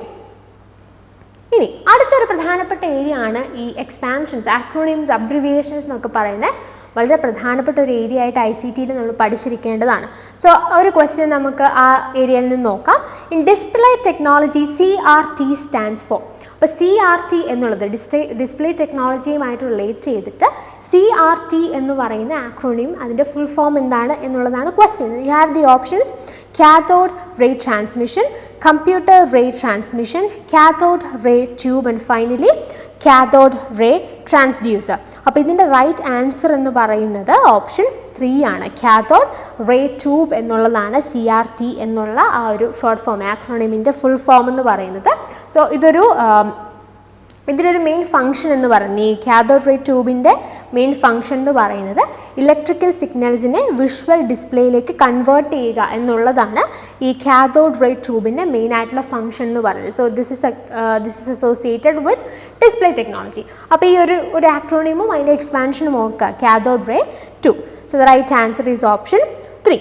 ഇനി അടുത്ത ഒരു സെയിം ഏരിയയിൽ നിന്നുള്ള ക്വസ്റ്റിനോട് നമുക്ക് നോക്കാം. What is the full form of the abbreviation ISP? And you have the options international service provider, internet service provider, internet software provider, internet service product. അപ്പം ഇതിൻ്റെ full form എന്ന് പറയുന്നത് ഇൻ്റർനെറ്റ് സർവീസ് പ്രൊവൈഡർ എന്നുള്ളതാണ്. Option 2 ആണ് ഇതിൻ്റെ answer എന്ന് പറയുന്നത്. So ഇതുകൊണ്ട് ഉദ്ദേശിക്കുന്നത് എന്താ? Basically internet service providers their companies, നമുക്ക് ഇൻ്റർനെറ്റ് റിലേറ്റഡ് ആയിട്ടുള്ള സർവീസസ് പ്രൊവൈഡ് ചെയ്യുന്ന കമ്പനീസിനെയാണ് നമ്മൾ, അല്ലെങ്കിൽ അങ്ങനെയുള്ള പ്രൊവൈഡേഴ്സിനെയാണ് നമ്മൾ ഇൻ്റർനെറ്റ് സർവീസ് പ്രൊവൈഡർ എന്ന് വിളിക്കുന്നത്. അപ്പോൾ ആ ഒരു അബ്രിവിയേഷൻ നിങ്ങൾ ഓർത്ത് വയ്ക്കുക. ഈ സെയിം അബ്രിവിയേഷൻസ് ഇനിയും അടുത്ത എക്സാമിന് വരുമോ എന്ന് നമുക്ക് ഉറപ്പ് പറയാനായിട്ട് പറ്റില്ല. എനിവേ ക്വസ്റ്റ്യൻസ് ചെയ്യുന്ന സമയം നിങ്ങൾക്ക് കുറേ ഇങ്ങനെയുള്ള ആക്രോണിംസ് കളക്ട് ചെയ്യാനും പഠിക്കാനായിട്ടും സാധിക്കും. എനിവേ ഇത് പ്രധാനപ്പെട്ട ഏരിയ തന്നെയാണ്. എക്സാമിന് എപ്പോഴും ഫ്രീക്വൻ്റ് ആയിട്ട് ICT റിലേറ്റഡ് ആയിട്ട് ചോദിക്കുന്ന ഒരു ഏരിയ ആണ് ഇങ്ങനെ അബ്രിവിയേഷനും ആൻഡ് എക്സ്പാൻഷൻസും. അപ്പം മാക്സിമം നിങ്ങൾക്ക് കളക്ട് ചെയ്യാൻ പറ്റുന്ന അത്രയും അബ്രിവിയേഷൻസ് കളക്ട് ചെയ്ത് പഠിക്കാനായിട്ട് ശ്രദ്ധിക്കുക. നമ്മളുടെ നോട്ട്സിൽ അബ്രിവിയേഷൻ കമ്പ്യൂട്ടർ ICT റിലേറ്റഡ് ആയിട്ടുള്ള അബ്രിവിയേഷൻസ് ഒക്കെ അവൈലബിൾ ആണ്. നിങ്ങൾ പഠിക്കുന്ന സമയത്താണെങ്കിലും ക്വസ്റ്റ്യൻ പേപ്പർ ചെയ്യുന്ന സമയത്താണെങ്കിലും അത് കളക്ട് ചെയ്ത് വെച്ച് അതൊന്ന് പഠിക്കാനായിട്ട് ശ്രദ്ധിക്കുന്നത് ഹെൽപ്ഫുൾ ആയിരിക്കും. So the right answer for this question is option 2. So next question ആ സെയിം ഏരിയയിൽ തന്നെയുള്ള ക്വസ്റ്റ്യൻ ആണ്. Moodle is abbreviation of, and you have the options modular object oriented distance learning environment, modular object oriented dynamic learning environment, modular object oriented distance legislative environment, modular object oriented distance legal environment. So ഇതിൻ്റെ right answer എന്ന് പറയുന്നത് option 2 ആണ്. Modular object oriented dynamic learning environment. So basically Moodle അല്ലെങ്കിൽ modular object oriented dynamic learning environment എന്ന് പറയുന്നത് it's a learning platform, നമ്മളൊരു learning management system എന്നൊക്കെ നമുക്ക് പറയാം. സോ എഡ്യൂക്കേറ്റേഴ്സിനും അതുപോലെ തന്നെ അഡ്മിനിസ്ട്രേറ്റേഴ്സിനും ലേണേഴ്സിനും ഒക്കെ അവരുടെ വളരെ പേഴ്സണലൈസ്ഡ് ആയിട്ടുള്ള ഒരു ലേണിംഗ് എൻവയൺമെൻറ്റ് ക്രിയേറ്റ് ചെയ്യാനായിട്ട് സഹായകരമാകുന്ന ഒരു ലേണിംഗ് പ്ലാറ്റ്ഫോമാണ് ഈ മൂഡിൽ എന്ന് പറയുന്നത്. So the right answer for this question is option 2, that is modular object oriented dynamic learning environment. Alright, moving to the next question. Which of the following statements is true in respect of computers? And you have the option software is loaded into secondary storage from RAM and is then executed by CPU. Software is loaded into RAM from secondary storage and is then executed by CPU. Software is loaded into RAM from secondary storage and is then executed by motherboard. Software is loaded into secondary storage from RAM and is then executed by motherboard. So ഇത് നമ്മളൊരു software ഒരു കമ്പ്യൂട്ടറിൽ install ചെയ്യുന്നതുമായിട്ട് relate ചെയ്യുന്നൊരു question ആണ്. അപ്പോൾ സോഫ്റ്റ്വെയറും ഹാർഡ്വെയറും ഒക്കെ കമ്പ്യൂട്ടറുമായിട്ട് relate ചെയ്ത് നമ്മൾ പഠിക്കേണ്ട കാര്യമാണ്. പിന്നെ ഈ ഒരു ക്വസ്റ്റ്യനൊക്കെ നമ്മൾ അത്യാവശ്യം കമ്പ്യൂട്ടർ സിസ്റ്റം ഒക്കെ ആയിട്ട് അത്യാവശ്യം പരിചയമുള്ളവർക്ക് ഈസി ആയിട്ട് ആൻസർ ചെയ്യാവുന്ന ക്വസ്റ്റ്യനേ ഉള്ളൂ. അപ്പോൾ ഒരു സോഫ്റ്റ്വെയർ നമ്മൾ എപ്പോഴും എങ്ങനെയായിരിക്കും ഇൻസ്റ്റാൾ ചെയ്യുക? ഒരു സെക്കൻഡറി സ്റ്റോറേജിൽ നിന്ന് നമ്മൾ കമ്പ്യൂട്ടറിൻ്റെ റാമിലേക്കായിരിക്കും അത് ലോഡ് ചെയ്യുക. അതിനുശേഷം കമ്പ്യൂട്ടറിൻ്റെ CPU ആയിരിക്കും അതിൻ്റെ ബാക്കി പ്രോസസ്സിങ് എക്സിക്യൂട്ട് ചെയ്യുക. അപ്പോൾ ഒരു സോഫ്റ്റ്വെയറിൻ്റെ ഇൻസ്റ്റാളിങ് എങ്ങനെയാണ് എന്നുള്ളതാണ് ഇതിനകത്ത് നമ്മൾ ഉദ്ദേശിക്കുന്ന കാര്യം. അപ്പോൾ ഞാൻ ആ പറഞ്ഞത് വെച്ച് നിങ്ങൾക്ക് ഈസി ആയിട്ട് ഇപ്പോൾ ആൻസർ ഐഡൻറ്റിഫൈ ചെയ്യാവുന്നതേ ഉള്ളൂ. നിങ്ങൾ ഓപ്ഷൻ 2 നോക്കിക്കേ. Software is loaded in to RAM from secondary storage. ഒരു സെക്കൻഡറി സ്റ്റോറേജിൽ നിന്ന് റാമിലേക്ക് സോഫ്റ്റ്വെയർ ലോഡ് ചെയ്യപ്പെടുന്നു and then it is executed by CPU. Alright, so the right answer for this question is option 2. So next നമുക്കൊരു match the following question ആണുള്ളത്. So list 1 we have software, hardware, algorithm and data. So software, hardware ഇതൊക്കെ വളരെ പ്രധാനമായിട്ട് പഠിച്ചിരിക്കേണ്ട areas ആണെന്ന് നമ്മൾ മുമ്പത്തെ question discuss ചെയ്തപ്പോൾ ഞാൻ മെൻഷൻ ചെയ്തിരുന്നു. So list 2 we have step by step procedure to solve a problem, raw facts and figures, hard disks and Linux. So ഇതിനകത്ത് സോഫ്റ്റ്വെയർ നമുക്ക് ഏതുമായിട്ട് കണക്ട് ചെയ്യാം? That can be associated with Linux അല്ലേ? Linux എന്ന് പറയുന്നത് ഒരു software ആണ്. ഇനി ഹാർഡ്വെയർ ആണെങ്കിലോ, ഹാർഡ്വെയർ എന്ന് പറഞ്ഞാൽ ഫിസിക്കലി ഉള്ള ഡിവൈസസിനെയാണ് നമ്മൾ ഹാർഡ്വെയർ എന്നതുകൊണ്ട് ഉദ്ദേശിക്കുന്നത്. അങ്ങനെയാണെങ്കിൽ നമുക്ക് അത് ഏതുമായിട്ട് കണക്ട് ചെയ്യാം? That is associated with hard disk. ഇനി ആൽഗരിതം എന്ന് പറഞ്ഞാൽ എന്താണ്? ആൽഗരിതം കൂടെ നമ്മൾ ഉദ്ദേശിക്കുന്നത് ഒരു സ്പെസിഫിക് ടാസ്ക് കംപ്ലീറ്റ് ചെയ്യാനായിട്ട് ആവശ്യമായിട്ടുള്ള സ്റ്റെപ്പ് ബൈ സ്റ്റെപ്പ് ആയിട്ടുള്ള പ്രൊസീജിയേഴ്സ് അല്ലെങ്കിൽ ഒരു set of steps in order to complete a specific task, അതാണ് ഈ ആൽഗരിതം എന്നതുകൊണ്ട് നമ്മൾ ഉദ്ദേശിക്കുന്നത്. അപ്പോൾ ആൽഗരിതം നമുക്ക് ഏതുമായിട്ട് കണക്ട് ചെയ്യാം? Step by step procedure to solve a problem. Alright. ഇനി ഡേറ്റ എന്ന് പറഞ്ഞാൽ എന്താണ്? That is raw facts and figures. Raw facts and ഫിഗേഴ്സിനെയാണ് നമ്മൾ ഡേറ്റ എന്ന് പറയുന്നത്. സോ ഈ ഡേറ്റ, ഈ റോ ഫാക്ട്സ് ആൻഡ് ഫിഗേഴ്സ്, ഈ ഡേറ്റേനെ നമ്മൾ കൃത്യമായിട്ട് അത് ഒരു സിസ്റ്റമാറ്റിക് ആയിട്ട് കാര്യങ്ങൾ വരുമ്പോൾ അതിനെ നമ്മൾ ഇൻഫർമേഷൻ എന്ന് പറയും. ഓൾറൈറ്റ്. അപ്പോൾ ഡേറ്റ നമുക്ക് ഏതായിട്ട് അസോസിയേറ്റ് ചെയ്യാം? That is associated with option 2. So software Linux, hardware hard disk, algorithm step by step procedure to solve a problem, data, raw facts and figures. So A is 4, B is 3, C is 1 and D is 2. So A4, B3, C1, D4 എന്ന് പറയുന്ന option 4 ആണ്. So the right answer for this question is option 4. Moving to the next question. ഇതൊരു match the following question ആണ്. ഇവിടെ നിങ്ങൾക്ക് ചില computer related terms വന്നിട്ടുണ്ട്. അതോടൊപ്പം തന്നെ list 2 we have some description. അപ്പം ലിസ്റ്റ് 1 നിങ്ങൾ നോക്കിയേ, കമ്പ്യൂട്ടർ റിലേറ്റഡ് ടേംസിൽ ഏതൊക്കെയാണുള്ളത്? ഓപ്പറേറ്റിംഗ് സിസ്റ്റം OS ഉണ്ട്, WWW എന്ന് പറയുന്ന ഓപ്ഷൻ ഉണ്ട്, then we have device, driver and finally IP. Okay. ഇനി ലിസ്റ്റ് 2 നിങ്ങൾ നോക്കിയേ, a service that runs on the internet, software that helps in OS to control a piece of hardware, software that controls peripherals and allocates memory and processor time, and you have option 4 that is defines network addresses and is used for routing packets. Okay. So നമ്മൾ ഈ computer related ആയിട്ടുള്ള അല്ലെങ്കിൽ internet related ആയിട്ടുള്ള കുറച്ച് terms പഠിച്ചു വയ്ക്കുന്നത് എപ്പോഴും ഒരു എക്സാം പോയിന്റ് ഓഫ് വ്യൂവിൽ ഒരു നിങ്ങൾക്ക് വളരെ ഹെൽപ്ഫുൾ ആവുന്ന ഒരു കാര്യമായിരിക്കും. അപ്പോൾ നിങ്ങൾക്ക് അത്യാവശ്യം കളക്ട് ചെയ്യാൻ പറ്റുന്ന ഇങ്ങനെയുള്ള ടേംസ് കളക്ട് ചെയ്യുക, അത് പഠിച്ചു വയ്ക്കുക. ക്വസ്റ്റ്യൻസ് ചെയ്യുന്നതും വളരെ ഹെൽപ്ഫുൾ ആണ്. മാക്സിമം ക്വസ്റ്റ്യൻസ് വർക്ക്ഔട്ട് ചെയ്യുകയാണെന്നുണ്ടെങ്കിൽ ഇങ്ങനെയുള്ള കുറേ ടേംസും കുറേ കമ്പ്യൂട്ടർ അല്ലെങ്കിൽ ഇൻ്റർനെറ്റ് റിലേറ്റഡ് ടേംസ് ഐഡൻറ്റിഫൈ ചെയ്യാനും അത് പഠിക്കാനും നിങ്ങൾക്കത് ഹെൽപ്ഫുൾ ആയിരിക്കും. ഓൾറൈറ്റ്. അങ്ങനെ നിങ്ങൾക്ക് ഈ ഓപ്ഷൻ കുറേ കോമ്പിനേഷൻസ് കൊടുത്തിട്ടുണ്ട്. കൃത്യമായിട്ട് ആ മാച്ച് ചെയ്ത് നിങ്ങൾ ആൻസറിലേക്ക് വരിക. അതാണ് ഈ ക്വസ്റ്റ്യനിൽ നമുക്കുള്ള ടാസ്ക്. സോ ഓപ്പറേറ്റിംഗ് സിസ്റ്റം എന്ന് പറഞ്ഞാൽ അതുകൊണ്ട് ഉദ്ദേശിക്കുന്നത് എന്താണ്? OS അല്ലെങ്കിൽ ഓപ്പറേറ്റിംഗ് സിസ്റ്റം എന്ന് പറഞ്ഞാൽ എന്താണ്? Software that controls peripherals and allocates memory and processor time. Operating system എന്ന് പറഞ്ഞാൽ it is a software that controls the peripherals, അതായത് നമ്മുടെ ഡിവൈസസ്, പെരിഫറൽ ഡിവൈസസ് എല്ലാം നമ്മുടെ ഡിഫറെൻറ്റ് ഡിവൈസസ്, ഇൻപുട്ട് ഔട്ട്പുട്ട് ഡിവൈസസിനെ കൺട്രോൾ ചെയ്യുകയും മെമ്മറി അലോക്കേറ്റ് ചെയ്യും, പ്രൊസസ്സർ ടൈം കൃത്യമായിട്ട് അലോക്കേറ്റ് ചെയ്യുന്ന സോഫ്റ്റ്വെയറിനെയാണ് നമ്മൾ ഓപ്പറേറ്റിംഗ് സിസ്റ്റം എന്ന് പറയുന്നത്. അതായത് ഒരു എൻറ്റയർ സിസ്റ്റത്തിൻ്റെ മൊത്തം കാര്യങ്ങളെ കൺട്രോൾ ചെയ്യുന്ന സോഫ്റ്റ്വെയർ, അതാണ് ഓപ്പറേറ്റിംഗ് സിസ്റ്റം എന്നതുകൊണ്ട് നമ്മൾ ഉദ്ദേശിക്കുന്നത്. So A is 3. ഇനി അടുത്തത് WWW എന്ന് പറഞ്ഞാൽ എന്താണ്? WWW is basically a service that runs on the internet. WWW എന്ന് പറയുന്നത് ഇൻ്റർനെറ്റിലുള്ള ഒരു സർവീസാണ്. Then we have device driver. Device driver എന്ന് പറഞ്ഞാൽ എന്താണ്? Software that helps in OS to control a piece of hardware. അപ്പോൾ ഓപ്പറേറ്റിംഗ് സിസ്റ്റം എന്ന് പറഞ്ഞാൽ എൻറ്റയർ കൺട്രോൾ അതാണ് ചെയ്യുന്നതെന്ന് പറഞ്ഞു. ഡിവൈസ് ഡ്രൈവർ എന്ന് പറഞ്ഞാൽ OSന് അതായത് ഒരു പെർട്ടിക്കുലർ പീസ് ഓഫ് ഹാർഡ്വെയറിനെ കൺട്രോൾ ചെയ്യാൻ OSനെ ഹെൽപ്പ് ചെയ്യുന്ന സോഫ്റ്റ്വെയർ ആണ് ഡിവൈസ് ഡ്രൈവർ എന്ന് പറയുന്നത്. ഇനി IP എന്ന് പറഞ്ഞാൽ എന്താണ്? It defines network addresses and is use for routing packets. IP address എന്നൊക്കെ നമ്മൾ പറയാറുണ്ട്. സോ അത് കൃത്യമായിട്ട് ഒരു നെറ്റ്വർക്ക് അഡ്രസ്സാണ്. സോ ദാറ്റ് കൃത്യമായിട്ട് നമുക്ക് ഡേറ്റ ഐഡൻറ്റിഫൈ ചെയ്യാൻ, ഈ അഡ്രസ്സിലൂടെ ഐഡൻറ്റിഫൈ ചെയ്യാനായിട്ട് സാധിക്കും. So defines network addresses and is use for routing packets. അപ്പോൾ IP അഡ്രസ്സ് ഒരു നെറ്റ്വർക്ക് ആണെങ്കിൽ അതിനകത്ത് ഓരോ സിസ്റ്റത്തിനും നമുക്ക് കൃത്യമായിട്ടുള്ള IP അഡ്രസ്സുകളുണ്ടാവും. അപ്പോൾ അതിനെയാണ് നമ്മൾ ഈ IP എന്നതുകൊണ്ട് ഉദ്ദേശിക്കുന്നത്. നെറ്റ്വർക്ക് അഡ്രസ്സസ് എന്ന് നമുക്കതിനെ പറയാനായിട്ട് സാധിക്കും. അങ്ങനെയാണെങ്കിൽ റൈറ്റ് ആൻസർ ഏതാണ്? ഓപ്ഷൻ A എന്ന് പറയുന്നത് ഏതാണെന്ന് ഓൾറെഡി പറഞ്ഞത്. Software that controls peripherals and allocates memory and processor time. And then you have WWW that is associated with option 1. A service that runs on the internet. Adana www എന്നതിന്റെ അർത്ഥം നമ്മൾ already പറഞ്ഞു. And then you have option C, that is device driver, software that helps an OS to control a piece of hardware.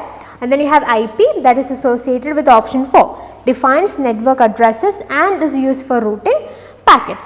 So ഏതാണ് ഇതിന്റെ right answer? That is option 2. അല്ലേ, നമ്മൾ identify ചെയ്താണ്. A is 3. So here A is 3 and then you have B, that is 1. So B, that is 1. C is 2 and D is 4. C is 2 and D is 4. So that is option 2. So the right answer for this question is option 2. Next question. So idum ee parna pole nammal internet allengil computer okke relate cheyyunnikkunna terms padichu vekkanam ennu paranjadumayittu relate cheyyuna oru question thanneyana. അപ്പോൾ ഇത് നോക്കിയാൽ firewalls are used to protect the communication network system against. അപ്പോൾ firewalls എന്ന് പറഞ്ഞാൽ എന്താണ് എന്നുള്ളതാണ് നമ്മൾ ആദ്യം മനസ്സിലാക്കേണ്ടത്. സോ ദിസ് ഈസ് ബേസിക്കലി ഒരു നമ്മുടെ ഒരു സെക്യൂരിറ്റി ഡിവൈസ് എന്ന് നമുക്ക് പറയാം, നെറ്റ്വർക്ക് സെക്യൂരിറ്റി ഡിവൈസ് എന്ന് പറയാം.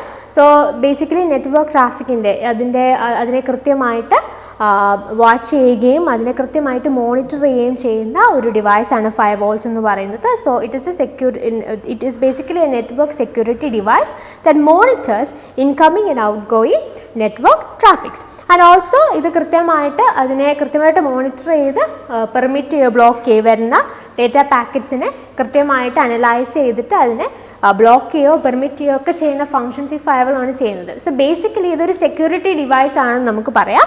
സോ കൃത്യമായിട്ട് അത് കൃത്യമായിട്ട് ഈ വരുന്ന ഒരു നെറ്റ്വർക്കിൽ വരുന്ന ഇൻകമ്മിങ് ആൻഡ് ഔട്ട് ഗോയിങ് ആയിട്ടുള്ള എല്ലാ നെറ്റ്വർക്കിംഗ് ട്രാഫിക്കുകളെയും അത് കൃത്യമായിട്ട് പരിശോധിക്കുന്നു. അതിനുശേഷം അതിനെ ഐഡൻറ്റിഫൈ ചെയ്യാനായിട്ട് ശ്രദ്ധിക്കുന്നു. അപ്പോൾ അൺഓതറൈസ്ഡ് ആയിട്ടുള്ള എന്തെങ്കിലും അറ്റാക്സ് വന്നാൽ അതിനെ ബ്ലോക്ക് ചെയ്യാനും ഇനി അതിലുള്ള പ്രശ്നങ്ങളില്ലെങ്കിൽ അതിനെ അലോ ചെയ്യാനും ഈ നെറ്റ്വർക്ക് ട്രാഫിക്കിലൂടെ പാസ് ചെയ്യുന്ന പാക്കറ്റ്, അതായത് നമ്മുടെ ഡേറ്റ, അതിനെ കൃത്യമായിട്ട് മോണിറ്റർ ചെയ്ത് അതിനെ കൃത്യമായിട്ട് കൺട്രോൾ ചെയ്യുന്നൊരു പ്രോസസ്സാണ് ഫയർവാൾസ് ചെയ്യുന്നത്. അപ്പം അങ്ങനെയാണെങ്കിൽ firewalls are used to protect communication network system against എന്ന് പറഞ്ഞാൽ അതിൻ്റെ ആൻസർ ഇതായിരിക്കും. That is option 1, unauthorised attacks. അപ്പം കൃത്യമായിട്ടൊരു നെറ്റ്വർക്കിലൂടെ കടന്നു പോകുന്ന ഡിഫറെൻറ്റ് ഡേറ്റ പാക്കറ്റ്സിനെ അനലൈസ് ചെയ്ത് അൺഓതറൈസ്ഡ് ആയിട്ടുള്ള അറ്റാക്സ് വരുന്നതിൽ നിന്ന് ആ ഒരു നെറ്റ്വർക്കിനെ സംരക്ഷിക്കുന്നതിന് വേണ്ടി യൂസ് ചെയ്യുന്ന നെറ്റ്വർക്ക് സെക്യൂരിറ്റി ഡിവൈസുകളാണ് ഫയർവാൾസ് എന്ന് പറയുന്നത്. So the right answer for this question is option 1. Moving to the next question. Cloud computing has the following distinct characteristics, and you have the options. The service is hosted on the internet. It is made available by a service provider. It computes and predicts rain when the weather is cloudy. The service is fully managed by the provider. So and we have different options as well. So cloud computing എന്നുള്ളത് ഇപ്പോൾ നമുക്ക് എല്ലാവർക്കും വളരെ familiar ആയിട്ടുള്ളൊരു term ആയിരിക്കും. നമ്മുടെ ഫോണിലാണെങ്കിലും മറ്റും നമ്മുടെ ഡിവൈസസിലും ലാപ്ടോപ്സിലും ഒക്കെ നമുക്കത് കാണാനായിട്ട് സാധിക്കുന്നതാണ്. അപ്പോൾ ഈ ക്ലൗഡ് കമ്പ്യൂട്ടിംഗ് എന്ന് പറഞ്ഞാൽ അതുകൊണ്ട് ഉദ്ദേശിക്കുന്നത് എന്താണ്? It is basically a service which is hosted by the internet. അപ്പോൾ ഇൻ്റർനെറ്റ് ഹോസ്റ്റ് ചെയ്യുന്നൊരു സർവീസാണ് ക്ലൗഡ് കമ്പ്യൂട്ടിംഗ് എന്ന് പറയുന്നത്. സോ ഇത് സർവീസ് പ്രൊവൈഡേഴ്സ് ആണ്. നമ്മൾ ഓൾറെഡി പറഞ്ഞു ഇൻ്റർനെറ്റ് സർവീസ് പ്രൊവൈഡേഴ്സിനെ കുറിച്ചൊക്കെ നമ്മൾ സംസാരിച്ചു. സർവീസ് പ്രൊവൈഡേഴ്സ് ആണ് ഈ ഒരു പെർട്ടിക്കുലർ ഈ ഒരു ക്ലൗഡ് കമ്പ്യൂട്ടിംഗ് എന്നുള്ളൊരു സംവിധാനം നമുക്ക് അവൈലബിൾ ആക്കി തരുന്നത്. അതുമാത്രമല്ല, ഇങ്ങനെ അവൈലബിൾ ആക്കുന്ന ഈ സർവീസ് പ്രൊവൈഡേഴ്സ് ആയിരിക്കും ഈ ക്ലൗഡ് കമ്പ്യൂട്ടിംഗ് എൻറ്റയർലി മാനേജ് ചെയ്യുന്നത്. ഇനി ഓപ്ഷൻ സി നിങ്ങൾ നോക്കിയേ, it computes and predicts rain when the weather is cloudy. Option C ഇതുമായിട്ട് പ്രത്യേകിച്ച് ഒരു ബന്ധവും ഇല്ലാത്തൊരു ഓപ്ഷനാണ്. So you can eliminate that option. ബാക്കി മൂന്നും ക്ലൗഡ് കമ്പ്യൂട്ടിങ്ങുമായിട്ട് റിലേറ്റ് ചെയ്യുന്ന ഓപ്ഷൻസ് ആണ്. So option A, B and D ആണ് the answer. So the right answer is option 4, A, B and D. So the right answer is option 4. Moving to the next question, which of the following statements are correct? ഇപ്പോൾ തന്നിരിക്കുന്നതിൽ correct ആയിട്ടുള്ള statements ഏതൊക്കെയെന്നാണ് identify ചെയ്യേണ്ടത്. അപ്പോൾ നമുക്ക് തന്നിരിക്കുന്ന options ഏതൊക്കെയാണ്? NKN stands for new knowledge network. MOOCs are offline courses. National Supercomputing Mission is a Government of India initiative. Clock rate of CPU is measured in gigabytes. Param Shivai is a supercomputer. അപ്പോൾ ഈ തന്നിരിക്കുന്ന ഓപ്ഷൻസിനെ നമ്മൾ കൃത്യമായിട്ട് analyse ചെയ്ത് correct ആയിട്ടുള്ള statements ഏതൊക്കെയാണ് എന്നുള്ളത് identify ചെയ്യുക എന്നുള്ളതാണ് ഈ ക്വസ്റ്റ്യൻ നമ്മളോട് ചോദിച്ചിരിക്കുന്നത്. So NKN stands for new knowledge network എന്നാണ് പറഞ്ഞിരിക്കുന്നത്. സോ NKN എന്ന് പറയുന്ന ആക്രോണിമിൻ്റെ എക്സ്പാൻഷൻ ഫുൾ ഫോം എന്ന് പറയുന്നത് നാഷണൽ നോളജ് നെറ്റ്വർക്ക് എന്നുള്ളതാണ്. സോ ആ ഓപ്ഷൻ തെറ്റാണ്. ഇനി ഓപ്ഷൻ ബി നോക്കിക്കേ, MOOCs are offline courses. That is wrong. MOOCs are online courses. They are online courses, not offline courses. അപ്പോൾ ആ ഒരു ഓപ്ഷനും നിങ്ങൾക്ക് തെറ്റായിട്ട് എടുക്കാം. നമുക്ക് കറക്റ്റ് ആയിട്ടുള്ള സ്റ്റേറ്റ്മെൻറ്റ്സ് മാത്രം ഐഡൻറ്റിഫൈ ചെയ്യാൻ മതി. അപ്പോൾ എയും ബിയും നമുക്ക് എന്തായാലും എലിമിനേറ്റ് ചെയ്യാനായിട്ട് സാധിക്കും. ഇനി national super computing mission as A government of India initiative. That is true. National super computing mission എന്ന് പറയുന്നത് ഗവൺമെൻറ് ഓഫ് ഇന്ത്യയുടെ ഒരു ഇനീഷ്യേറ്റീവ് ആണ്. That is A true statement. ഇനി ഓപ്ഷൻ ഡി നോക്കിക്കേ. Clock speed or clock rate of CPU is measured in gigabytes. അപ്പം ഒരു CPU-ൻ്റെ clock rate measure ചെയ്യുന്നത് ജിഗാബൈറ്റ്സിലാണെന്നാണ് പറഞ്ഞേക്കുന്നത്. But actually it is measured in gigahertz. Okay, ഈ ക്ലോക്ക് റേറ്റ് എന്ന് പറഞ്ഞാൽ നമ്മൾ അതുകൊണ്ട് ഉദ്ദേശിക്കുന്നത് എന്താണ്? ദാറ്റ് ഈസ് അസോസിയേറ്റഡ് വിത്ത് ഇപ്പോൾ നമ്മളൊരു CPU-ൻ്റെ അത് ഒരു കാര്യം കൃത്യമായിട്ട് അതിന് കൊടുക്കുന്ന ഡേറ്റ റിട്രൈവ് ചെയ്ത് ശരിയായ രീതിയിൽ പ്രോസസ്സുകൾ നടത്താനായിട്ട് കൊടുക്കുന്ന നമുക്ക് നമ്മൾ CPU-ന് കൊടുക്കുന്ന ഡേറ്റ കൃത്യമായിട്ട് റിട്രൈവ് ചെയ്ത് കൃത്യമായിട്ട് ടാസ്കുകൾ കംപ്ലീറ്റ് ചെയ്യാനായിട്ട് CPU എടുക്കുന്ന സമയം, അതിനെയാണ് നമ്മൾ ക്ലോക്ക് സ്പീഡ് എന്നതുകൊണ്ട് ഉദ്ദേശിക്കുന്നത്. അപ്പോൾ ഇവിടെ പറഞ്ഞിരിക്കുന്ന ആ ഒരു ക്ലോക്ക് സ്പീഡ് അല്ലെങ്കിൽ ക്ലോക്ക് റേറ്റ് ജിഗാബൈറ്റ്സിലാണ് മെഷർ ചെയ്യുന്നതെന്നാണ്. But actually it is measured or it is measured in gigahertz. അങ്ങനെയാണെങ്കിൽ ആ ഓപ്ഷനും തെറ്റാണ്. ഇനി ഓപ്ഷൻ ഇ നോക്കിക്കേ. Param Shivay as a supercomputer. That is true. Param Shivay എന്ന് പറയുന്നത് ഒരു സൂപ്പർ കമ്പ്യൂട്ടറിനുള്ള എക്സാമ്പിൾ തന്നെയാണ്. So you can take option E. സോ ഇതിനകത്ത് നമ്മൾ പറഞ്ഞു ഓപ്ഷൻ സിയും ഇയും നിങ്ങൾക്ക് എടുക്കാം. They are correct statements. A B D എന്നുള്ളത് റോങ് ആണ്. അതിൻ്റെ എല്ലാം കറക്റ്റ് ആയിട്ടുള്ള സ്റ്റേറ്റ്മെൻറ്റ്സ് എന്താണെന്നും ഞാൻ ഓൾറെഡി എക്സ്പ്ലെയിൻ ചെയ്ത് കഴിഞ്ഞിരുന്നു. സോ ഇതിൽ നിന്ന് ഏറ്റവും കറക്റ്റ് ആയിട്ടുള്ള സ്റ്റേറ്റ്മെൻറ്റ്സ് ഐഡൻറ്റിഫൈ ചെയ്യാൻ പറയുമ്പോൾ ഏതൊക്കെയാണ് ചെയ്യേണ്ടത്? C and E. So the right answer for this question is option 1, that is C and D only. Okay, moving to the next question. The main purpose of using ICT for classroom teaching is to. അപ്പോൾ class room ടീച്ചിങ്ങിൽ നമ്മൾ ICT ഉപയോഗിക്കുന്നതിൻ്റെ main ആയിട്ടുള്ള purpose എന്ത് എന്നുള്ളതാണ് question. So make the class room instructions interesting, divert students attention in the class, keep students engaged in the class, optimise learning outcomes of teaching. അപ്പോൾ class room ടീച്ചിങ്ങിൽ നമ്മൾ ICT ഉപയോഗിക്കുന്നതിൻ്റെ പ്രധാനമായിട്ടുള്ള ഉദ്ദേശം എന്ന് പറയുന്നത് it is to optimise the learning outcomes. Learning outcomes optimise ചെയ്യുക എന്നുള്ളതാണ് നമ്മളൊരു class room environment, class room ടീച്ചിങ്ങിൽ ICT use ചെയ്യുന്നതിൻ്റെ മെയിൻ ആയിട്ടുള്ള ഉദ്ദേശം. അങ്ങനെയാണെങ്കിൽ ഇതിൻ്റെ റൈറ്റ് ആൻസർ ഏതായിരിക്കും? That is option 4. Right. So moving to the next question. Given below are two statements. Statement 1 says the value of hexadecimal number 21 is 33 in decimal number system, and statement 2 says the value of binary number 1110 is 14 in decimal number system. So ഇത് basically കൺവേർഷനെ base ചെയ്തിട്ടുള്ള ഒരു question ആണ്. കൺവേർഷനും വളരെ important ആയിട്ടുള്ള ഒരു area ആണ് ICTയിൽ. So ഈ ഒരു സ്റ്റേറ്റ്മെൻറ്റിൽ നമുക്ക് ഓരോന്ന് ചെക്ക് ചെയ്യാം. ആദ്യം പറഞ്ഞിരിക്കുന്നത് ഹെക്സാഡെസിമൽ നമ്പർ 21 എന്ന് പറയുന്നത് ഡെസിമൽ നമ്പർ സിസ്റ്റത്തിലെ 33നോട് ഇക്വലൻ്റ് ആണ് എന്നാണ് പറയുന്നത്. അപ്പോൾ ആദ്യം നമ്മൾ ഈ ഹെക്സാഡെസിമൽ നമ്പർ 21നെ ഡെസിമൽ നമ്പറിലേക്ക് മാറ്റി നോക്കുക, കൺവേർട്ട് ചെയ്ത് നോക്കുക, എന്നിട്ട് അത് 33 ആണോ എന്ന് ചെക്ക് ചെയ്യുക. അതാണ് നമുക്ക് ആദ്യം ചെയ്യേണ്ടതായിട്ടുള്ളത്. അപ്പോൾ ഒരു ഹെക്സാഡെസിമൽ നമ്പറിനെ എങ്ങനെയാണ് നമ്മൾ ഡെസിമൽ നമ്പറായിട്ട് കൺവേർട്ട് ചെയ്യുക? സോ 21 എന്ന് പറയുന്ന ഹെക്സാഡെസിമൽ നമ്പറിനെ ഒരു ഡെസിമൽ നമ്പറിലായിട്ട് കൺവേർട്ട് ചെയ്യാനായിട്ടുള്ള സ്റ്റെപ്സ് ആണ് ഇവിടെ കൊടുത്തിരിക്കുന്നത്. സോ നമുക്ക് രണ്ട് നമ്പേഴ്സാണ് 2ഉം 1ഉം ആണ് ഉള്ളത്. അപ്പോൾ റൈറ്റ് ഹാൻഡ് സൈഡിൽ നിന്ന് നമ്മൾ ഈ നമ്പേഴ്സിന് ഇപ്പോൾ ആദ്യത്തെ നമ്പർ എന്ന് പറയുന്നത് 1 ആണ്. സോ ആ 1നെ നമ്മൾ 16 to the power 0 എന്ന് പറയുന്ന പവറുമായിട്ട് നമ്മൾ ഇൻറ്റു ചെയ്യുന്നു. അതുപോലെ വീണ്ടും റൈറ്റ് ഹാൻഡ് സൈഡിൽ നമ്മൾ നോക്കുമ്പോൾ രണ്ടാമത്തെ നമ്പർ ഏതാണ്? 2 ആണ്. ആ 2നെ നമ്മൾ 16 to the power 1 അതുമായിട്ട് ഇൻറ്റു ചെയ്യുന്നു. ഇതാണ് ഇതിൻ്റെ ഒരു പ്രോസസ്സ് എന്ന് പറയുന്നത്. So 1 into 16 to the power 0, അതിനുശേഷം plus 2 into 16 to the power 1. അപ്പോൾ 16 to the power 0 എന്ന് പറയുന്നത് 1 തന്നെയാണ്. സോ 1 into 1 എന്ന് വരും, that is 1 plus 16 to the power 1 എന്ന് പറഞ്ഞാൽ എന്താണ്? That is 16 itself, right? So 16 into 2, that is 32. എന്നിട്ട് നമ്മൾ ഇത് രണ്ടും കൂടെ ആഡ് ചെയ്യുന്നു. സോ 32 പ്ലസ് 1 എന്ന് പറയുന്നത് 33 ആണ്. ഇതാണ് ഇതിൻ്റെ ഒരു കൺവേർഷൻ എന്ന് പറയുന്നത്. സോ ഈ കൺവേർഷൻ്റെ ഡീറ്റെയിൽ ക്ലാസ്സസ് നമ്മുടെ LMSൽ അവൈലബിൾ ആണ്. ഇപ്പോൾ നിങ്ങൾക്ക് എല്ലാ ഏരിയാസും നിങ്ങൾക്ക് ടച്ച് ചെയ്ത് പോയിട്ട് ഒരു റിവിഷൻ നിങ്ങൾക്ക് ലഭിക്കട്ടെ എന്ന് വിചാരിച്ചിട്ടാണ് നമ്മൾ ഈ ഒരു ക്വസ്റ്റൻ ഇവിടെ ആഡ് ചെയ്തിരിക്കുന്നത്. അപ്പോൾ നിങ്ങൾ പഠിക്കുന്ന സമയത്ത് കൃത്യമായിട്ട് ഇങ്ങനെ അങ്ങോട്ടും ഇങ്ങോട്ടുള്ള കൺവേർഷൻസ്, ഡെസിമലിൽ നിന്ന് ഹെക്സാഡെസിമൽ അല്ലെങ്കിൽ ബൈനറീനെ എങ്ങനെ കൺവേർട്ട് ചെയ്യാം, ഇങ്ങനെ കൃത്യമായിട്ടൊരു അണ്ടർസ്റ്റാൻഡിങ് നിങ്ങൾക്ക് ഉണ്ടായിരിക്കണം. എനിവേ ഈ ക്വസ്റ്റിന് ആവശ്യമായിട്ടുള്ള കൺവേർഷൻ മാത്രമായിരിക്കും നമ്മൾ ഈ ഒരു സെഷനിൽ ഡിസ്കസ് ചെയ്യാം. അപ്പോൾ നമ്മളോട് ആദ്യം പറഞ്ഞിരുന്നത് എന്തായിരുന്നു? ഹെക്സാഡെസിമൽ നമ്പർ 21 എന്ന് പറയുന്നത് 33 ആണ് ഡെസിമൽ നമ്പർ സിസ്റ്റത്തിൽ എന്നാണ് പറഞ്ഞത്. അപ്പോൾ നമ്മൾ കൺവേർട്ട് ചെയ്ത് നോക്കി, അത് ശരിയാണെന്ന് നമുക്ക് മനസ്സിലായി. ഇനി ബൈനറി നമ്പർ ആയിരിക്കുന്ന 1110 എന്ന് പറയുന്ന ഡെസിമൽ നമ്പറിൽ 14 ആണെന്നാണ് പറഞ്ഞിരിക്കുന്നത്. അതുകൂടെ നമുക്കൊന്ന് ചെക്ക് ചെയ്ത് നോക്കാം.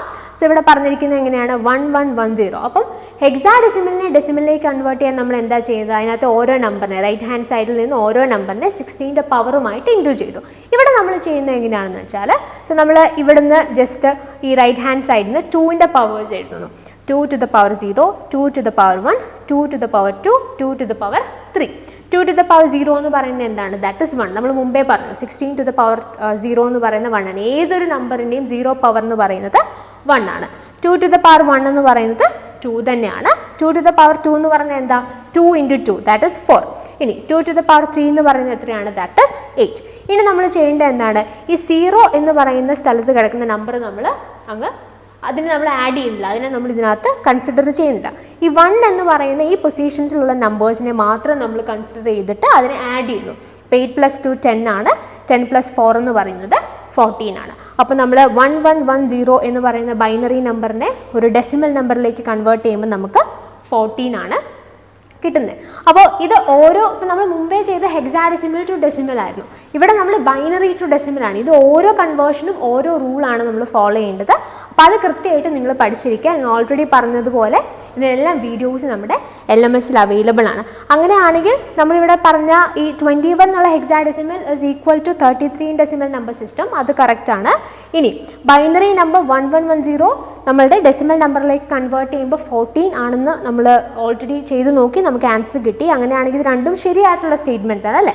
So both statement 1 and statement 2 are true. അപ്പോൾ ഈ ഒരു ക്വസ്റ്റ്യനിൽ നിങ്ങൾക്ക് കൺവേർഷൻ എത്രമാത്രം ഈ ഒരു ചെറിയ ഒരു ടൈം കൊണ്ട് ഈ ഒരു ക്വസ്റ്റ്യൻ വെച്ച് മനസ്സിലായി എന്നെനിക്കറിയില്ല. എനിവേ നിങ്ങൾ കൺവേർഷനിൽ കൃത്യമായിട്ട് ഫോക്കസ് ചെയ്യുക. എല്ലാ കൺവേർഷൻസും കൃത്യമായിട്ട് അതിൻ്റെ റൂൾസ് പഠിച്ച് കൺവേർട്ട് ചെയ്യാനായിട്ട് പഠിക്കുക. അപ്പോൾ ഞാൻ ഓൾറെഡി മെൻഷൻ ചെയ്തതുപോലെ ഇതിൻ്റെ ക്ലാസ്സസ് ഒക്കെ നമ്മളുടെ LMSൽ അവൈലബിൾ ആണ്. അപ്പോൾ നിങ്ങൾക്ക് പഠിക്കുന്ന സമയത്ത് അത് തീർച്ചയായിട്ടും യൂസ്ഫുൾ ആയിരിക്കും. കൃത്യമായിട്ട് അതിൻ്റെ റൂൾസ് എന്താണ്, എങ്ങനെ നിങ്ങൾക്ക് കൺവേർട്ട് ചെയ്യാം എന്നുള്ളത് നമ്മുടെ LMSലെ ക്ലാസ്സസിൽ കൃത്യമായിട്ട് നമ്മൾ പറഞ്ഞിട്ടുണ്ട്. സോ ഈ വീഡിയോയിൽ നമ്മൾ കമ്മ്യൂണിക്കേഷൻ ICT ഈ 2 മോഡ്യൂൾസിലെ ക്വസ്റ്റ്യൻസ് ആണ് ഡിസ്കസ് ചെയ്തത്. നമ്മൾ ഓൾറെഡി അനലൈസ് ചെയ്ത ഏരിയാസിനെ എല്ലാം ടച്ച് ചെയ്യുന്ന രീതിയിലുള്ള ക്വസ്റ്റ്യൻസ് ആയിരുന്നു നമ്മൾ ഫോക്കസ് ചെയ്തത്. സോ നിങ്ങൾ പഠിക്കുന്ന സമയത്ത് ഈ ക്വസ്റ്റ്യൻസ് നിങ്ങൾക്ക് വർക്കൗട്ട് ചെയ്യാനായിട്ട് സാധിക്കുമെങ്കിൽ തീർച്ചയായിട്ടും നിങ്ങളുടെ ഒരു റിവിഷനും അതുപോലെ തന്നെ നിങ്ങളുടെ പ്രിപ്പറേഷനും അത് വളരെ ഹെൽപ്ഫുൾ ആയിരിക്കും. സോ നിങ്ങൾക്ക് ഈ വീഡിയോസ് നിങ്ങളുടെ പ്രിപ്പറേഷനിൽ ഹെൽപ്ഫുൾ ആകുന്നുണ്ട് എന്ന് പ്രതീക്ഷിക്കുന്നു. So thank you and happy learning.